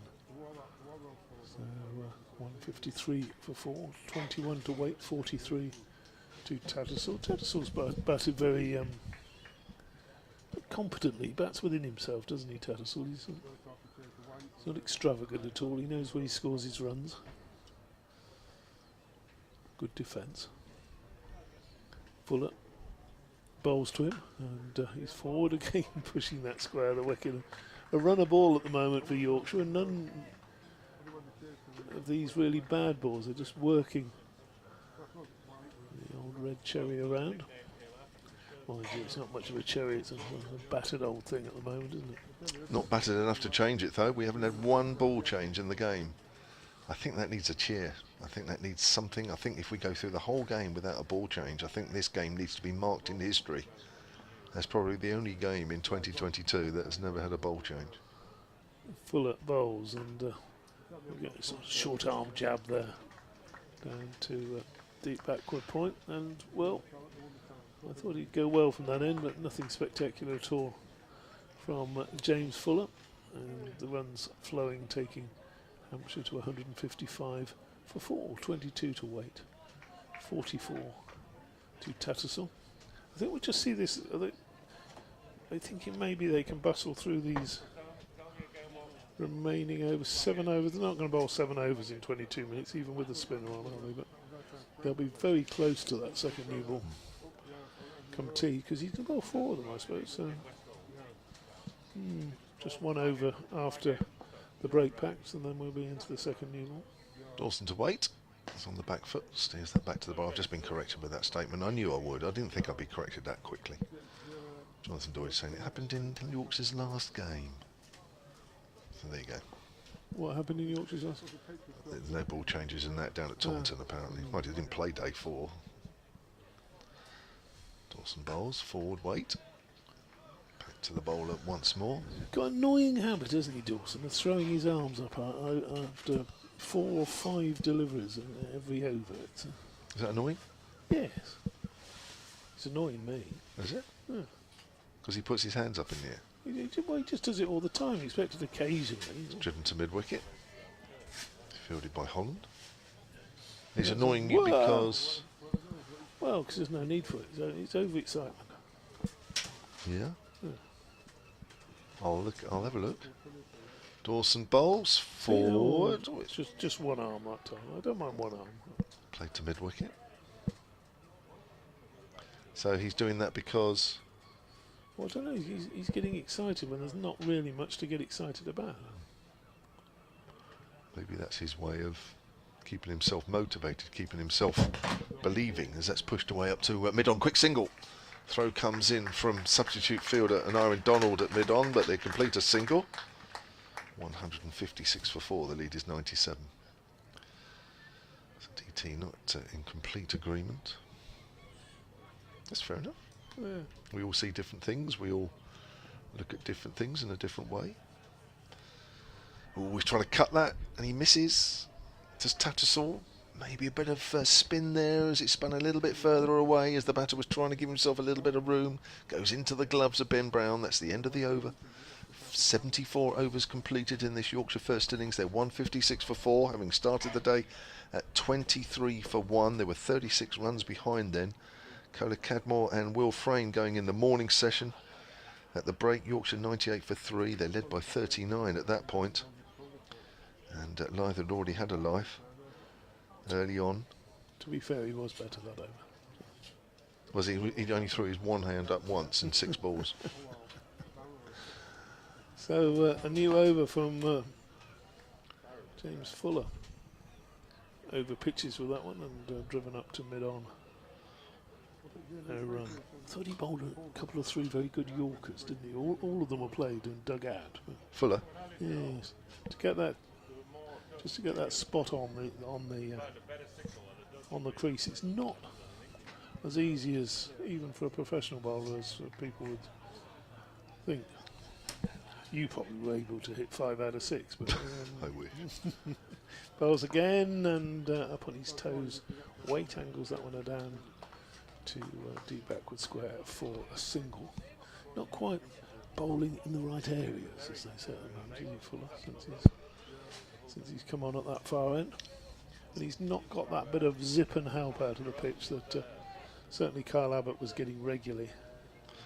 And that superb, quite lengthy spell actually after lunch. It must have been at least 8 overs, wasn't it? It was 8 overs, 1 maiden, none for 21, and this morning it was 7 overs, 2 maidens, 1 for 21. Full of bowls and edged short of second, in fact 3 seconds left. Running away quickly down to the boundary for 4 runs. So Dawson unable to stop that one. They're horrible, aren't they? Come at you low and fast and just bouncing in front. I suppose bucket hands James would have stopped. No, I thought it was in the gap, wasn't it? Was it in the gap between 2nd and 4th? Well, he went down. He was trying to stop it. I thought. Well, yeah, you've got the advantage of the TV then. 161 now. The lead extends past 100. Full of bowls and up on his toes defensively. Tattersall, who's on 48, looking for 50. Are you of the view, because there's 1 or 2 in the commentary box that are getting excited that if Yorkshire get 150 ahead, that it could be very, very difficult for Hampshire? Are you of that view as well? No. No. It'll only be difficult if there's a time element in it, won't it? I think. Or if we see the, if we see the weather you brought with you return, then you brought with you. Full of bowls and that's played down into the gully. No run there. No, I don't think pitch is easier than it was in the first 2 days. I don't think they'd have any trouble getting 150. At the moment they would need to get 103. So I can see them chasing 200 tomorrow. See you getting in your car at about 7:15 tomorrow night to head home. Fuller to Tattersall. Tattersall eases that one off the front foot. Again down to deep backward square. Again it's a single. And that's the end of another pretty innocuous over from James Fuller, who's disappointed me not bowling particularly well coming down the hill. I'm just saying, would they be able to get these overs in before tea? They've got 15 minutes left. Give us a wave. Oh, we're on TV. 15 minutes left. Get 5 overs in. They probably will, won't they? Probably. Yep.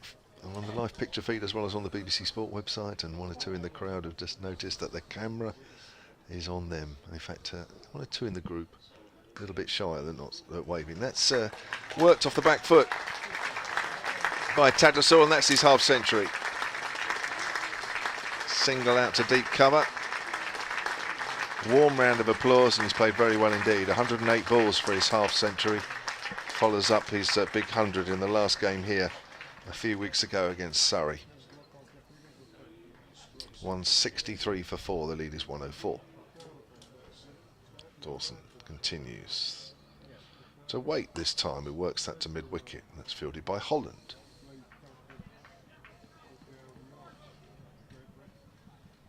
Calmed down a bit now, Dawson, hasn't he? Has he? He's probably heard you. So actually DT doesn't like me throwing my hands up in the air. There's a 50-run partnership as well between these two, by the way, as that's driven out into the covers. They came together when the score was 119. So they put on over 50, haven't they? Have they?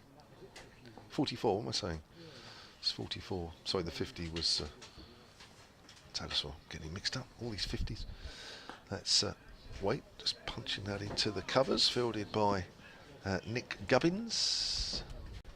Partnerships, the biggest partnership of the day, Adam Lyth and Tattersall, of 53. That was for the 4th wicket. Here's Dawson again, that's driven into the gap by Waite, who has himself been dropped by Ben Brown or Fuller a little earlier when he was 11. He now moves on to 24. The drop catches for Hampshire are costing them not only runs but also time.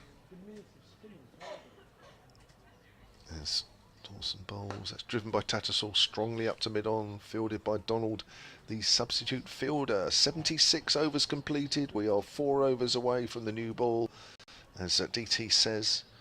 Will Hampshire take it before the new ball? What the tea's at 4 o'clock, isn't it? So we are 13 minutes away. That's right, DT, you're right. I think they will get there.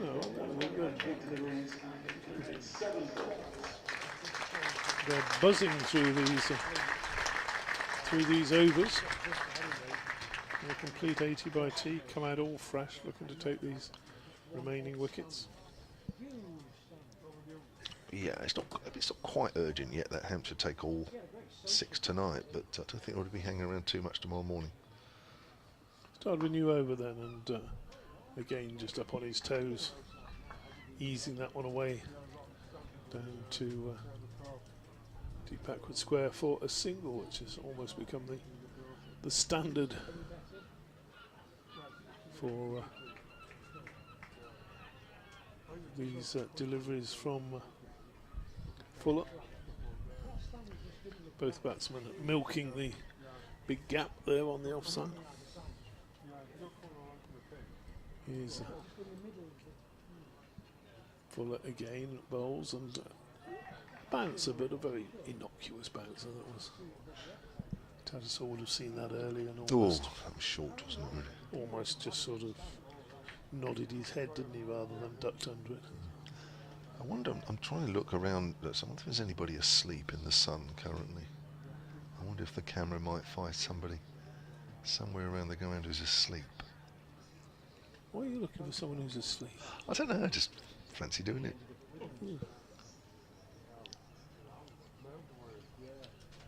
James Fuller bowls, and again that one's carved away by actually that's going to be 4 runs, and actually that wasn't too far away from Gully. He's looked to play that one finer and cut across it really, didn't he? Golfing terms. Shot, yeah. Did you know there's a little golf course in the back of Peasham Park? Pitch and putt or Pitch and putt. Yeah. Is there really? Because I am back up here for the one-day game, and I'm actually staying for a day and a bit beforehand, so I might have some time to do that. Is it a nice little one? Yeah, it seems alright. The greens are a bit, what pitch and putt greens are like. Yeah. But, yeah, and some of the holes really are quite short, almost chip and putt. Full of bowls, and that's on the stumps and defended into the offside. Tattersall 54, 26 to wait. And just that lead is just inching away again. We found one. We found one. There's a lady just to our left of us in the front. She was nodding away. Oh, she's just woken up.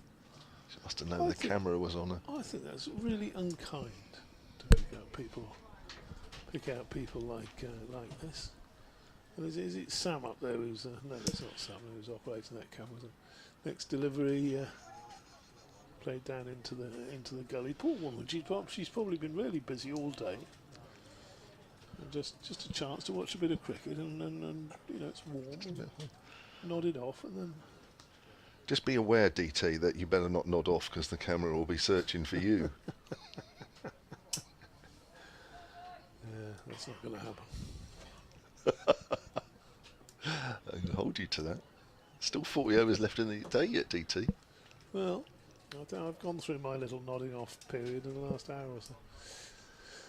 The next ball is again just worked into that gap square on the offside, and again a single, and that enables Tattersall to keep the strike. That's the end of the 77th over. So, having said I couldn't see us getting those overs in, I think we'll do it quite comfortably now. 9 minutes. Yeah. 8-9 minutes to the tea break. Unless a wicket falls, of course.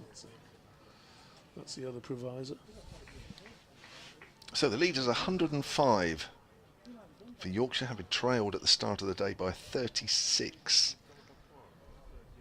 And Johnny Tattersall, he almost looks immovable out there in the middle, doesn't he? Playing very nicely, well within himself, gives himself some room and tucks that away off the back foot into the covers. Felix Organ doing the duties away to our left on the cover boundary.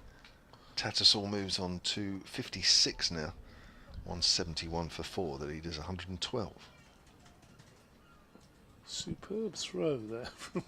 He wasn't under any pressure, but right on the top of the barrel. Dawson round the wicket. That's tucked into the gap on the leg side by Matthew Waite, who moves on to 27. Quite deliberate batting here, just pushing the ball around, just keeping the scoreboard ticking along, don't do anything silly. And Yorkshire slowly but surely building a lead. As Dawson comes in again, Tattersall on the back foot, again finds that gap square on the leg side. Hampshire just almost happy for the singles without giving away the big runs. Well, I don't know. You don't want to be giving away 4, 5 and over. They've been very, very true, very, very tight, haven't they? Even they're just bowling for the new ball now. Yeah. At this stage. The run rate is just over 2.2 and over for the whole innings as Dawson comes in and bowls. Forward is Waite as that's pushed out on the onside. Dawson's into his 7th over here. Has none for 15. I think you'd settle for that, wouldn't you? With Yeah, the old ball, so, yeah. with the pitch not really doing anything for you, no bounce. As much as anything comes down the wicket, gets wrapped on the pad. Just try to work that away on the onside. No, you see, I don't mind the arms going up in the air for that. Because there's a bit No. of excitement involved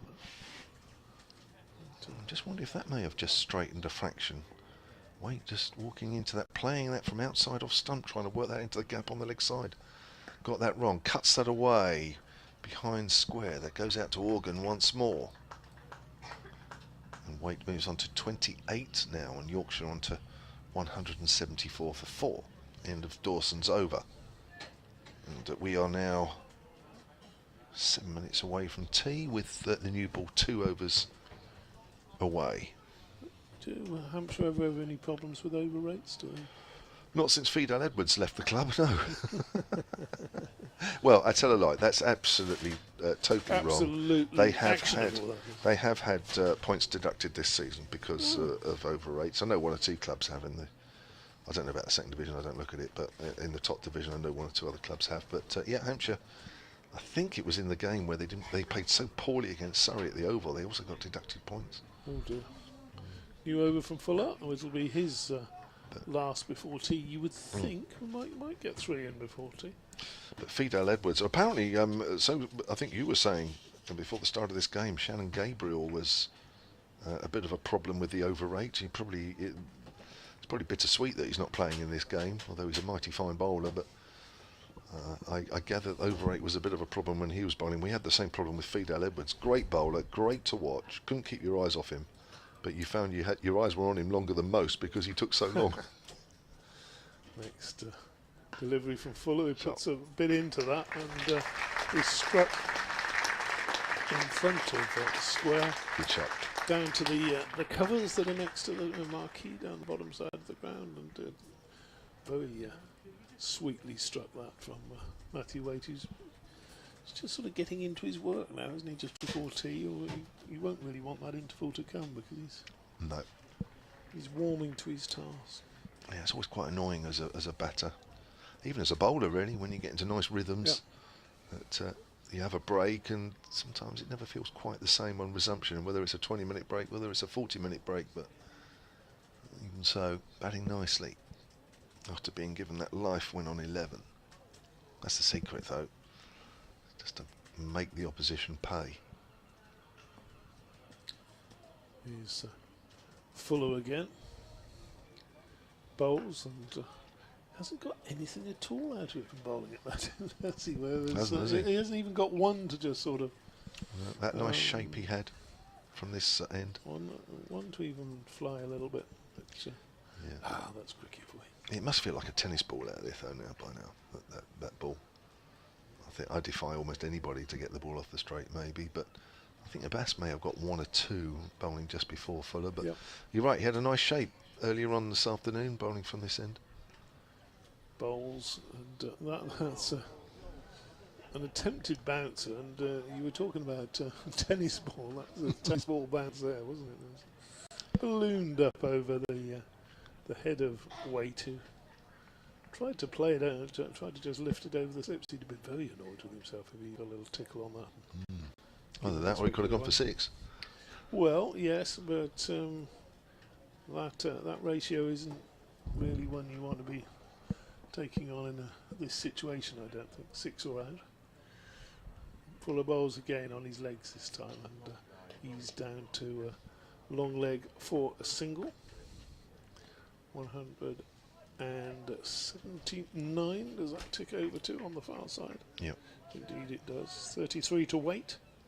57 to Johnny Tattersall, who's gone about his business very, very proficiently this afternoon, hasn't he? He's just no fuss about him.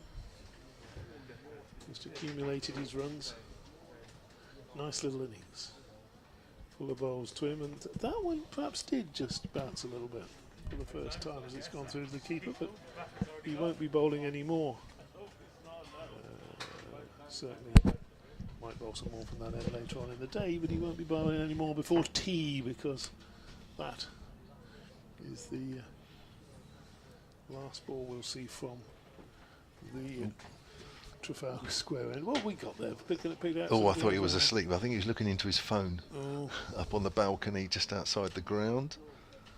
It looked like he was asleep, but then he looked up. I think he's looking into his phone. One of the spectators, I guess he hasn't paid actually to get in, but he's got a great view on the balcony. Cameraman's doing a great job scouring the ground to find people who are asleep. There are not many actually. There's Dawson bowls, which will be the final over before tea. Waite on the back foot, cracks that into the square cover point area where Felix Organ again is brought into action on the boundary rope away to our left. And the Yorkshire total moves on to 180 for 4 in their second innings. They lead by 121, and there will be the new ball will be due at the end of this over, which will be taken, you would think, first over after tea, as Tattersall works that away square on the leg side. He moves on to 58. I was just thinking, Tattersall, I had to look up to see how many boundaries he's hit in his innings so far, and he's hit 8. And I, in a way, I'm quite surprised he's hit that many, because it's one of those innings that's it's ideal from a team point of view, ideal from a personal point of view, but when you think, okay, so what has he actually done? and I can't remember too many shots, but he's accumulated. He has accumulated, you're right. Forward is Waite, drives into the gap through extra cover. Beautiful shot, 4 runs, just lent into that, past a diving Holland, who's fairly straight at cover there, and that was beautifully timed. And that's gone up towards the pavilion, away to our left. A bit of talking to do at tea time, do you think? Have we? Hampshire dressing room. Oh, the Hampshire dressing room. Well, I mean, the number one topic will be about the catching, won't it, if I'm honest. 185 4, I think they've bowled all right. I don't think they've done much wrong, personally, as Waite pushes that out into the covers. 185 for 4. I just think that the drop catches haven't helped. I mean, if you just take the Lythe situation earlier on this morning, what, in the first 15 minutes? If he'd have gone, we could have been watching Hampshire out there chasing So they've no been victory target. yeah, they've had to work harder for slightly less reward, haven't they? As it's pushed towards mid-wicket, taking nothing away from Yorkshire. I think they've done particularly well today, but Hampshire have made it particularly hard on themselves. Dawson with the final ball before tea then. Bowls, weight forward, plays that on the onside, and that is the afternoon session done here in Scarborough with the home side 185 for 4. They lead Hampshire by 126. There are 37 overs left in the day, and DT, particularly good stuff from Jonathan Tattersall, but well supported by Matthew Waite. Yeah, Matthew Waite, and of course before him Adam Lythe, just the 1 wicket before in that session. And Matthew Waite was just starting to get going, wasn't he? He's got almost got a sort of choppy style to his batting, and he gives it a good solid punchy forearm whack. And we'll see more of him after tea. We've got the umpires coming off, making the notes of what time the tea interval was taken, and now they're adding all those up to see what the over rates are. And Hampshire getting applauded off, and well, I think most of the applause is actually for Matthew Waite and Johnny Tattersall as they make their way to the right hand side of the pavilion and their dressing room. So 87 runs scored between lunch and tea for the loss of just 1 wicket. That was Adam Lythe, caught behind down the leg side off the bowling of James Fuller for 59. If you're listening on 5 Sports Extra, we will hand you over to Kevin Howells. And if you're watching on the live picture feed, then of course we will also take a break. And myself, DT, I'm not DT, but DT's next to me. I'm Kevin James, and Jonathan Deutsch will be with you straight after the tea break.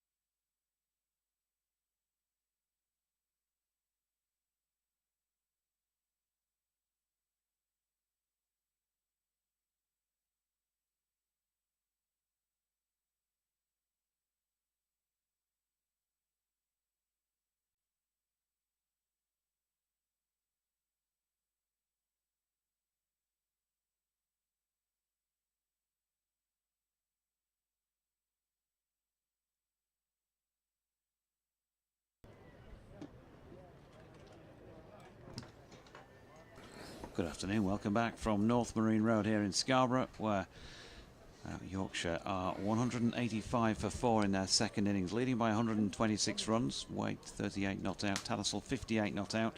David Townsend and myself, Jonathan Doidge, with you for this first stint. Kevin James alongside, and Kevin Howells as well, from 5 Sports Extra. So we have a fully laden commentary box at the moment.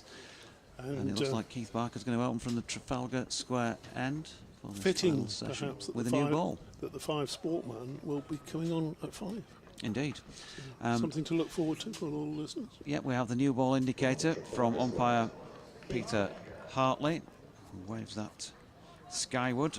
John Wynne, by the way, says duck. We mentioned that earlier, or I did, as a greeting, would be more common in Nottingham than Chesterfield. Yep. John Wynne in North Yorkshire. It would maybe more common in Nottingham than Chesterfield, but they definitely do say it in Chesterfield, because first time I ever heard it was at a wedding in Chesterfield when I walked into a paper shop to buy my newspaper for the Air Gold Cup that last Saturday in September of 1992.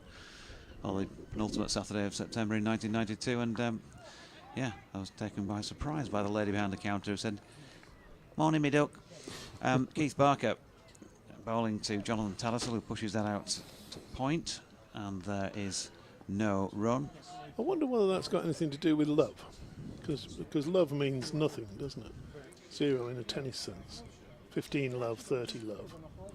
Yeah. So 0, a duck, 0 in cricket, and therefore you go, all right, love, all right, duck. Maybe so. Barker in, Tattersall just bent double as he tries to deal with that, dropped into the offside, no run. The sight of Yorkshire's second 11 scorer, John Ver, there making his way right to left with Mrs. Ver across the front face of. I better mention Hanging Heaton Cricket Club at this stage, hadn't I? Used to play against John a bit when he played for Hanging Heaton. Seems I was in trouble with the Hanging Heaton boys for not mentioning Hanging Heaton the other day.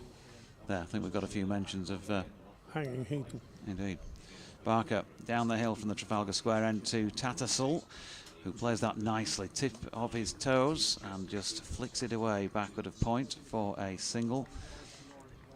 59 to him. Who's the gentleman making his way over there in the pink cardigan? Not sure. I think he needs to make his way up here and introduce himself to us, because I can't mention him by name at this moment in time. Rather nice sort of raspberry coloured zip up top. A few more stragglers making their way in from left to right down beneath us as they prepare to concentrate for this final session, as Matthew Waite's trying to do at the moment, shouldering arms to this delivery. I was going to say there, DT, when Johnny Tapp played that stroke to get himself going for the evening session, as we welcome back listeners to 5 Sports Extra, he does, Jonathan Tattersall, he plays everything pretty much in an understated sort of way. Yep. When he's out there with bat in hand. But he's leaning on that at the moment, because Matthew Waite is on strike, and Keith Barker in his first over of the final session on day 3 is bowling to Waite. The second new ball for Sports Extra listeners has been taken prior to this over. And Waite just flicking it out into the leg side squarish there for a single. 39 to him, 187 for 4. There was a little bit of a dig, I think, when Mr. James was on his last little stint, at my suggestion that 150 might be interesting, was what I put it, not scary or something like that as it was returned. I think it might be interesting still in these conditions. Having watched, I was told earlier that I watched more cricket here than most in recent years, so I'm just saying that having watched more cricket here than most in recent years, 150 might be interesting as Tattersall drops that out backward of point, and there is no run. Can't see it. Unless there's a time element involved. If they have to make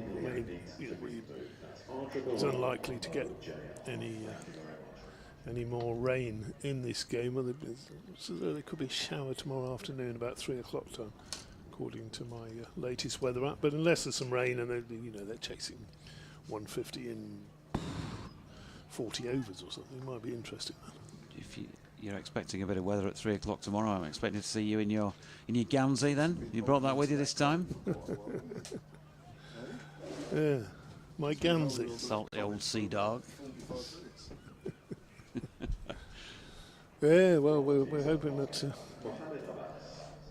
we're going to see, obviously, the remaining overs to be bowled today and tomorrow, which will hopefully have a full day and a full game of cricket. It'd be nice if it was sort of over by tea time tomorrow or something like that. But those of you who've got including myself, who've got a long journey ahead of us. But if it's a good game of cricket and it goes to the last over, we won't mind. So it's going to be Mohammed Abbas taking the new ball with Matthew Waite on strike. Abbas bowls to him, and oh my goodness, he's let that one go. Was he let that one go on length, perhaps? Because it's gone over the top of off stump. How are you going to get home all the way down to where you are in dark, DT? You can't even see where you're going in the bright Scarborough sunlight. Can I not? What am I missing?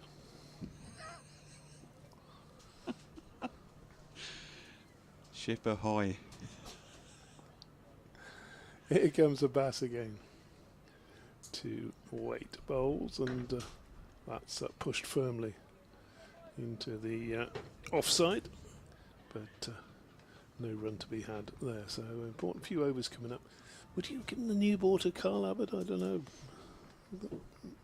I know Barker hasn't been on for a while. Just bowled so well, didn't he, those 8 overs? Maybe have a little bit more of a rest and come on when the ball's still new. After we've had 6 overs from Barker, who didn't bowl between lunch and tea. Abbas again, and that's turned nicely off his legs by Waite, but straight to mid-wicket. Got 3 slips, or 2 slips and a 4th slip in place for Abbas. A man at deep backward point, or what we sometimes call the Duncan Ferguson position, because I think he actually used that for the first time in the 2005 Ashes series. We used it to Duncan Ferguson. Did I say Duncan Ferguson? Duncan Fletcher, sorry. And a flash outside the off stump. It's gone through to the keeper and there's no run. I certainly hope Duncan Ferguson wasn't in charge of the England team in 2005. You should be sent off for that. Duncan Ferguson. Duncan Fletcher. Well, it's close, isn't it? You know. But, there you go. 167. 187. Here we go. Abbas. Stop it, Dodgy. Bowls again. And that beats Waite outside the off stump and through to the keeper.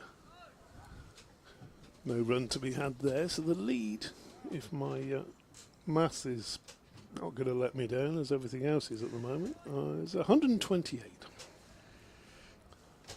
Oh, it's on the bottom of the screen as well, that's useful. Got the live feed up. Abbas again from the Peas home park end. Bowls to Waite, and Waite across his stumps, and again works that into the onside. In fact, times that beautifully into the onside square of the wicket, and he's got a boundary. The ball's down there to the covers, which haven't been used today, next to the hospitality tents. A nice 4, so 191 for 4. What are you chuckling about? Well, he managed Everton for a while, so I'm sure he could have coached England as well. They come in threes, they say, don't they? So there was that, then there was the score, 168. 188. So what's the third thing going to be? Well, we wait with bated breath. Meanwhile, talking of understated players, if Johnny Tattersall does things in an understated manner with the bat, I think Mohammed Abbas is kind of like that with the ball as well. I just love that easy action that he's got. Ball doing a lot more talking than he does. Barker in. Tattersall just off the ground as he plays that one. He wraps him in the thigh pad and drops down to his left. And there is no run. So 191 for 4. The lead creeping. And still 6 second in his wicket standing. 132 the lead now. Tattersall waits and waits a bit longer to play his next delivery because he leaves that one as a lone gull who was standing in about leg gully has decided to fly off towards the pavilion. Way to the left we can see the golden voice on the balcony. Howard Ferguson. It's a lonely life when you've got a great voice, isn't it? Just up there on his own now, keeping his own company by the offices. As Barker is round the wicket to Tattersall, trying to straighten him up and make him play, but he just hangs it out a little too wide of off stump to do so. BBC West Yorkshire Sport at gmail.com is an email address you can get in touch with us on, or indeed at Jonathan Doidge or at DO_cricket. Tom says he agrees with DT. I was just thinking the same thing about Liam Dawson throwing his hands up after nearly every ball, even when it comes off the middle of the bat. Keep thinking I've missed something, he says. Here's Barker. Tattersall flicks off the legs. And no run. Dodgy photograph posted by Lily of 3 commentators.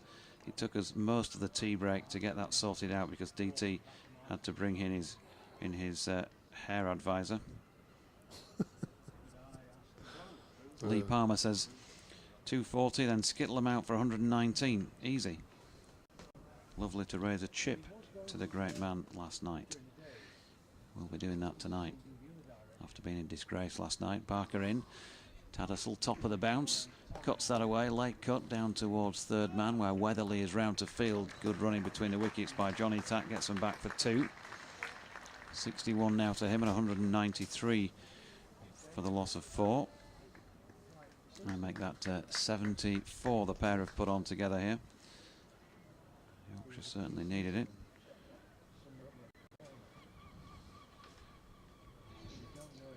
Time for an update for BBC Radio Leeds in a moment or two.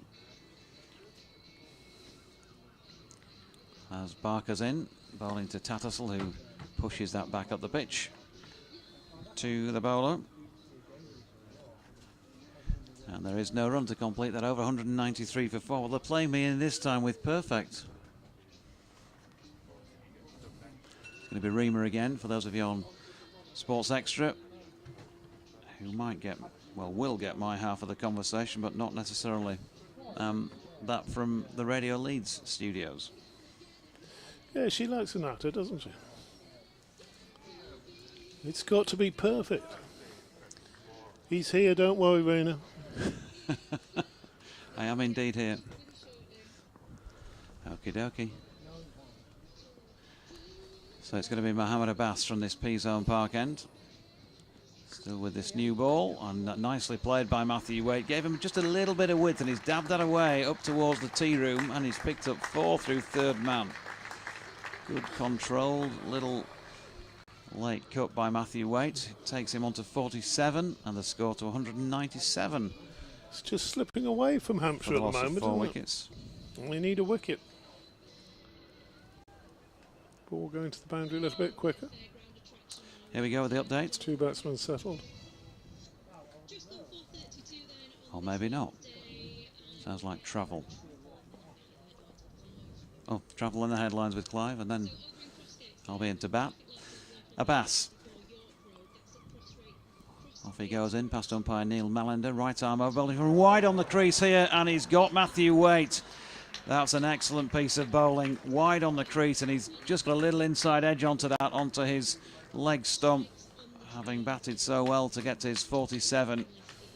And that lead still not enough at the moment at 138.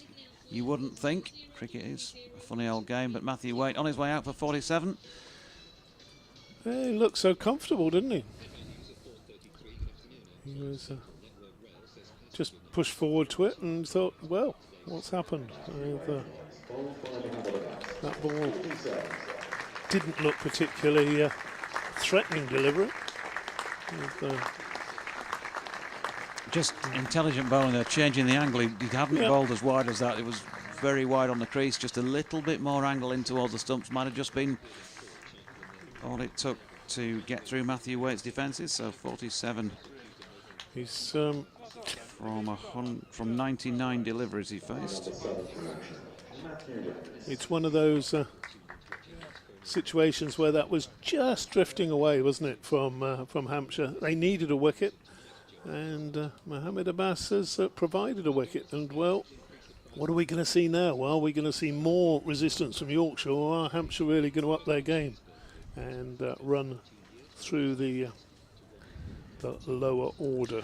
Well, for all sorts of reasons, it's disappointing to lose a wicket at the stage, isn't it? The ball is new. You've got 2 players set. Matthew Waite gone on a new man in against a very talented new ball bowler with a cherry in his hand. So tough stuff. Here's update time though. It's Yorkshire against Hampshire in the county championship in Scarborough, and Jonathan Doyd is our man on the ground. Hello, Jonathan. Hello, Rima. You join me at a very sombre moment because Yorkshire have just lost a second wicket of the day. Matthew Waite, I know he was playing very well. Matthew Waite got to 47 off 99 balls, but Mohammed Abbas, very, very good. Hampshire opening bowler, and they've just taken the second new ball, and he managed from wide on the crease to get Matthew Waite to inside edge one onto his stump. So he's gone for 47. It's 197 for 5. The earlier wicket in the day, Adam Lyth, was caught behind off James Fuller for 59. And speaking of 50s, Jonathan Tattersall out there at the minute. He's 61, his second half century of the season on this ground. He did make 180 not out when we were here a couple of weeks ago against Surrey, and Yorkshire would love another one of those at the moment. But they're 197 for 5 with Matthew Revis on 0, Tattersall on 61. That is a lead of 138, which I don't think anybody's considering to be enough to win the game. So they need to continue eking out some more runs, Rima, if they're going to give themselves a chance here. It sounds very atmospheric there. It says that you're in Scarborough. It definitely sounds like You can hear the seagulls. There you go. Some warm applause for you as well, I think, there, Rima, as that ball was played out. And I've got to say, I've had a pop here before for playing some stalker songs about me and things like that, but to lead me in with perfect, I thought that was, I really do appreciate that today, Rima. Very much so. Thank you. Well, Yorkshire in the second innings have now moved on to 200 for 5, so they lead Hampshire in the game by 141. Love it. So it's become a little bit harder Yeah, let's go. to take today. They have taken one since tea. In fact, in the 4th over with the new ball, which was taken straight after the break, Matthew Waite was bowled by So Mohammed Abbas continues, 200 up on the board for Yorkshire second time around. Of course, they didn't manage to achieve that first time around, and therefore no batting points. Inside contact on this one by Tattersall out towards mid-wicket. That will complete over number 84 with Yorkshire 200 for 5, and that lead now up to 141. 141 lead, yeah. It's again, just that wicket's just tip the balance again. A lot depending on Johnny Tattersall out there at the moment, because you can imagine if he was to go in the next 10 runs or so, then you'd really fear for Yorkshire's chances of setting a sort of competitive target. I don't think anything less than 220 is going to Hampshire even going to have to think about it. I know some people have said 150 could make it interesting, but that would be interesting in the sense of something that's really not interesting at all. So 200 for 5 with the Barker bowling, a short delivery, and I've just been slated for saying 150. yeah, Regis just inside. Revis He just inside. who that one. laughs last. Oh well. Matthew Revis, 77 on his back. His shirt outside his trousers. He's not looking as neat as Johnny Tattersall at the other end.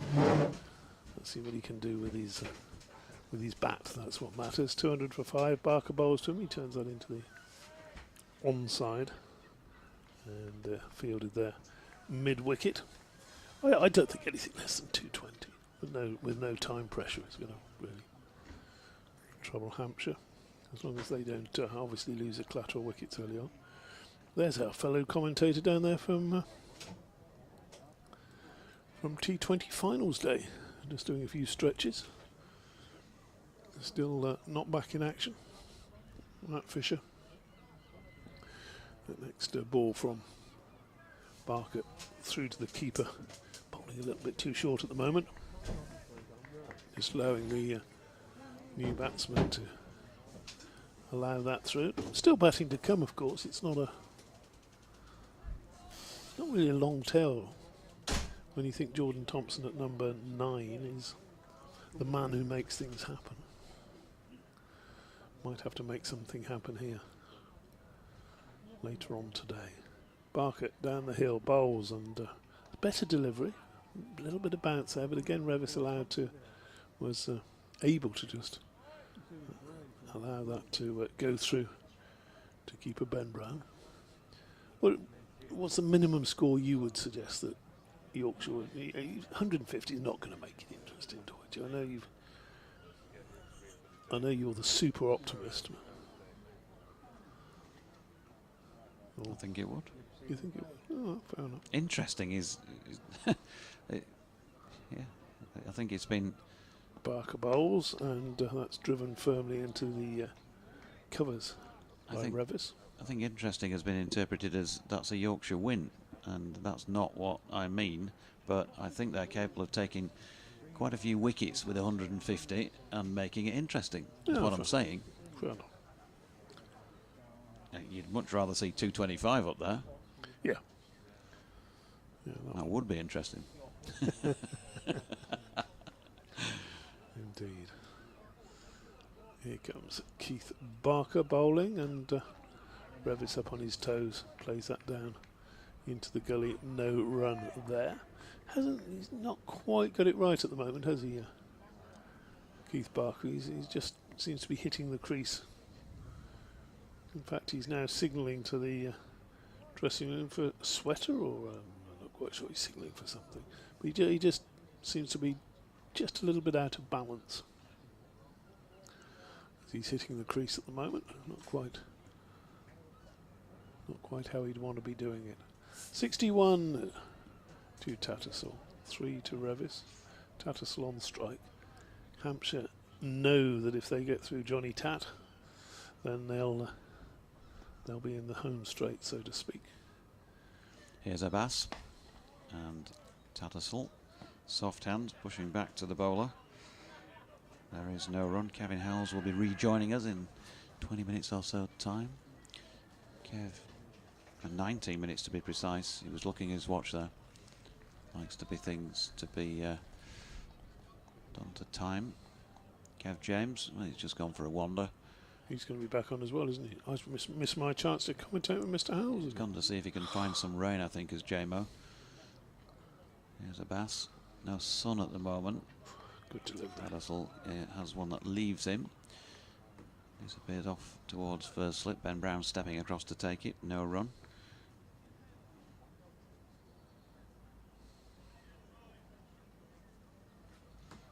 Just see if we can awaken Matthew Fisher, who has his phone down by his right knee laying on the floor. He might pop up for 5 or 10 minutes and have a chat. Get his thoughts on the match. Looks like Kevin Howells has a side strain. May need some physio as Abbas is in, and Tattersall happy to watch that one go by. Young man appears from stage left and does a bit of limbo under the green rope. Signalling across there. Mum, Dad, come on, can I have an ice cream, please? He's now walking under the second green and running across the face of the pavilion. He's not bothered about the stewards here. He's made it. He's just done a metaphorical gesticulation to the stewards as he ran across the face of everybody watching as Tattersall firmly punches that back to Abbas, and there is no run.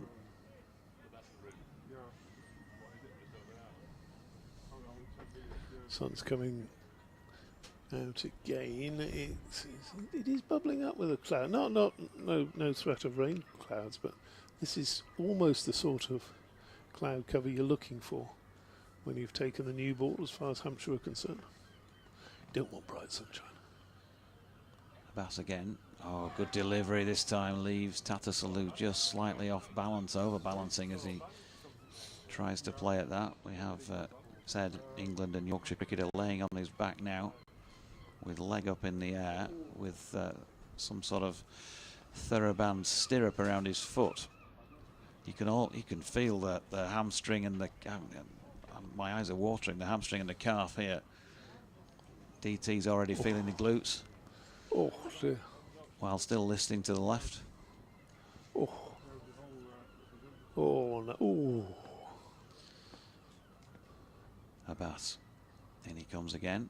And that's wide of off stump, and Tattersall happy to leave. The last time my two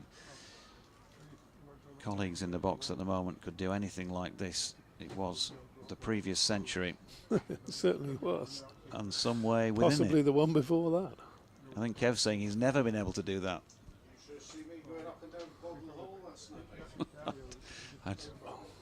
The mind boggle holes, Kevin. He enjoyed that stay, didn't he? End of the over, by the way, 200 for 5. Maiden from Mohammed Abbas. Oh, he's still going fish. He's got that left leg extended pretty much as it can be. New over then from Keith Barker. Bowls, pitches up, and he's driven comfortably by Revis up to mid-off, and there's no run. Bowling beautifully at the moment, Mohammed Abbas. Barker not quite giving him the backup that he needs at the other end. And I just wonder how many overs we will see from Keith Barker until the big threat of our Abbott returns. Barker bowls, and again forward comes Revis. I thought that struck him on the pad. We can't see from our position. We're watching from a very fine leg, and I think if that had just been pad only, there would have been quite a loud shout from the bowler on the slips. Gentleman in some optimistic shorts is making his way back with a box of fish and chips. That'll be you and me later, Doidge. Go and get them today.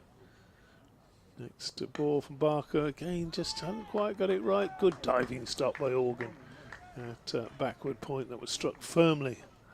Firm square drive from the right-handed Revis. Couple of slips and a gully. 3 men saving one on the offside. The standard 3-man leg side field. Mid-on, mid-wicket. And a long leg. That's Mohammed Abbas. As in comes Barker bowls, and that's going to get the mid-on into action. Scampering away as Revis picks up a couple of runs.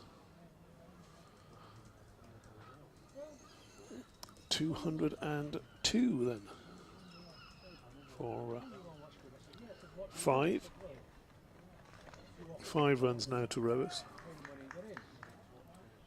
61 to Tattersall, and Barker now over the wicket.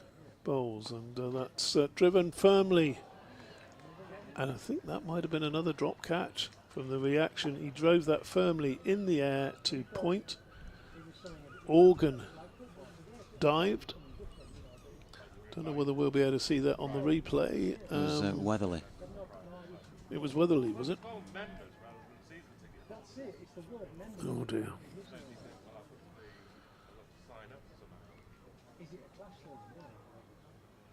Diving low to his, not an easy one by any chance. Diving low to his right. That backward point, but a let off again. I think these are 4 catches they've dropped today. At least 4, isn't it? Yeah. Barker bowls again, and that's a bit more oomph into that one. That's through to the keeper. Those things, they can be, I know it sounds daft, but it can be quite contagious, can't it? With drop catches, you see it sometimes. One goes down, then another one goes down, and it's almost who's going to hold on to one. Contagion of drops. Bowlers, of course, are not happy at all. Big let off. That would have been what, 202 for 6. As it is, it's 202 for 5. Start of a new over from Abbas. And that's turned backward of square by Tattersall for a single. Takes him to 62, the total to 203 for 5. It's been slow, deliberate going by Yorkshire today, and I still think that when you watch how Adam Lyth played out there, as a man who is known for his fluency, still suggests to me that it's not that easy, whatever the overheads are.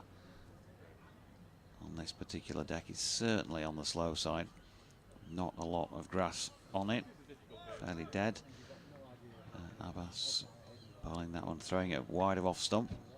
Revis choosing to leave. He's on 5.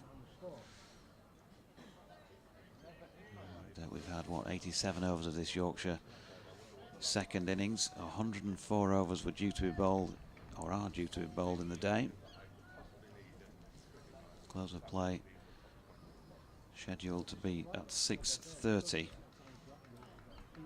But 29 overs remaining after this one suggests that we're going to be going pretty much all the way again, unless we get a few more overs of Liam Dawson at some point, perhaps. Abbas in again, dropped into the offside by Revis. And I talked about the understatement, if you like, of Mohamed Abbas's bowling. If you watch him again here from the Peasholm Park end, it's quite light on his feet as he comes in. There's a feeling of effortlessness as he delivers the ball. It doesn't look like he's really, like some bowlers really look like they're putting their back into it. Just look at that lovely easy run up, right over the top action. He's got a fairly quick arm, but he's not particularly quick bowler. It's what it happens when it gets down the other end. Revis dealing with this one and pushing it out into the point region. No run. A few people making their way around the pathway at the top from the entrance. On towards this way. Pardon? Pathway. Around the pathway. That's what it's called in Scarborough. Abbas goes wide on the crease again here. The delivery angle from which he got Matthew Waite's wicket not so long ago. But this time Revis right over the top of that, pushing it through cover point for a single. Have to add that one to our castles and our baths, I suppose. And scones. Scones? Can't remember what we did with that one. You went scone. I think I'll go scone. Is that not the northern pronunciation? Scone. Oh, scone up here. Yeah, okay. Well, that makes sense because you've got stone, haven't you? But I don't know. The stone of Scone, a little bit further north, another 40 miles. As Tattersall pushing forward, that's wide of off stump, easing its way through to the gloves of Ben Brown. End of that, Mohamed Abbas over. 88 now complete in this Yorkshire second innings. 203 for 5 means that they lead here by 204 for 5 showing on one of the sites. It should be 203 for 5. Don't think there's been any additional run, so the lead 144. Yeah, so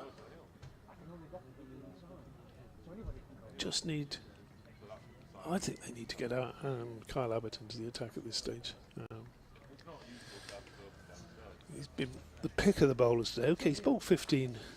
And he did bowl 8 overs in a spell, but you don't want that ball to get too soft. Maybe we'll see Barker prove me wrong as he comes in, bowls down the hill, bowls, and a thickish edge there. It's frustrating for Hampshire as that goes between the slips and gully and races away down to the third boundary for 4 runs. To Revis, he moves to 10, double figures. And the score now 208 for 5, so that lead creeping up all the time. 149 ahead now, so they need to get a 100 and, hang on, 140. Oh, that's right, wasn't I? Yes, 149 ahead. So they would need this stage 150 to win. Next ball from Barker through outside the off stump. Good carry on that, but not interesting. Matthew Revis, who's in at number 7 with Don Best to follow. And after him, Jordan Thompson, Steve Patterson. Here's Barker, bowls, and again another delivery that took off, taken head high by keeper Ben Brown, and Revis now down the pitch just patting away and wondering what that hit to fly through. Barker seems to be more comfortable over the wicket, finding just a little bit more.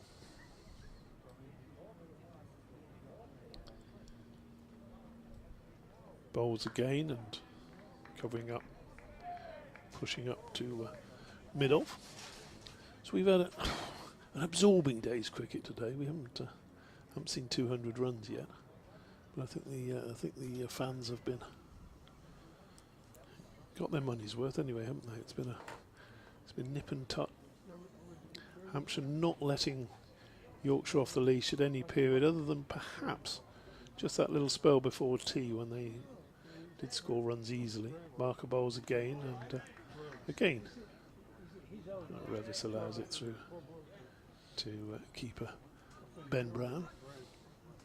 2 wickets in the morning session, 1 Adam Lyth in the afternoon session, and then that one with the new ball. This is the 9th over with the new ball. Barker's decided now to change back to around the wicket to the right-hander. Big man, big pair of shoulders on him. Bowls, pitches up, it's driven back to him. And that is the end of Keith Barker's over. Whether it be the end of his spell or not, we shall see. He's bowled. He has bowled 5 overs. He could have had that catch taken at backward point. Matt Fisher still doing all sorts of stretching exercises down there. Going to go join him? I'll go join him. A few Pilates or something. We have got an ambulance standing by. There's Abbas then from the Peace Home Park end of the ground. Shadows beginning to lengthen from the west stand side of the place, and Tattersall plays a nice shot once again, just laying his bat on that and running it out to deep backward point. Picks up 1 run, 63 to him, and the total now moving on to 209 for the loss of 5 wickets. Lily says Matthew Waite looked comfortable for his 47, then gets out. Hope Johnny Tattersall and Matthew Revis build a good partnership. Lily thinks 220 would be interesting as a lead. Abbas in, thickish inside contact on this one from Revis, but I think he was also trying to turn it leg side, and he'll get a single as a result of that. He's up into the double figure regions now, 11 to Matthew Revis, 210 for the loss of 5. So that lead is that interesting 150. Interesting positions that Matt Fisher's getting in at the moment. Oh, it's painful just to watch that, isn't it? He's got his feet in stirrups.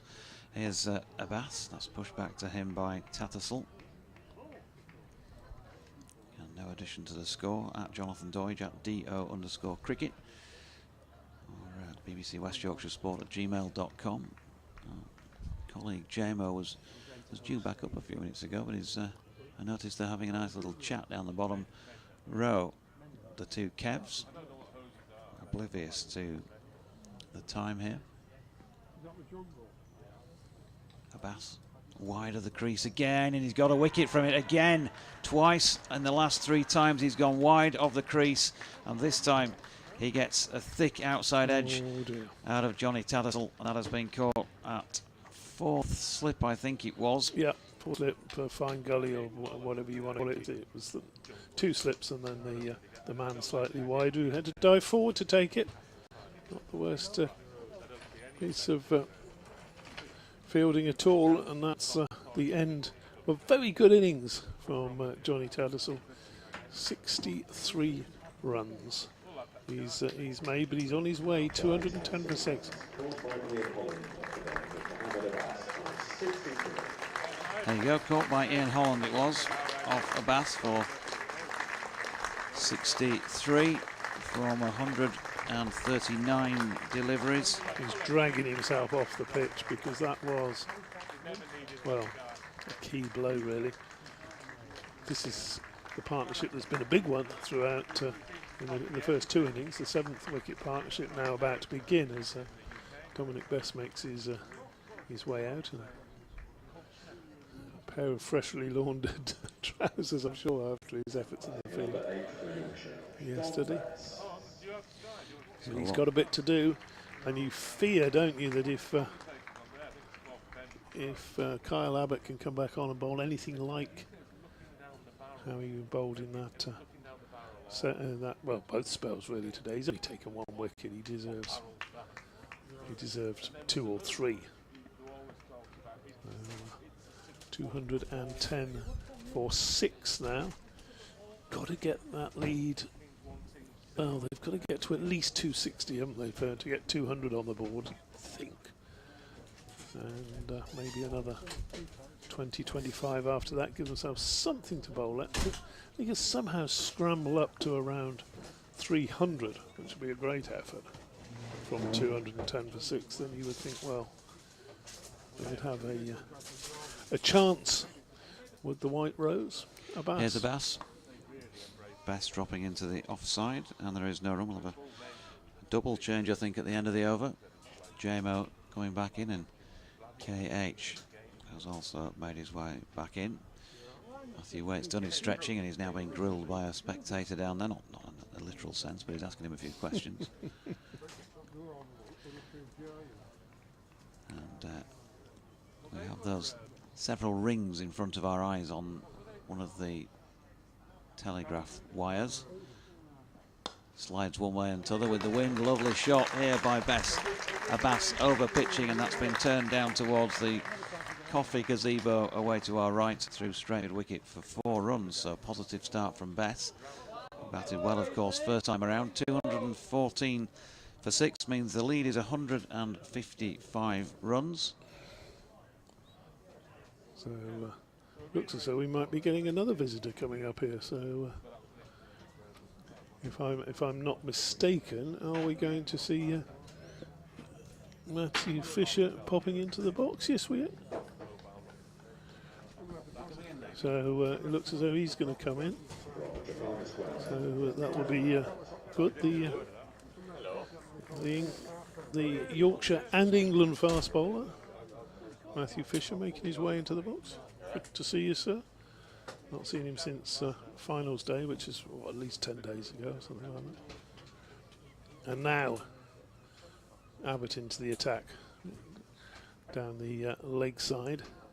Revis just watches that one go by. So how are we going to do this? You want to come on and do a bit of chatting with Doidgy? Yeah. So there you go, Doidgy, the best laid plans of mice and men and all the rest of it. We let Fish come in here. We'll do that. Take your cans. So Kyle Abbott from the Trafalgar Square end. And in he comes bowling to Revis, who's back foot this time and punching back up the pitch towards the bowler. And there's no run. Let Fish get comfortable.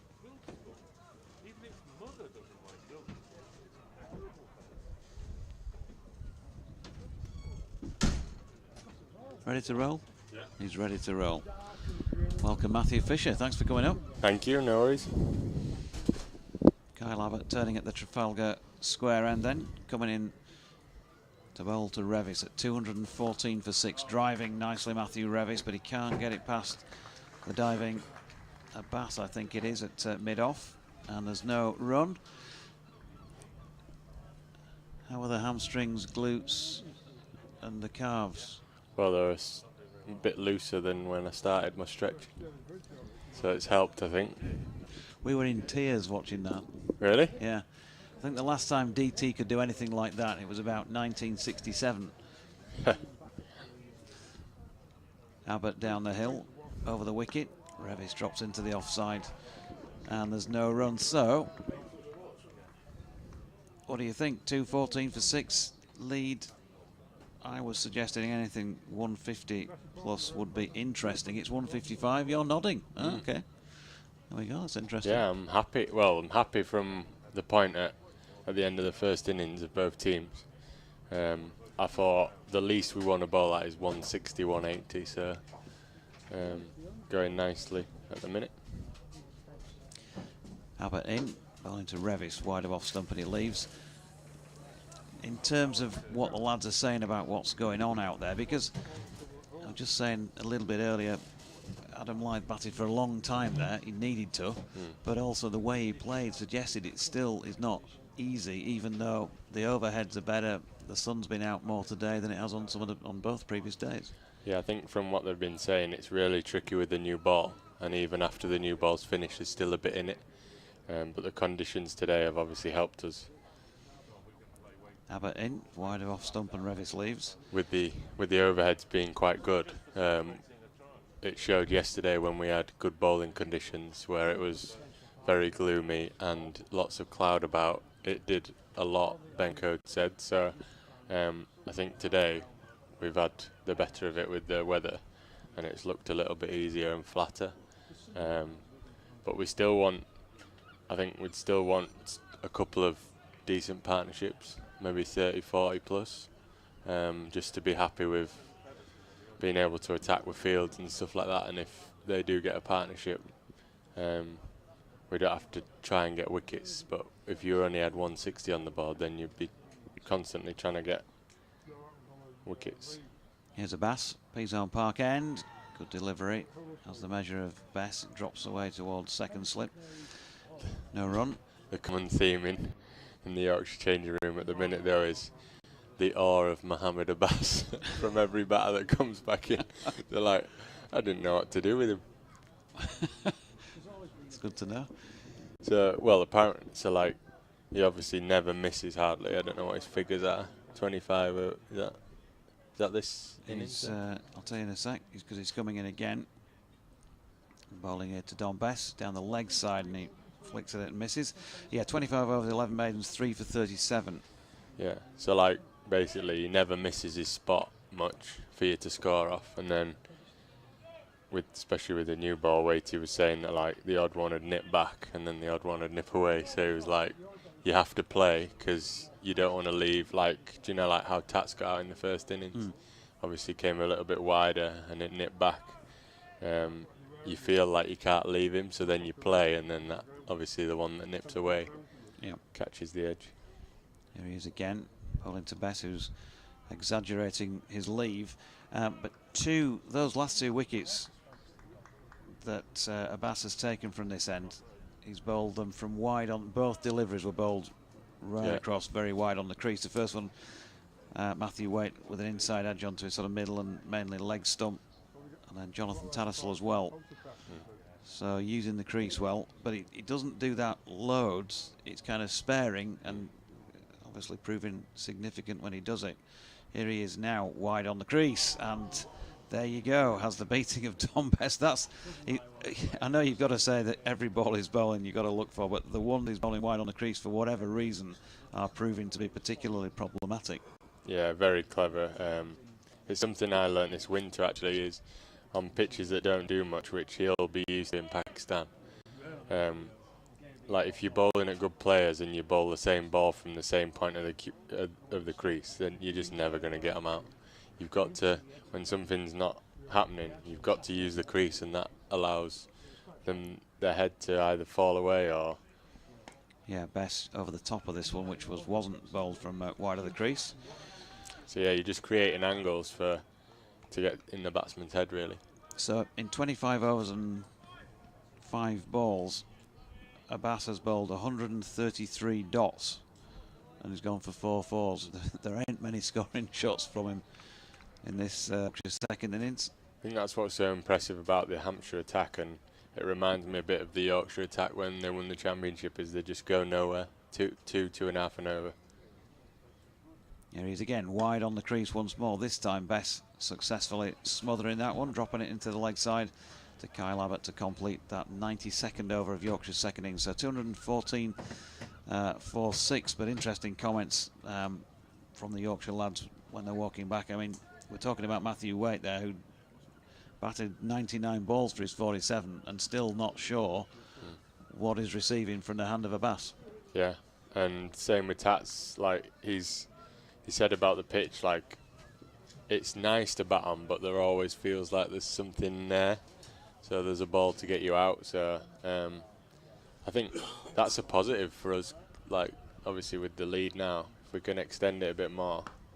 Yeah, Abbott down the hill to Revis, who pushes into the offside, no run. Matthew Revis into double figures here, and well, we know these two can still play, so there's still some hope of putting something on. But this would be, you would think, the last significant partnership that we've got in the White Rose. Still Ben Code, of course, or Jordan Thompson, I should say, first of all, and then Ben Code.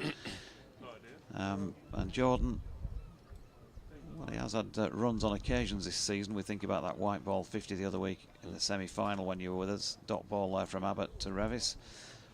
But I'm talking more about his red ball contributions. He said himself they haven't been as often as he would have liked. Great time to produce it today, wouldn't it? The man that makes things happen. Definitely. I think the thing with Jordan is I think he's maybe dropped down the order this year a little bit. 1 or 2 positions make a big difference. So batting at 9, you've obviously only got 2 partners to come, but batting at 7 or 8, he can build an innings more. So here's Abbott again. Revis back foot, just awkward in playing that. Good delivery. Jags on him slightly, I think. Like I haven't spoke to him about it, but I know when I've batted at 9, it's like it's tricky to get what tempo you want to bat at, because you feel like you want to score runs to. Obviously, you might not be out there too much longer, but then, like, to build an innings, you want to take a bit of time at the start and see it better at the end. So is there sometimes a tendency to kind of rush it and almost sacrifice your wicket because you're pushing it? Yeah. Because you're not sure how long your partner might last. Abbott in, good delivery. Has the beating of a pushing Matthew Revis. A little bit of nip by the looks of things. We're not anywhere near at the right angle here. We're further away from play, in fact, than we were at the Surrey game a couple of weeks ago. So let's go 1, 2, 3, 4, 5, 6, about 7 strips off the straight down towards fine leg. Behind Matthew Revis from where I'm sitting, Fish is a little bit straighter.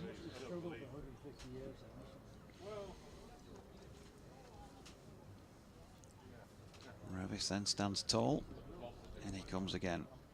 Kyle Abbott, that's nicely pushed back past the bowler. Keith Parker's not going to get his mitts on that one, and it makes its way up the hill and over the rope.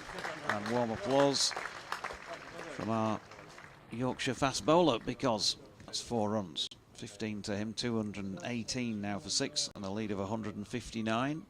So just nudging it up, nudging it up. Do you want to know some of the rubbish we talk in the changing room? Go on. So we were chatting about how Waity hits the ball, and if you were the ball, how you would react. So when Waity hits the ball, you go, ow.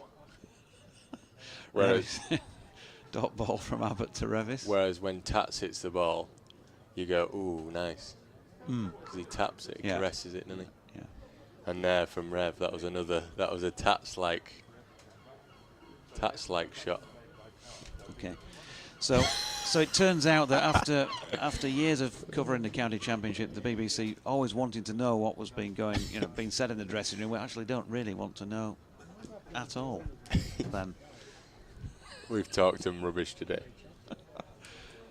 I think you should give us some more examples that are repeatable. Yeah, there's some that we can't repeat. We were playing Would You Rather for a few hours. Have you ever played that game? Would you rather one thing or another thing? Okay, a Bass to best. Oh, now then, not far off pushing at that and getting a nick. No run. Go on, would you rather? Well, it wasn't like this, but it could be like 10 spiders or something else not very nice. Okay. Then you'd have to choose. Then you get reasonings why. Right. No, I've Yeah. not played it before, No. but I can imagine you must have had hours of fun with that one. Maybe 1 hour. Those lengthy sessions almost fly by. Abbas in, and Bess opens her face and pushes it out to point. No run. So come on, give us an example. I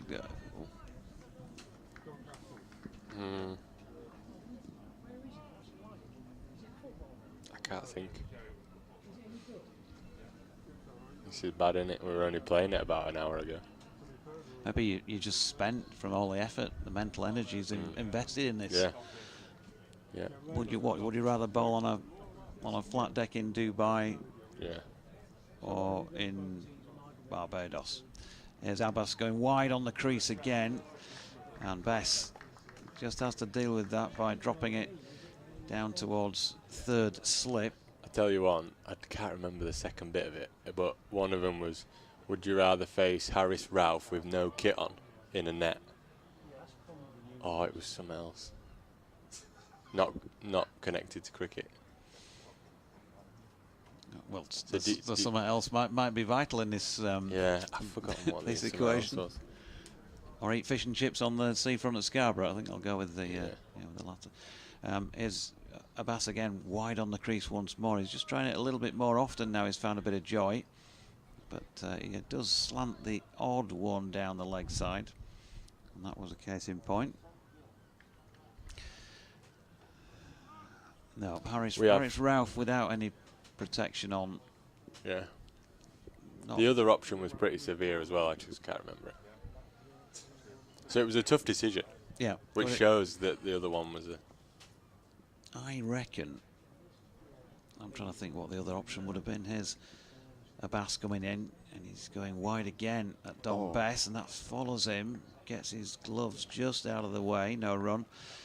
So Harris Ralph with no protection on in the nets, or it could be like or face Harry Brook on the beach at Scarborough, something like that, where he's going to be doing all sorts. Definitely Harry Brook. No, or something like, it could be something like you have to have an ice bath for 20 minutes every day of the rest of your life. Something like that. Is it that bad? Yeah, something. So. Here's a Bass short ball, very rare, bangs one in short.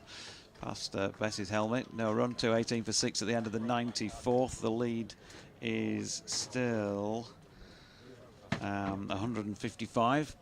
But Harris is steaming in, like and he bowls. I mean, it would be pretty hard for those of us of a certain age to actually get out of the way of one that is angled in at your toes.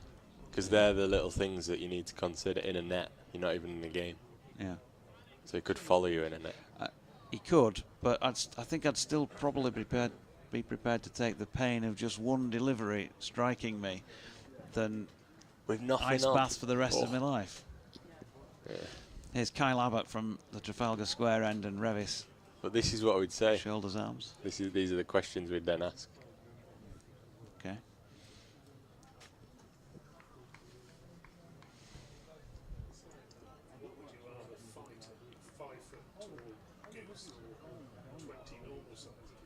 Yeah, stuff like that. DT says it's like. But better than that. Would you rather fight a 5-foot tall goose or 20 normal sized geese? Here's Kyle Abbott bowling to Revis. It's full, driven up to mid off, and there's no run. We do football teasers. Yeah.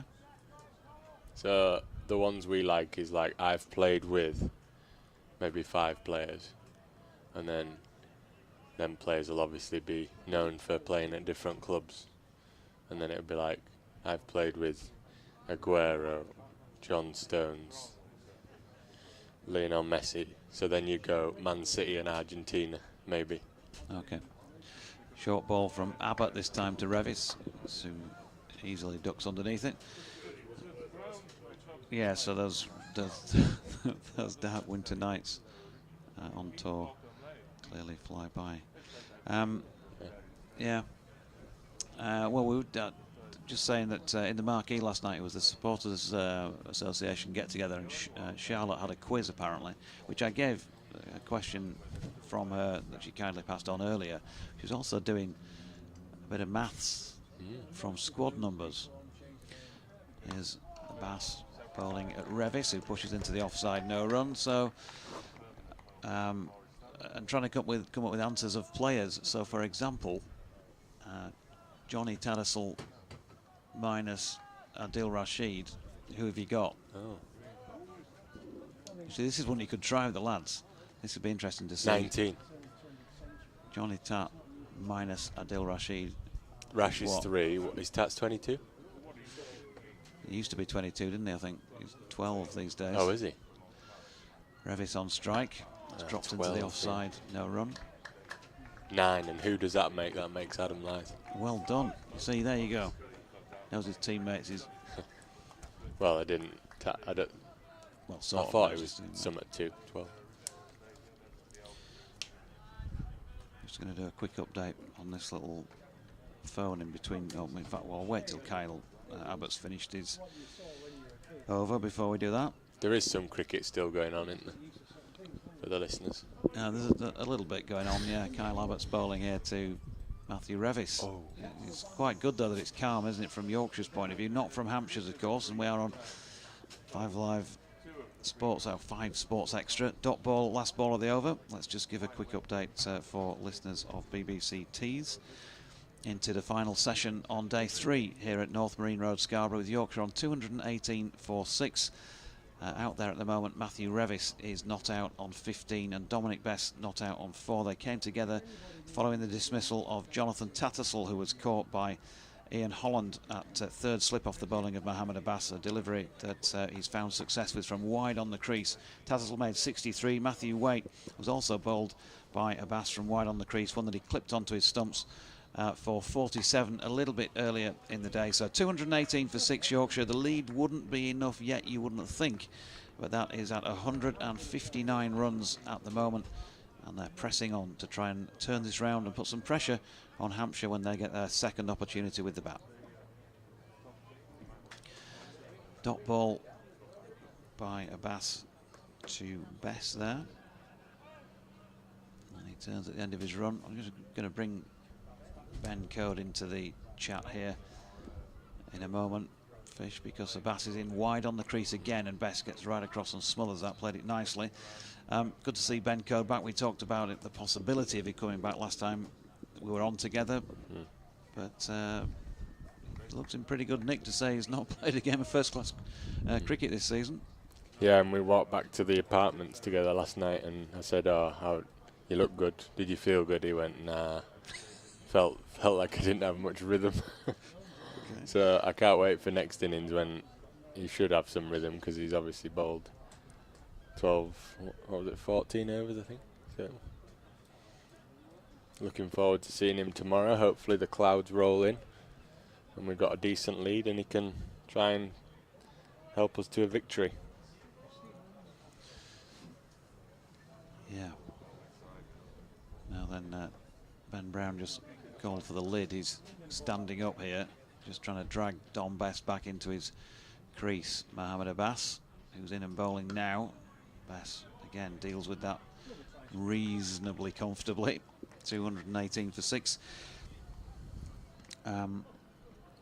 Otis Gibson had said to me after last week's game at Taunton that he was calling for the players, the Revises, the Waits and the Thompsons of this world, to bowl with control of length for him. Now, I'm not sure how much you've actually seen of what the players bowled in the first innings. More in a moment, because Abbas is in here to Best. That's dropped into the leg side, no run. But would you think what he saw in the first innings would be an improvement on what he's seen so far this season? Bearing in mind Ben was back in the side and Stephen Patterson returned. Yeah, potentially. I think we bowled well. I think we could have even bowled better as well. I think lads would admit that in between the wickets we gave a few 4 balls, but that's just being ultra critical, because we want to be a team that's not just mid-table. Abbas to Bess, Again, solidly behind him. We want to be a team in the next 3 or 4 years which are challenging every year. And there's only so much time you can say, oh, we're a young team, or we're this, we're that. We've got young players in it, but now the ones that were young in that transition period that Martin used to speak about are now coming through that, and we want to see performances week in, week out. But like the Revs and the Hillies of this world, and Luxie, like obviously they're still young, but other than that, there's been a lot of cricket played by a lot of us, and we should be setting our sights on the top of the league and trying to win it. So they're the things which you've got to learn from and try and be better and better every day. That was a firm drive that you may have heard. Clonked into the offside by Bess. Fielded by Gubbins, covered to complete the over at 218 for 6. Yeah, okay, so, I mean, you say that, but Andrew Gale at the start of 2021 and Otis in his first introduction to the press when he was introduced before this 2022 season, they both said that they won the title in Andrew's last season and Otis's first. Kyle Abbott bowling to Revis, it's wide off stump. So what then? Why hasn't that come about? What are the setbacks, if you like, that have meant that last year things just fell away a little bit towards the end of the season? This year you've been up with the pace in the early stages, but starting to sort of lose a bit of momentum in that respect. I think the batting's been a real positive this year. I think the bowling's obviously been a little bit more inexperienced, and it's been hard when me and Cody can't really help out. It takes its toll because Tomo's played nearly every game. I think he missed one T20.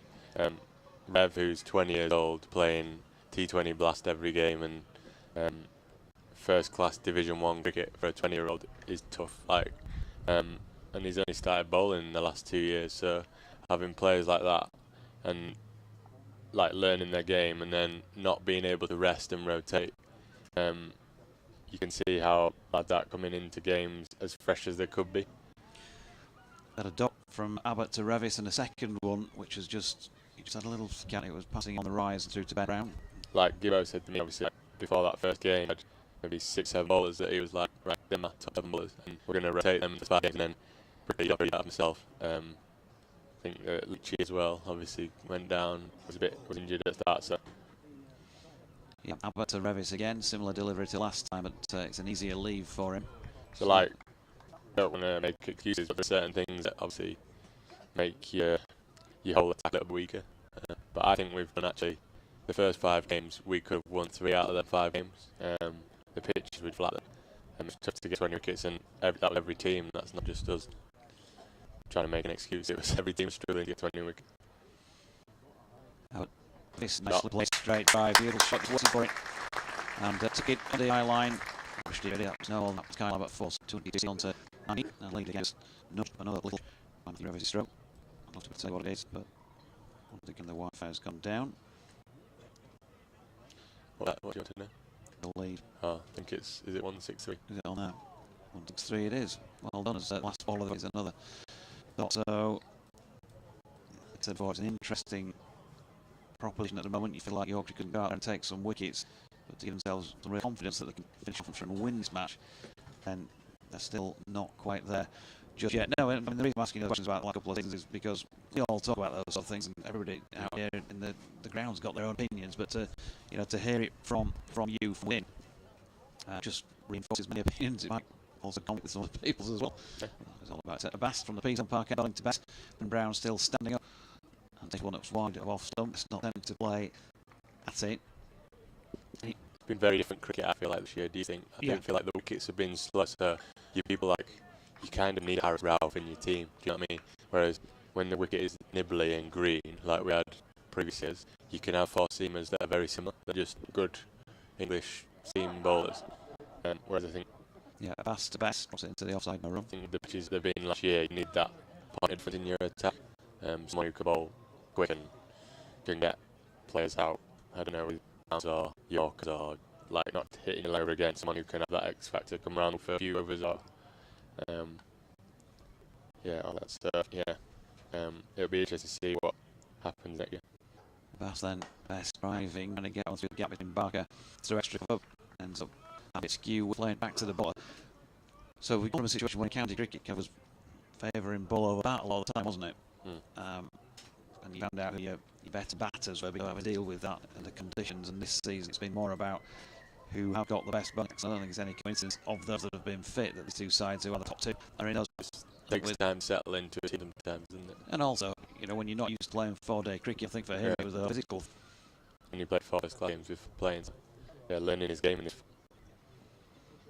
And again, past umpire Malland is going wide on the crease once more. Bess also faced the point of his saved shot, but can't get it past the field. So slow at the moment by the home side, but they feel like they're going to set this up and give themselves a chance. It has to be that way. And anyway, what's the rush? There's a lot of time left, not only today still, but it's more as well. Still 19 overs left in today's play. Bass is in, drags that one down a little bit and wide off stump. Best watches it go by the lead, 163 at 222.46. I think the line might be back on the way up. If you Yeah, no worries. want to put your feet up, we'll say Matthew Fisher for the time once again. Thanks for having me. And we'll hope that you'll come up and join us if you can for that game back into August here against Hampshire again, isn't it? Yeah. Well, tomorrow, yeah. Bob back up tomorrow as well, why not?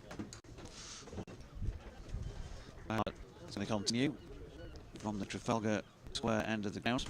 I'll have an update for BBC Radio Humberside in a moment or two. I think Jamo's got one to do as well, so just to hold the fort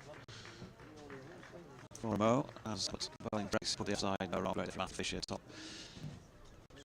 top lad, as they say, but also we would love to see him really wouldn't be out there on the field of play. You think about Scarborough here last year against that Somerset from the Eastham Park end, and if you saw that, then you know what we're all missing.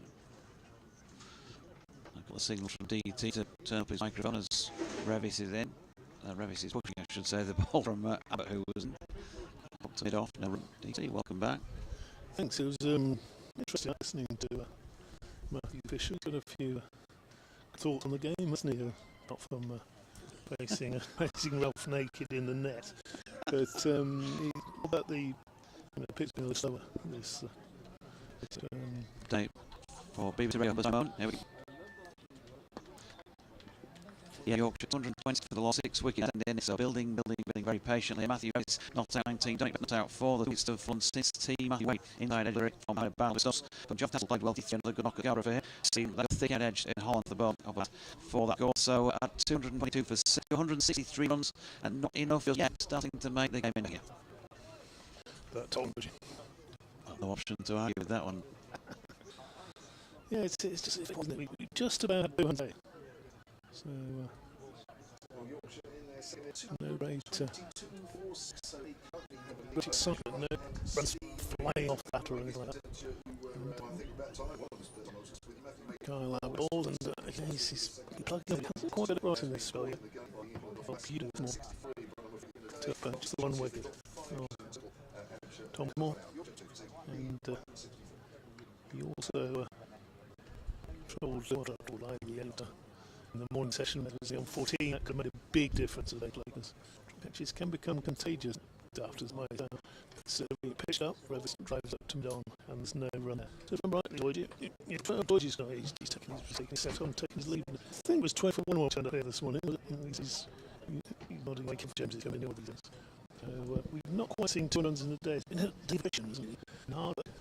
A tricky catch, really. Adam Line dropped at third slip, should have been taken. I think he got 14 at the time.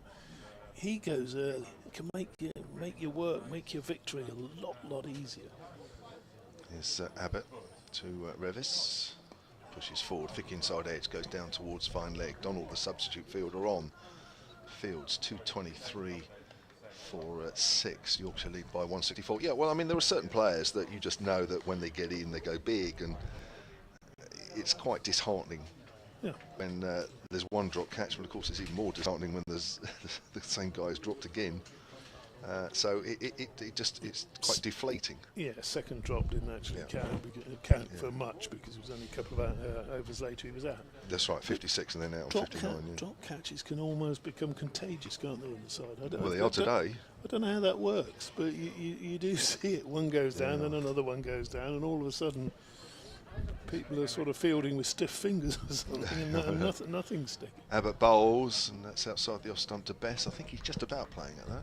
As it goes through to Ben Brown. There's been a lot of that, but yeah, it is the hard. You know, when you know that it's not going to be that easy, you know, to bowl a side out a second time because the conditions are, you know, a little easier to bat, then yeah, one catch, two catches, but I mean for 5 to go down. I mean when that fifth one went down, I was quite close to being pitch side, and one or two players visibly annoyed, really.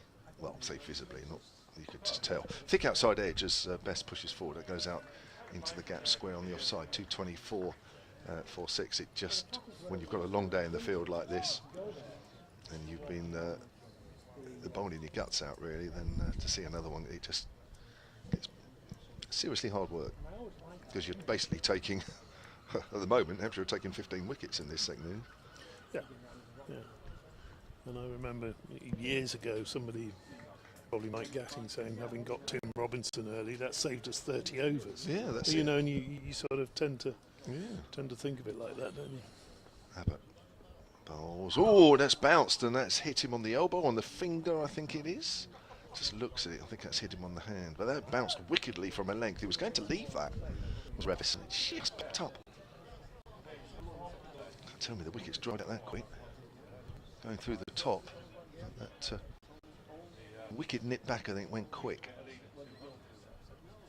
Batter's just having a look at the spot there. Try and get that out of your mind. Revis has 20. Bess has 5. 2 wickets since tea. Wait for 47. Tattersall for 63. Both wickets to a Bass. So Abbott comes in. Bowls again. Forward. Again, there's that vacant area at point, which the ball makes its way down the hill towards Weatherly. 225 for 6. There are still 16 overs left in the day. After today, where are we? We are at 20 to 6. Potentially another hour and a bit. The way he's bowled today, Kyle Abbott, I think he almost deserves a soft wicket, doesn't he? That sort of gimme wicket. Well, he does, and the crazy thing is, isn't it? I mean, having got Lyth twice before he was out, Lyth out to Fuller, a ball down the leg side.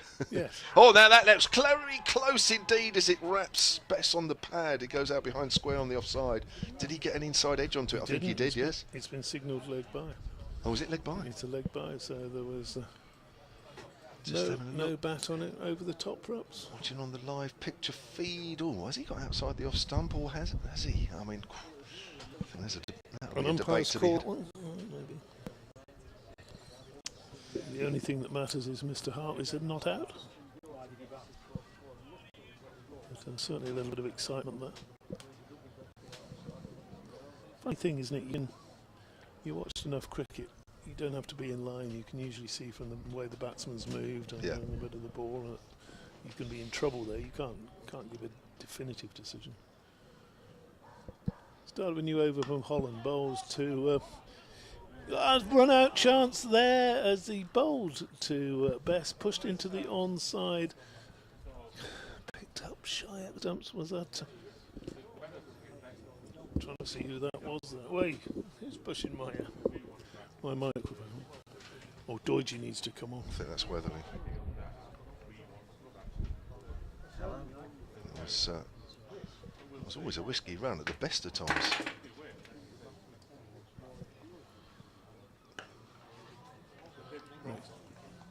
Next delivery pushed out. Doidge needs to come in to do an update, so I'll leave it. You're off. I'm off for a minute. So Ian Holland with a slip, and a fairly wide slip. Dawson and Vince. Bowling to Bess. Comes in bowls, a length ball on the leg stump, and that's turned away down to backward square leg. Total moves on to 227 for 6, and the lead is up to 168. Brings Revis back on strike, who was dropped on 5. He's currently on 21. It's been the story of Hampshire's day. Can't hold on to their catches today. It's been one of those, just one of those days in the season where it just happens, I'm afraid, as that's pushed back to Holland. A length ball there from Revis.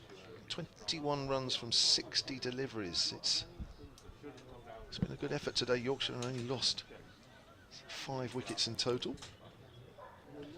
Starting the day on 23 for 1. Tricky situation, trailing by 36. But Lyth with 59 at the top there, and Tattersall with 63. Put in some good effort for their Yorkshire, as that's turned away on the leg side by Revis. Moves on to 22, 228 for 6. We are in the 22nd over of this second new ball. The new ball has brought 2 wickets for Hampshire. Matthew Waite in the 4th over of the new ball.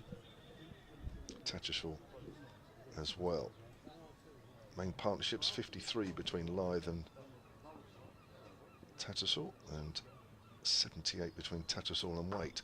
That's worked down to third man. It won't go too far away as Fuller runs after it. It's just a single. Best will advance to 7. 229 for 6. The lead now up to 170.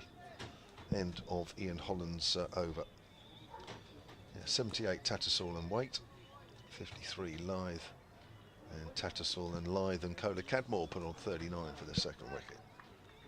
Those are the main partnerships so far in this Yorkshire second innings. Abbott to continue from that.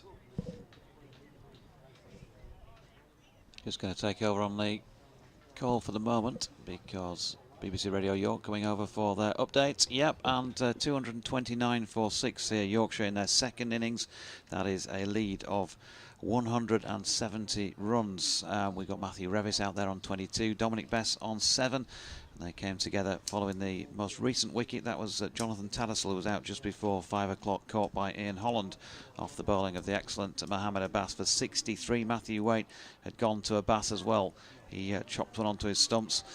For 47 a little bit earlier in the day. It's just been very patient stuff all day, quite slow and painstaking progress from Yorkshire. They've lost 5 wickets since we resumed this morning, with them on 23 for the loss of 1 wicket. So as you can tell, just over 200 runs added, and still plenty of time left in the day as well. Just over 14 overs still to go. Yorkshire leading by 170 at 229 for 6.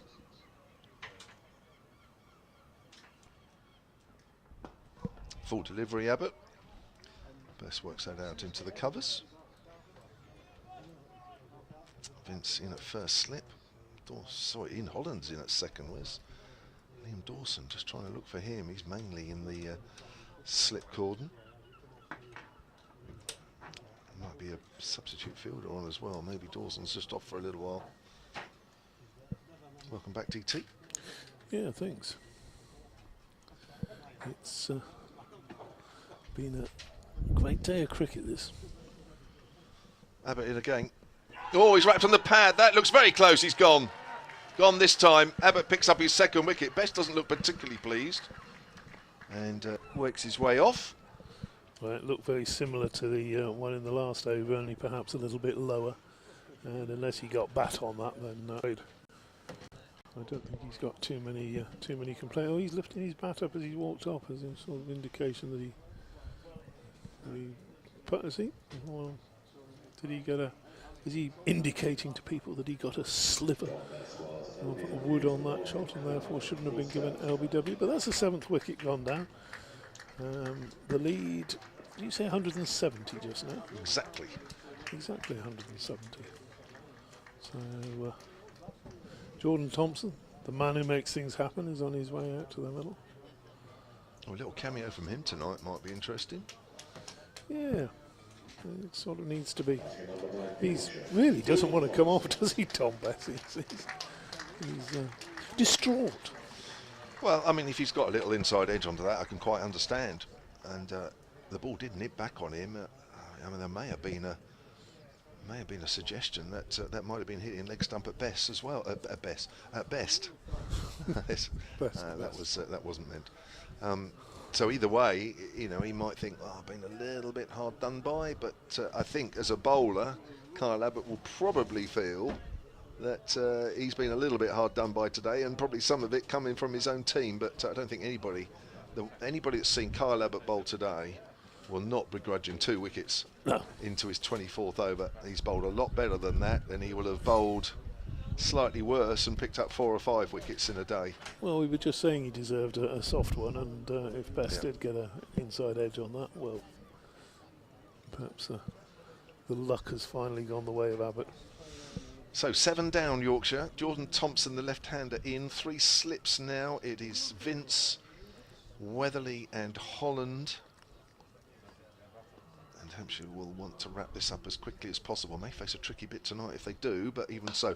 Thompson drives powerfully up to mid-off, straight to Barker. Already Thompson looks as though he's, well, he does play that anyway, and it was almost a half volley, so I don't think this... can read too much into that. 2 balls left of this over. The 103rd of this innings. Shaping up to be a really good game here, with Yorkshire 170 runs in front. Got to somehow eke out another 40 or 50 to make it really interesting. Here comes Abbott. Bowls, playing a missing outside the off stump. Just come back a fraction up the hill for Abbott. That's his stop ball. We did see to the right hander this afternoon Abbott just getting the ball to shake down the hill, which I mentioned at the time is not like him, but that's just angled across the left hander. That was a good delivery, that. The sun has gone in, and I think it may have gone in now for the day. I don't know. It's that sort of high cloud, but quite a lot of it, which may have put paid to any sun that we've had. We're playing a missing outside the off stump again. Jordan Thompson. End of the over. And Abbott has 2 for 59 from 24 with 6 maidens. The top wicket taker for Hampshire so far, Mohammed Abbas, who's taken 2 today. 1 last night, 3 for 37 from 29. Yeah, there was a nothing sort of shot that from Jordan Thompson, last ball of the over. Just waved the bat at it almost as it went by. Not what his teammates want to see. They don't mind him being positive, but that was a bit of, almost like like the way he got out at the end of the first innings, wasn't it? Just sort of dangled the bat out a bit. Well, it's almost as if it's in the right area. I mean, if it's too full or too short, then he's playing positively and wants to put bat to ball. And if it's not in that right area, it's just like, well, I'll just push out of that without really much thought. So it's Ian Holland bowls, and that one took off from, flown through to the keeper. We haven't seen too many do that from this end, the bowling from the Peasholm Park end. That was just flew, didn't get a touch of Revis's batters. Another man who Hampshire will think shouldn't be out there at the moment. Dropped at a backward point by poor old Joe Weatherly. Next delivery is pitched up, played very nicely through the onside out to deep mid wicket for a single. We'll bring Jordan Thompson on strike, not off the mark yet. 23 to Revis, 230 now for 7, so 171 ahead. I don't think anything south of 200 is going to bother Hampshire. If Yorkshire could get up to 220, that might be a different story, but I'd still fancy Hampshire to win. Holland bowls, and that one kept a little bit low, and Thompson was across his stumps, got bat on it. Good diving effort by Nick Gubbins, I think, to save... no, it's Donald as the substitute fielder. Yeah, good stop that was, wasn't it? Who's he on for? I do not know at the moment. I can't quite see in the corner, although there'll be nobody in the corner to our right, because of course the bowling's this end. I can't see Liam Dawson on. Or is he first slip? Might be actually. Next delivery to the right-handed Revis. He's just played into the offside. No run there. It's getting a bit colder as well, isn't it? Doidge's come on, put a second sweater on. The man from Hampshire will be shivering. Will be, or already is. Searching for his antifreeze. Do you still have antifreeze in cars? I don't know. Must do, I suppose. Yeah, I think so. Holland bowls, and that's played down to backward point and no run. So long since I've been in this country when it's been cold. Lucky you. James. Yeah, Kevin James, by the way. Yeah. It's only day 3. I know, but that's why. You'll get it right. You'll get it right by day 4. You start off and you drift away. The Kevs. We can do the Kevs. Well, one's a Kevan and one's a Kevin.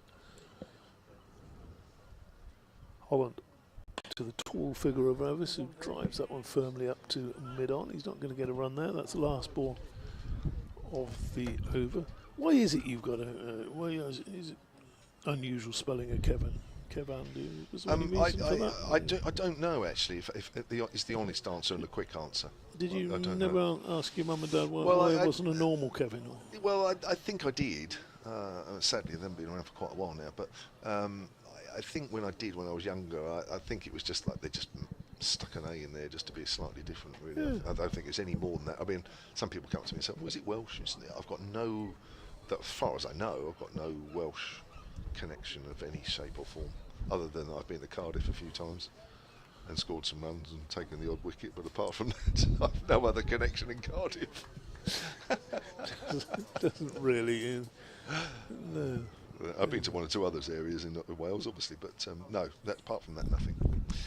Kyle Abbott to continue from the far end as we look, where all the flats are. There's Abbott bowls. That's flicked away. Thompson is in the air. It's a leading edge. It's just gone over cover. He's trying to flick that away over mid-wicket. It went very high indeed. And that could have gone absolutely anywhere. Fortunately from a Yorkshire point of view, and unfortunately from a Hampshire point of view, just out the reach of the cover field. I think that was Nick Gubbins out there away to our left. Yorkshire move on to 232 for 7, the lead now, 173. Apologies, Bill Seeger emailed a little earlier. I know some of you have emailed today and I've missed some of them. I apologise. I think sometimes when the conversation moves on, it's just difficult to go back to one or two of them. So if I've missed them, apologies.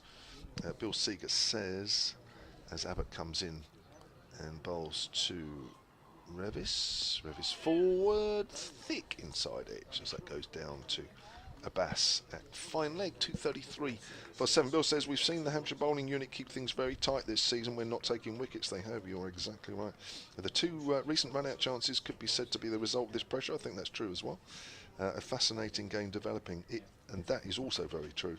I think that depending on when and on how many Yorkshire are bowled out, I think we've got a great game in prospect. 174 the lead, just over 12 overs left in the day's play. It's Thompson on 2 to face Abbott, edged past where fourth slip would be, and there is 3 in there, and it's going for 4.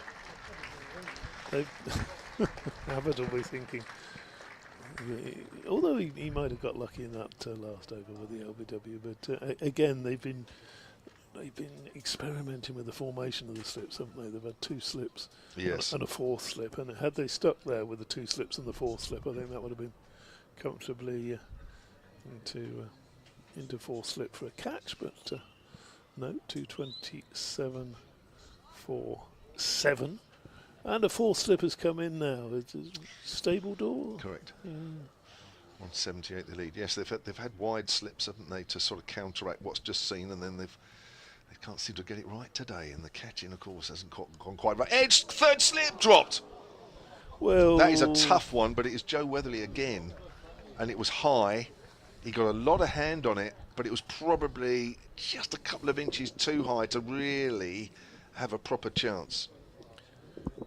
Yeah, it was travelling fast to a 3rd slip. He had to get up quickly. His hand is moving up as he tries to take it, and he's tipped it over the bar, if you like, in footballing terms, and couldn't get enough hand on it just to knock it up so one of the other slips could complete the catch. But, well, that's another one gone down off Kyle Abbott. I'm only going to put that down as half a chance, to be fair. I don't think I'll be talking to Kyle Abbott tonight. I don't think he'll be too happy. Here he comes in again, bowls to Revis, and it's a length ball. Revis pushes that out into the covers.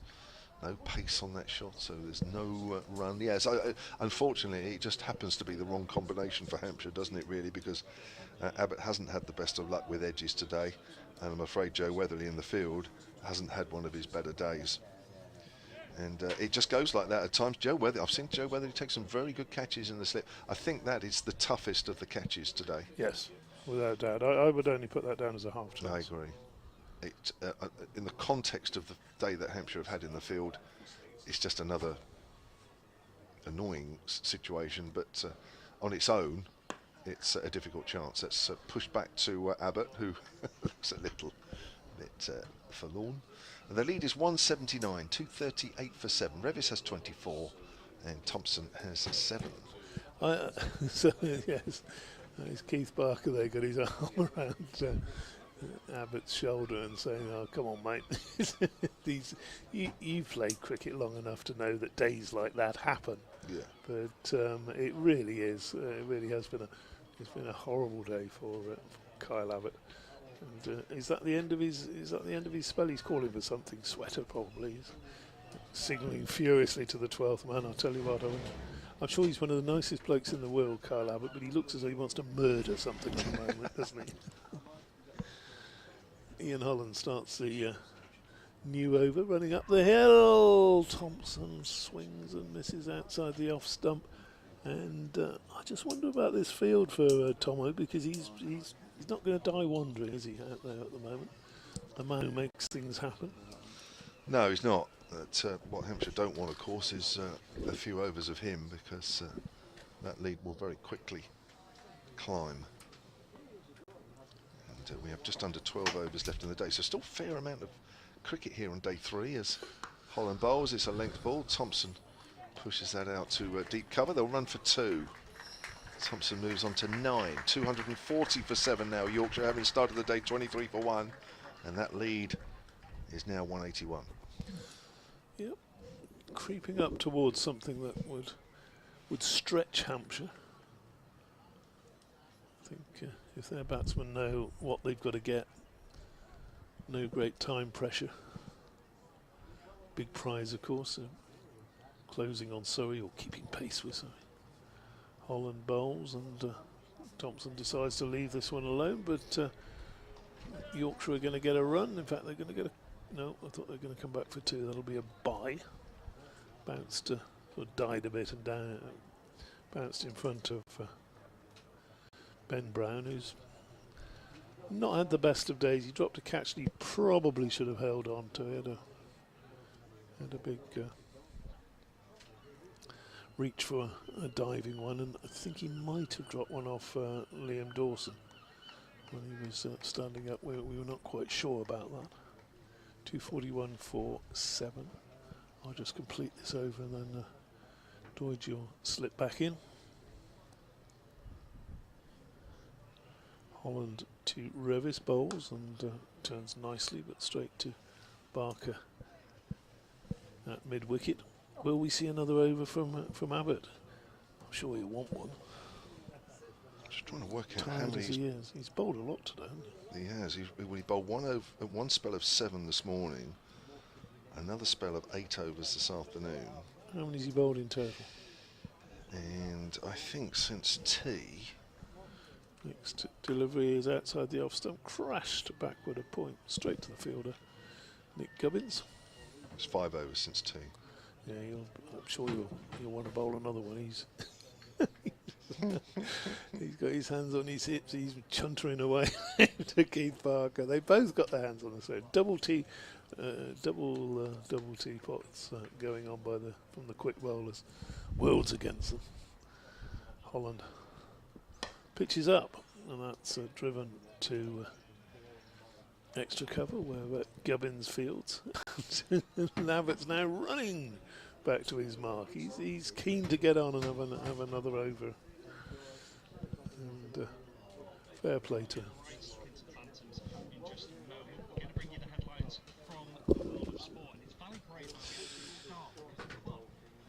So 182 the lead, 11 overs left in the day. Matthew Revis 24 not out of 72. Jordan Thompson 9 not out of 10.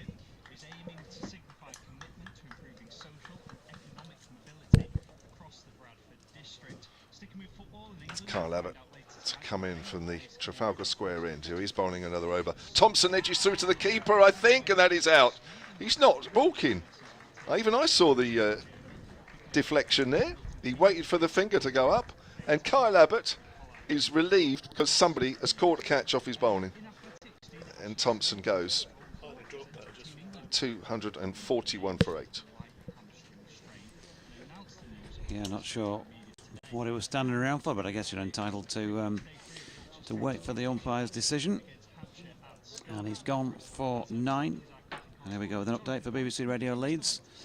Yeah, Jordan Thompson, you joined me with him just walking off the field of play, having stood there and waited for the umpire to raise his finger to a ball that he'd nicked through to Hampshire keeper Ben Brown. He's gone off the bowling of Kyle Abbott for 9, and so at the moment Yorkshire still just trying to accumulate something that they can work with from a bowling perspective here.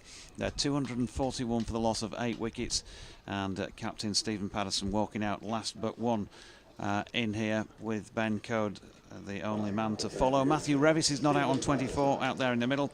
In more recent times this afternoon, Matthew Waite bowled by Abbas for 47. Jonathan Tattersall was caught by Ian Holland off Abbas for 63, and Dominic Bess LBW to Kyle Abbott for 7. The other 3 wickets to have fallen since my last update. We've still got a day of play to come, of course, tomorrow, and 10 overs and more this evening. So plenty of cricket to be played. Yorkshire leading by 182 runs at 241 for 8 in their second innings, Louis, and just need to raise the bar that little bit more. Thank you, Jonathan. You can join Jonathan by going to BBC.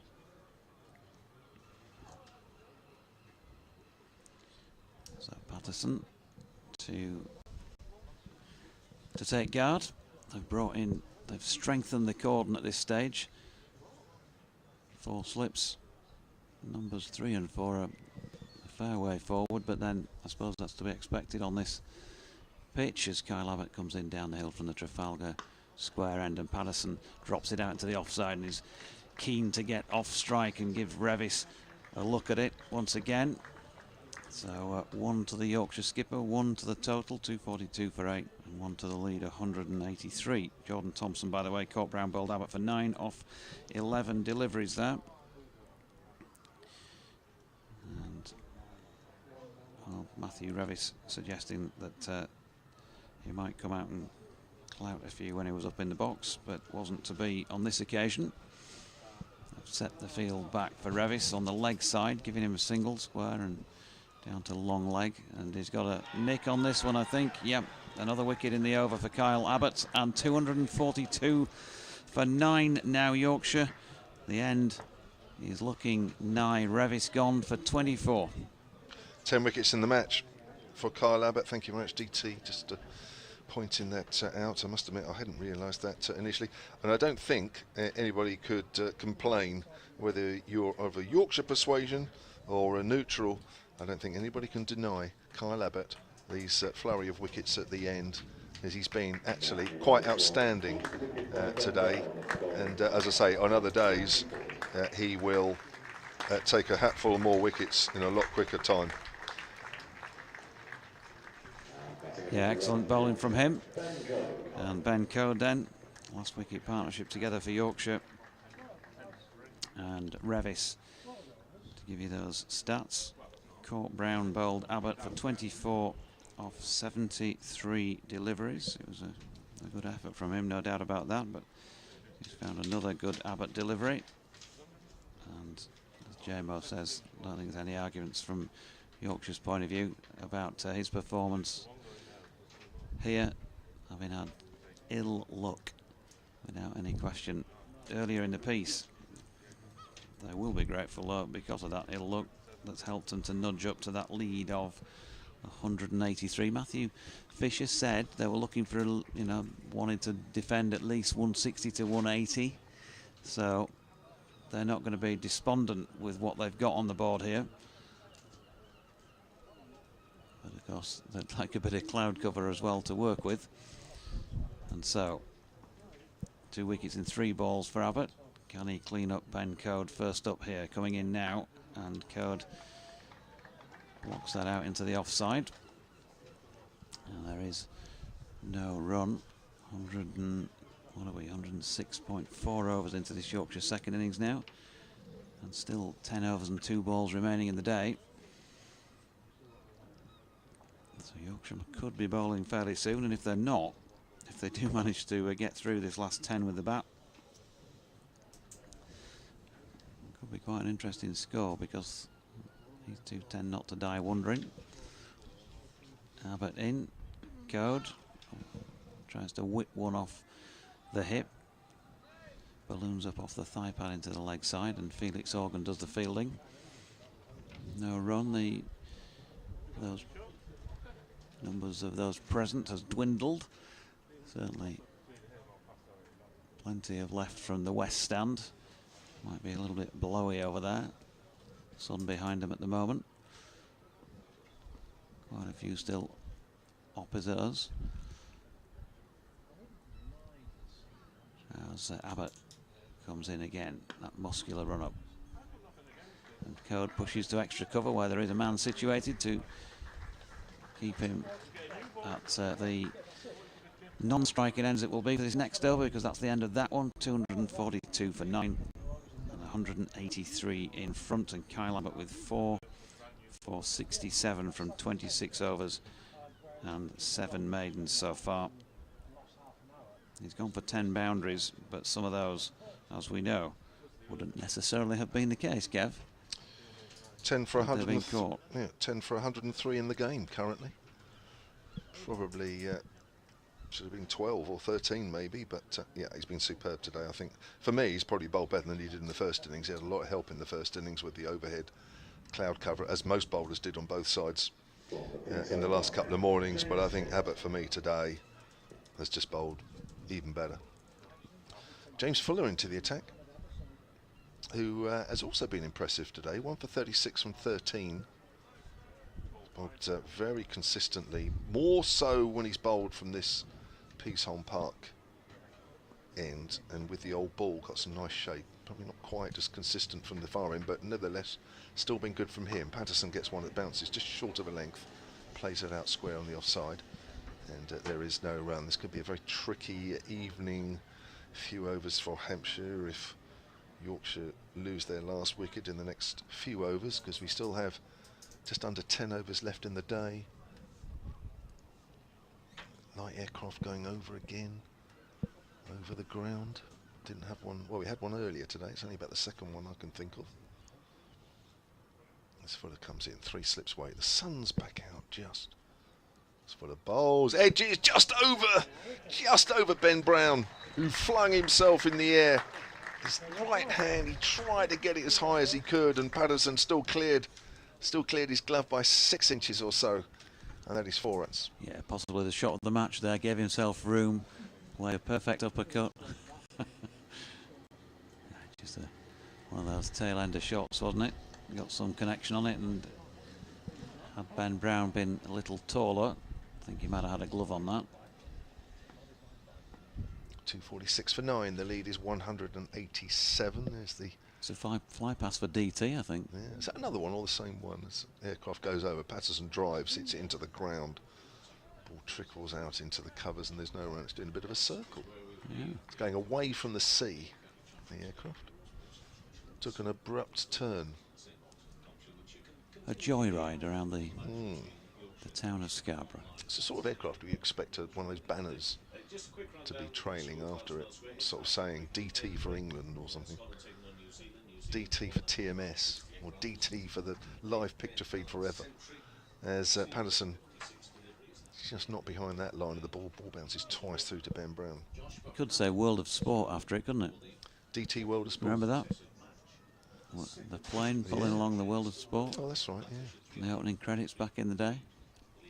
Sort of thing you see when you're in the sort of Canary Islands or in Spain, and you see these aircraft going up and down the beach saying, this nightclub is open at this time. sort of clubs that DT would frequent quite a lot. Here comes Fuller, bowls, and that's an attempted Yorker, which is a full toss, which Patterson just turns away on the onside. 247 for 9. That lead is creeping up all the time. It's now 188. And Lily says Kyle Abbott's deserved his wickets. Yorkshire could be bowling soon. I'll be here tomorrow with a lemon cake for you. Better not have any breakfast then. DT licking his lips in anticipation. Not that. Particularly enjoyed the rock cakes the other day. It's Fuller to Code. Short. Code doesn't know what to do with it, and in the end lets it hit him. It's a no ball. Now that's interesting. Oh, it might be a front foot no ball. It was a dug in by Fuller, but didn't really get up. I think that's what surprised Code. He was going to duck, and then in the end realised he couldn't duck, and it's hit him on the arm, I think. I presume it's called a no ball because it must be a front foot no ball. It certainly wasn't up high enough. Otherwise, 190 the lead now. 249 for 9.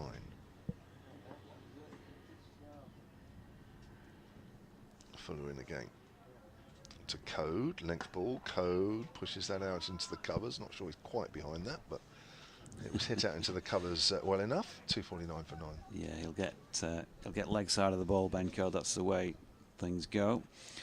Graham Goodall says JD thinking earlier that 300 would be about right, may still get there.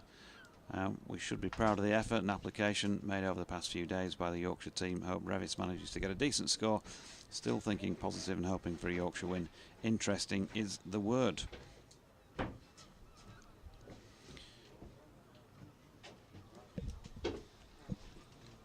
And Martin says, firstly, Calais Fish and Chip tribute consumed. Scarborough always brings back memories of a wonderfully warm man as Kyle Abbott's into bowl to Patterson, who opens the face and runs that wide of the cordon for a single. And that brings up 250, which is the reason for the applause. The lead 191. Then Martin goes on. The Pakistan Pato Abbas, showing control worthy of Pato himself. As ever, Tykes will be relying on the great man for some fourth innings magic. Yeah, they will. He's got a little bit to work with, but I dare say he and Ben Code, well, it's down to them at the moment, isn't it, to try and get themselves a bit more to work with. It's in their hands. Here's Abbott. And Code has a slash, and he's got it away for 4 over the top of the slip cordon.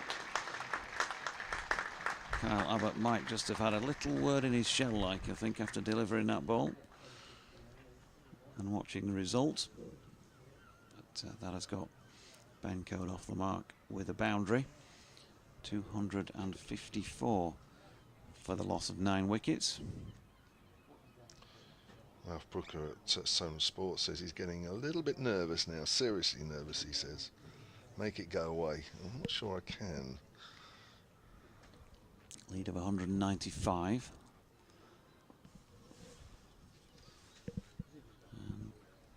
Abbott gives the ball a shine, back of the right thigh, coming in down the hill. And Code's going to get another 4 here. This time he's over-pitched on leg stump, and that was much more like a cricket shot than the one before. And it deserved 4 through fine leg. So 199 the lead at 258 for 9. And I think while we undoubtedly would say that Yorkshire have ridden their luck today, and Hampshire will be cursing the fact that they've not been able to take several opportunities, I think what you also can't deny is that Yorkshire have battled pretty hard out there with the bat as well. They've grafted away. There can be no real criticism of lack of application. That's a similar delivery, but this time a little bit straighter. Code can't get any bat on it. And it drops out into the leg side for a leg by, and the 259 for 9 now means that lead is 200, which just psychologically feels a little bit of an extra fillip. 17 these last 2 are put on.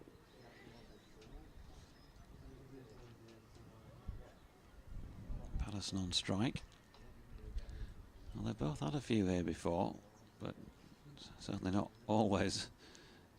Had a couple of good days in the past, and Patterson has got that one wide, thickish outside edge wide of the cordon down to third man, which they've put in place since the Ben Code shot. And he gets one. 201 in front.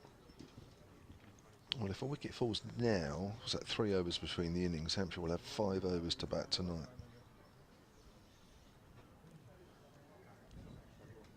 Could be interesting again.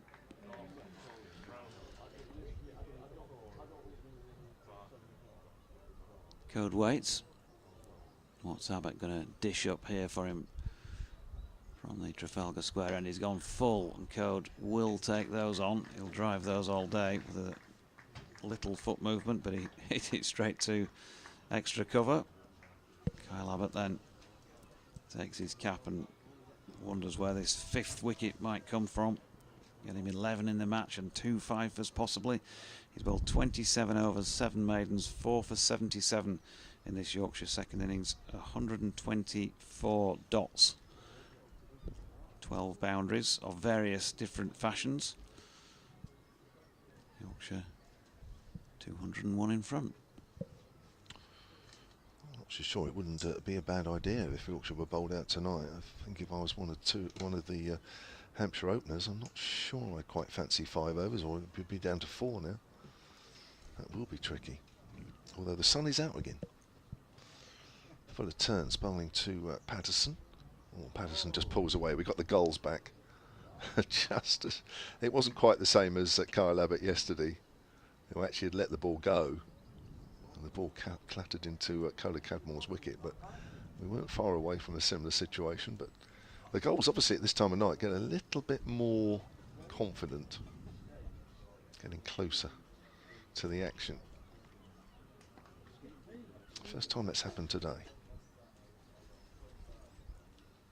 Fuller then, no goals in the vicinity. Patterson works that away behind square on the offside, runs the first one quickly. That'll be a single as Organ comes in off the third man boundary. 261 for 9, the lead is 202. Yeah, Ben Code could be a bit more stand and deliver from him.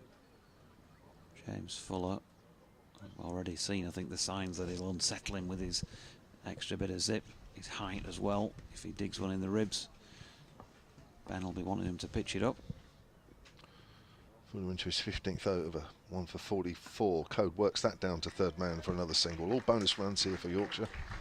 Lead is up to 203. Yeah, 20 now? Yeah, 20 for this last wicket so far.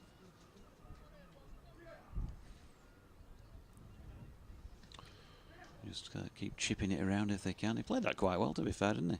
He was a little bit shorter of length. Kept his eye on it all the way. Fuller comes in once more. Balls to Patterson. And Patterson turns that straight delivery away on the leg side. Another single. It looks quite easy at the moment. 263 for 9. Yes. Patterson moves on into double figures. The lead is 204 now. Just starts to get a little bit annoying, doesn't it, as well? What have they been together now? 3 overs precisely for those 21 runs.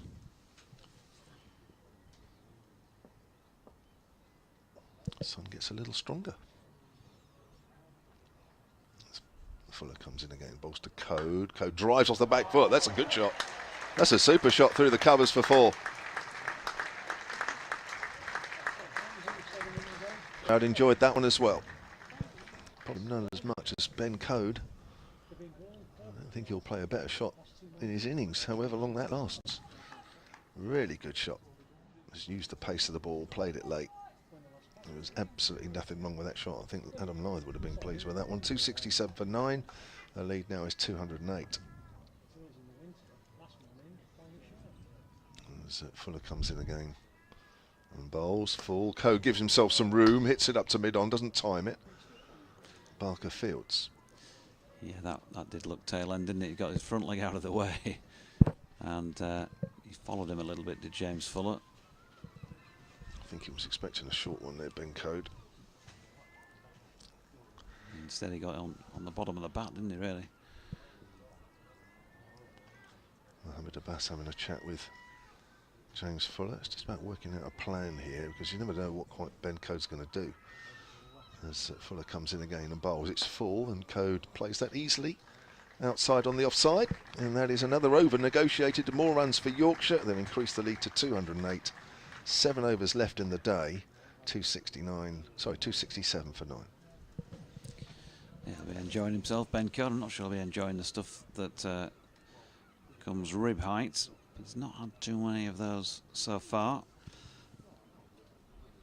We've seen on numerous occasions when he gets in that he will like to get leg side of the ball if he can from the quicker bowlers. You wouldn't see him step inside and attempt to pull much of anything really. Very much likes to get it out of the way on the posh side if he can, and similar really to Stephen Patterson, although we have seen him flick a few off the legs in the past. Likes to play it square on the offside. Keith Barker is trying, or will try, left arm round the wicket to just keep things straight here and give Pato no room to free those arms that he enjoys doing on those days when he gets a few. And a little flick at this one. Good start by Keith Barker. It was short of length. Patterson tempted to play at it. Didn't get anything on it. Still 2 slips in place. They've got to keep somebody there to try and snaffle any further opportunities. Long leg, deep back, deep square leg, just in front of. Mid on, mid off. Man at cover and a sweeper on the point boundary as Barker comes in again. And Patterson pushes deliberately into the offside. Picked up there by Gubbins at cover. No run. Patterson 10 to his name at the moment. 13 for Code.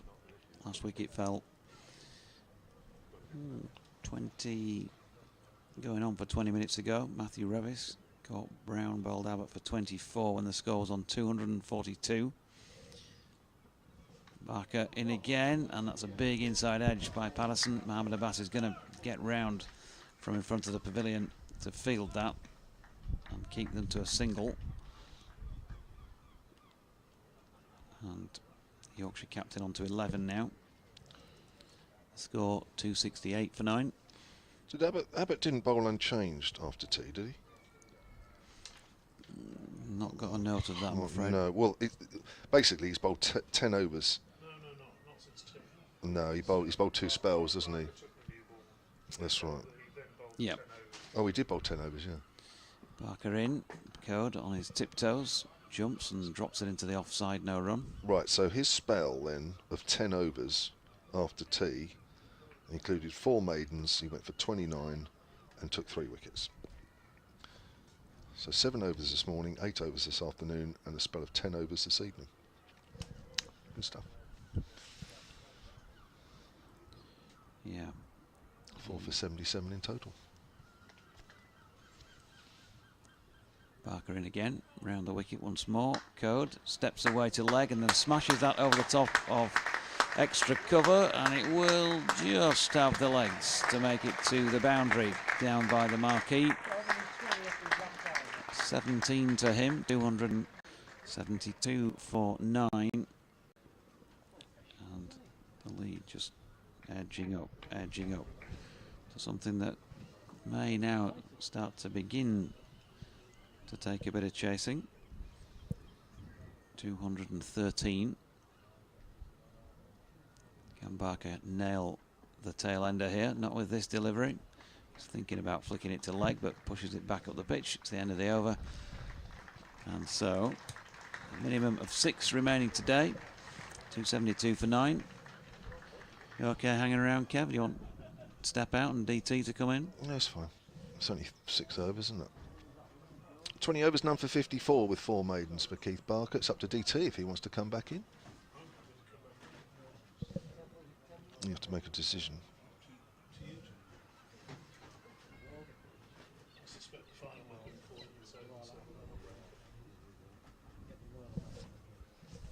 DT's banking on the final wicket falling in this over, so there'd be a break anyway. Here's Fuller. And to Stephen Patterson. And short. Patterson guides it up into gully, and you're right, DT, that is it. That is the end of the Yorkshire innings at 272 all out. Patterson fending that short delivery by Fuller into the gully area. Fortunately, that was held on. I've got a feeling that was Joe Weatherly, who's made amends finally.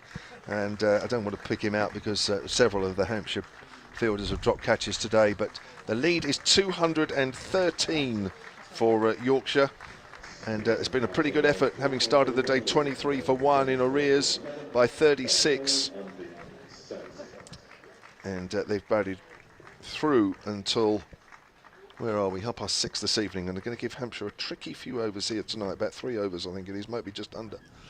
And Hampshire finally bowling Yorkshire out for 272. Yep, so Stephen Patterson gone for 11 from 14 deliveries to complete that Yorkshire innings, and Ben Code 17 not out from 16 deliveries. He'll be just doing what bowlers do at times like this. Well, he probably won't be doing it right at this moment, but maybe later on just having a little dig at 1 or 2 players higher up the order, having smashed 17 off 16 deliveries. So we have an interesting game of cricket on our hands.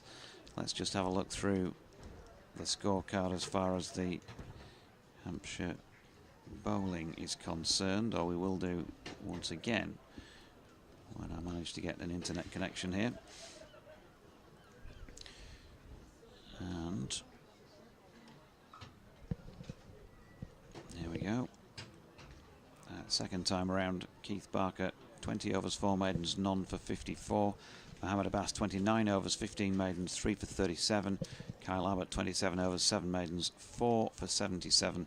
Ian Holland 12 overs 4 maidens, 1 for 28. James Fuller 15 overs 4 maidens, 2 for 50. Sorry, 15.1 overs 4 maidens, 2 for 50 with that final wicket of Stephen Patterson. And Liam Dawson 8 overs, no maidens, none for 22. So in 111.1 overs, Yorkshire were dismissed for 272 runs, and Hampshire therefore will need 214 runs to win this match in what remains of today, and of course all of tomorrow. We'll take a short break and be back when they come out for this Hampshire second innings.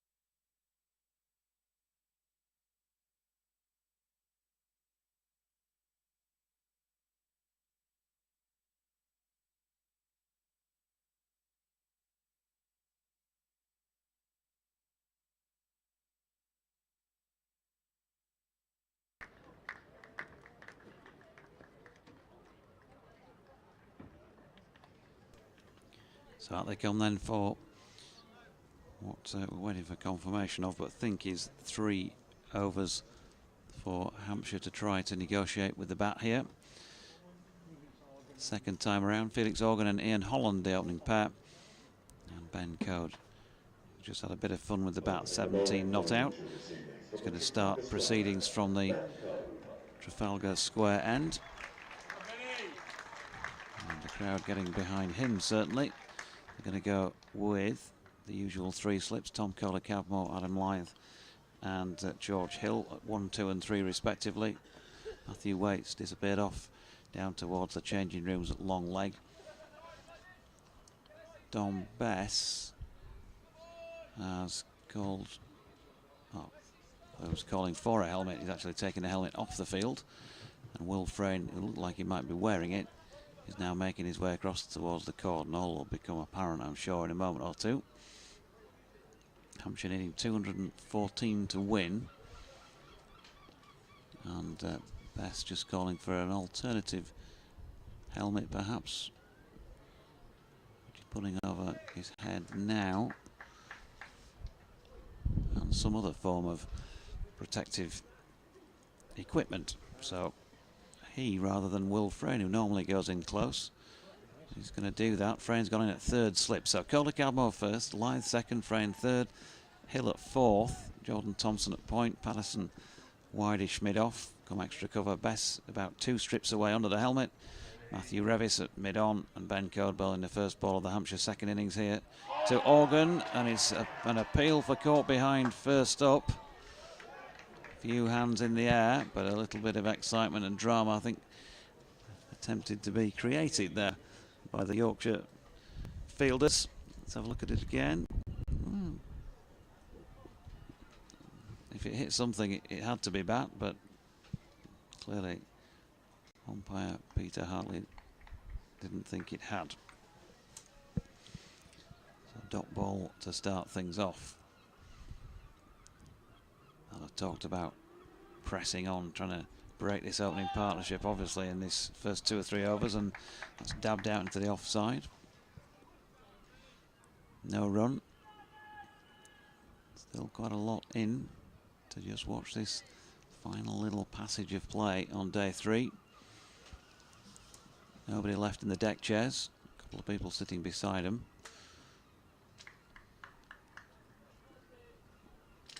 And Ben Code running towards our commentary position, then right arm over the wicket. And Organ pulls out of that one. A little bit of bounce. So 2 bites with this cherry for Yorkshire. Just 3 overs this evening. That's confirmed now. So 2.5 to go. And then another crack tomorrow. Code again. Organ this time, for the first time, really pushing solidly forward into the offside. No run. Just a case of getting through the 3. J-Mo? Yep. That's all. Just the 18 balls. Keep it simple for Hampshire all day tomorrow to knock them off. And in comes Code once again. Big high backlift from Organ, pushing forward, feeling for that one. Round off stump. Matthew Fisher said that Ben Code had reported that it was doing all sorts for him in the first innings. But then, that's a good delivery. Then he also reported that the Yorkshire batters didn't know what was going on when Mohammed Abbas was bowling at them. Returning to the changing rooms going, your guess is as good as mine. Oh, that was a big leg break, that last one. Going in again, good delivery once more, leaving Organ on the rise through to Johnny Tattersall. So good first over by Ben Code. Hadn't managed to break the opening partnership, but it is a maiden, and there was some pressure applied. It's good over that from Code. I mean, Organ was practicing the leave at the end of that. I'm thinking, you've got to play there, mate. That's a good line. and it's pitching and it's leaving organ, he has to play at that. So I wouldn't be practicing the leave on that, because if that just goes straight, that's knocking your off stump out the ground or pretty close to it. So good first over. Hampshire have somehow got through that one. Jordan Thompson to bowl the second. Late evening, new ball here at Scarborough. It's going to do a bit, isn't it? I think Hampshire fans should just be thankful that they're not facing 10 overs. I think 3 overs is more than enough here. Come back tomorrow, hopefully the sun out, start again. As Thompson comes into Holland, Holland gets wrapped on the pad, going down the leg side. This is going to be a very, very tricky. What have we got? 11 balls left. Yeah, would they, if a wicket is taken, would the night watch? I wouldn't have been surprised if one had come out here, really. It's difficult to know, isn't it, really, because it's down to the batters concerned. I guess Morgan and Holland would have been asked, I'm guessing.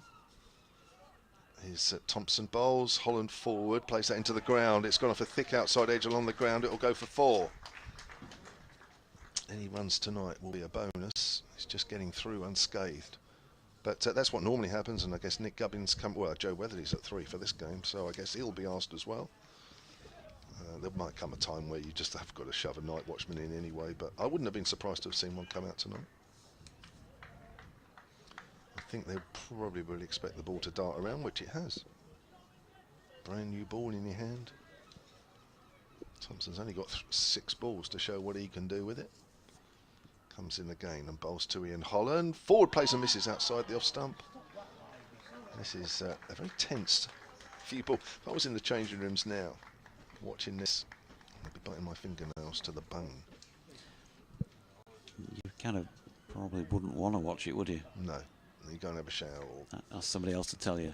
Yeah, just go and speak to somebody at the back, not actually watch what's going on out there. Just hope there's not a roar. That's the worst thing in the changing rooms. You just hope there's not a roar, because you know there's not going to be a roar if there's 4 runs. You know the roar will come if there's a wicket. Holland forward, that's a little bit better. That's another ball used up. It's a horrible feeling sometimes when you dread situations late into the evening. That's the last thing you want to hear is a roar. Well, it's kind of hiding to nothing territory for the 2 batters, isn't it? If they go at a shot in anger and give the wicket away, criticised for that. There's Thompson again, right arm over and bowls to Holland. Oh, it's bounced and left him. It's a trick. That's well played by Ian Holland, to be fair. It's well bowled, but Holland's just playing the line. That's good cricket all round. But Yorkshire putting pressure on these Hampshire openers in just these 18 balls that they have. 1 ball left of Thompson's over. 7 balls for Hampshire to hold out. That's to be said. I think they'll do well to get through unscathed in what we've seen so far. Thompson into Holland bowls. Holland just works that into the ground, fielded at short leg. And that's 2 overs negotiated. Hampshire 4 without loss. Sorry, DT. Can only lose 1 wicket tonight, thank you, yes. You've come up with some real gems in the last hour. Anyone would think he knows his cricket. I know. Talks a lot of sense, DT. You wouldn't think it when he comes on mic, but when he's off mic, brilliant. At his best. At his imperious best, or is it impervious best?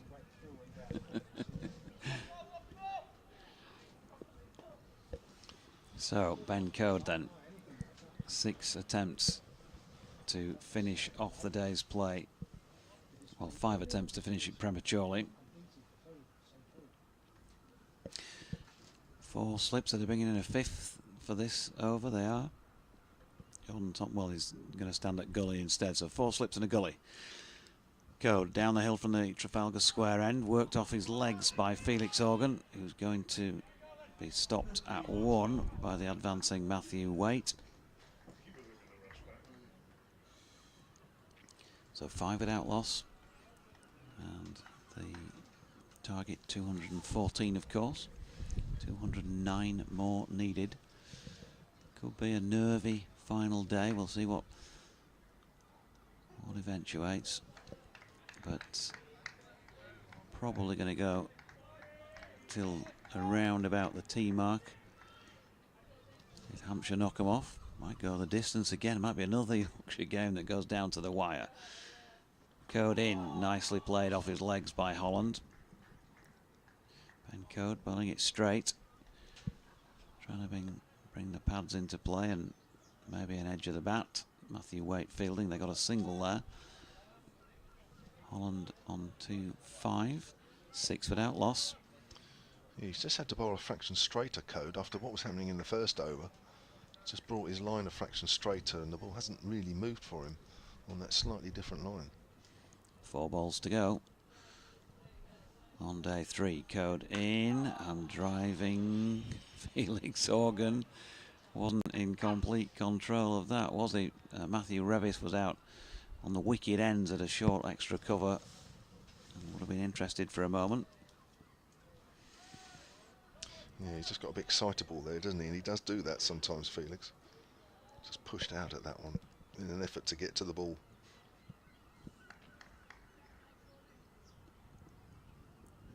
Three to come. And it's Code in again. Organ driving more firmly at this one, pushes it past Revis, who's giving chase down towards the boundary, but he's done well. In fact, the ball looked like it was going to win, but he's flicked it back. They have got 3. But who knows how valuable that one saved may become sometime in the next 24 hours. 3 takes him on to 4, takes the total on to 9. They'll be happy to not only have negotiated all but 2 deliveries, but also to stick 9 on the board as well. Code to Holland, who's leaving one. A rare delivery by Code that the batter hasn't had to play at. A little bit of gardening. Some awful pained noises emanating from the gulls around the commentary box. Last ball of day 3, Ben Code to Ian Holland, and it's a good delivery on the money, but Holland also is up to it, playing it out with the bat and a dot to conclude proceedings with Hampshire on 9 without loss then overnight. Going into day 4, Felix Organ not out on 4, Ian Holland not out on 5, and they will therefore need a further 205 runs to eclipse Yorkshire and take winning points from this one on day 4. And it looks like it could go well into that final day, JMO. Yeah, it's going to be a great day. I'm really looking forward to it, actually. It's just set up nicely, isn't it? It'll be tricky. Whoever wins this will have to work really hard tomorrow, and yeah, it'll be. As I say, I can't wait. JMO can't wait. We can't wait. We'd love to have you back as well tomorrow. So we'll be on as usual from around about 5 to 11. So Yorkshire bowled out earlier for 272, setting Hampshire 214 to win, and the visitors 9 without loss overnight from Kevin James, Kevin Howells, David Townsend and myself, Jonathan Dodge. Thanks for your company and your correspondence today, and we'll be back with you from 5 to 11 tomorrow morning.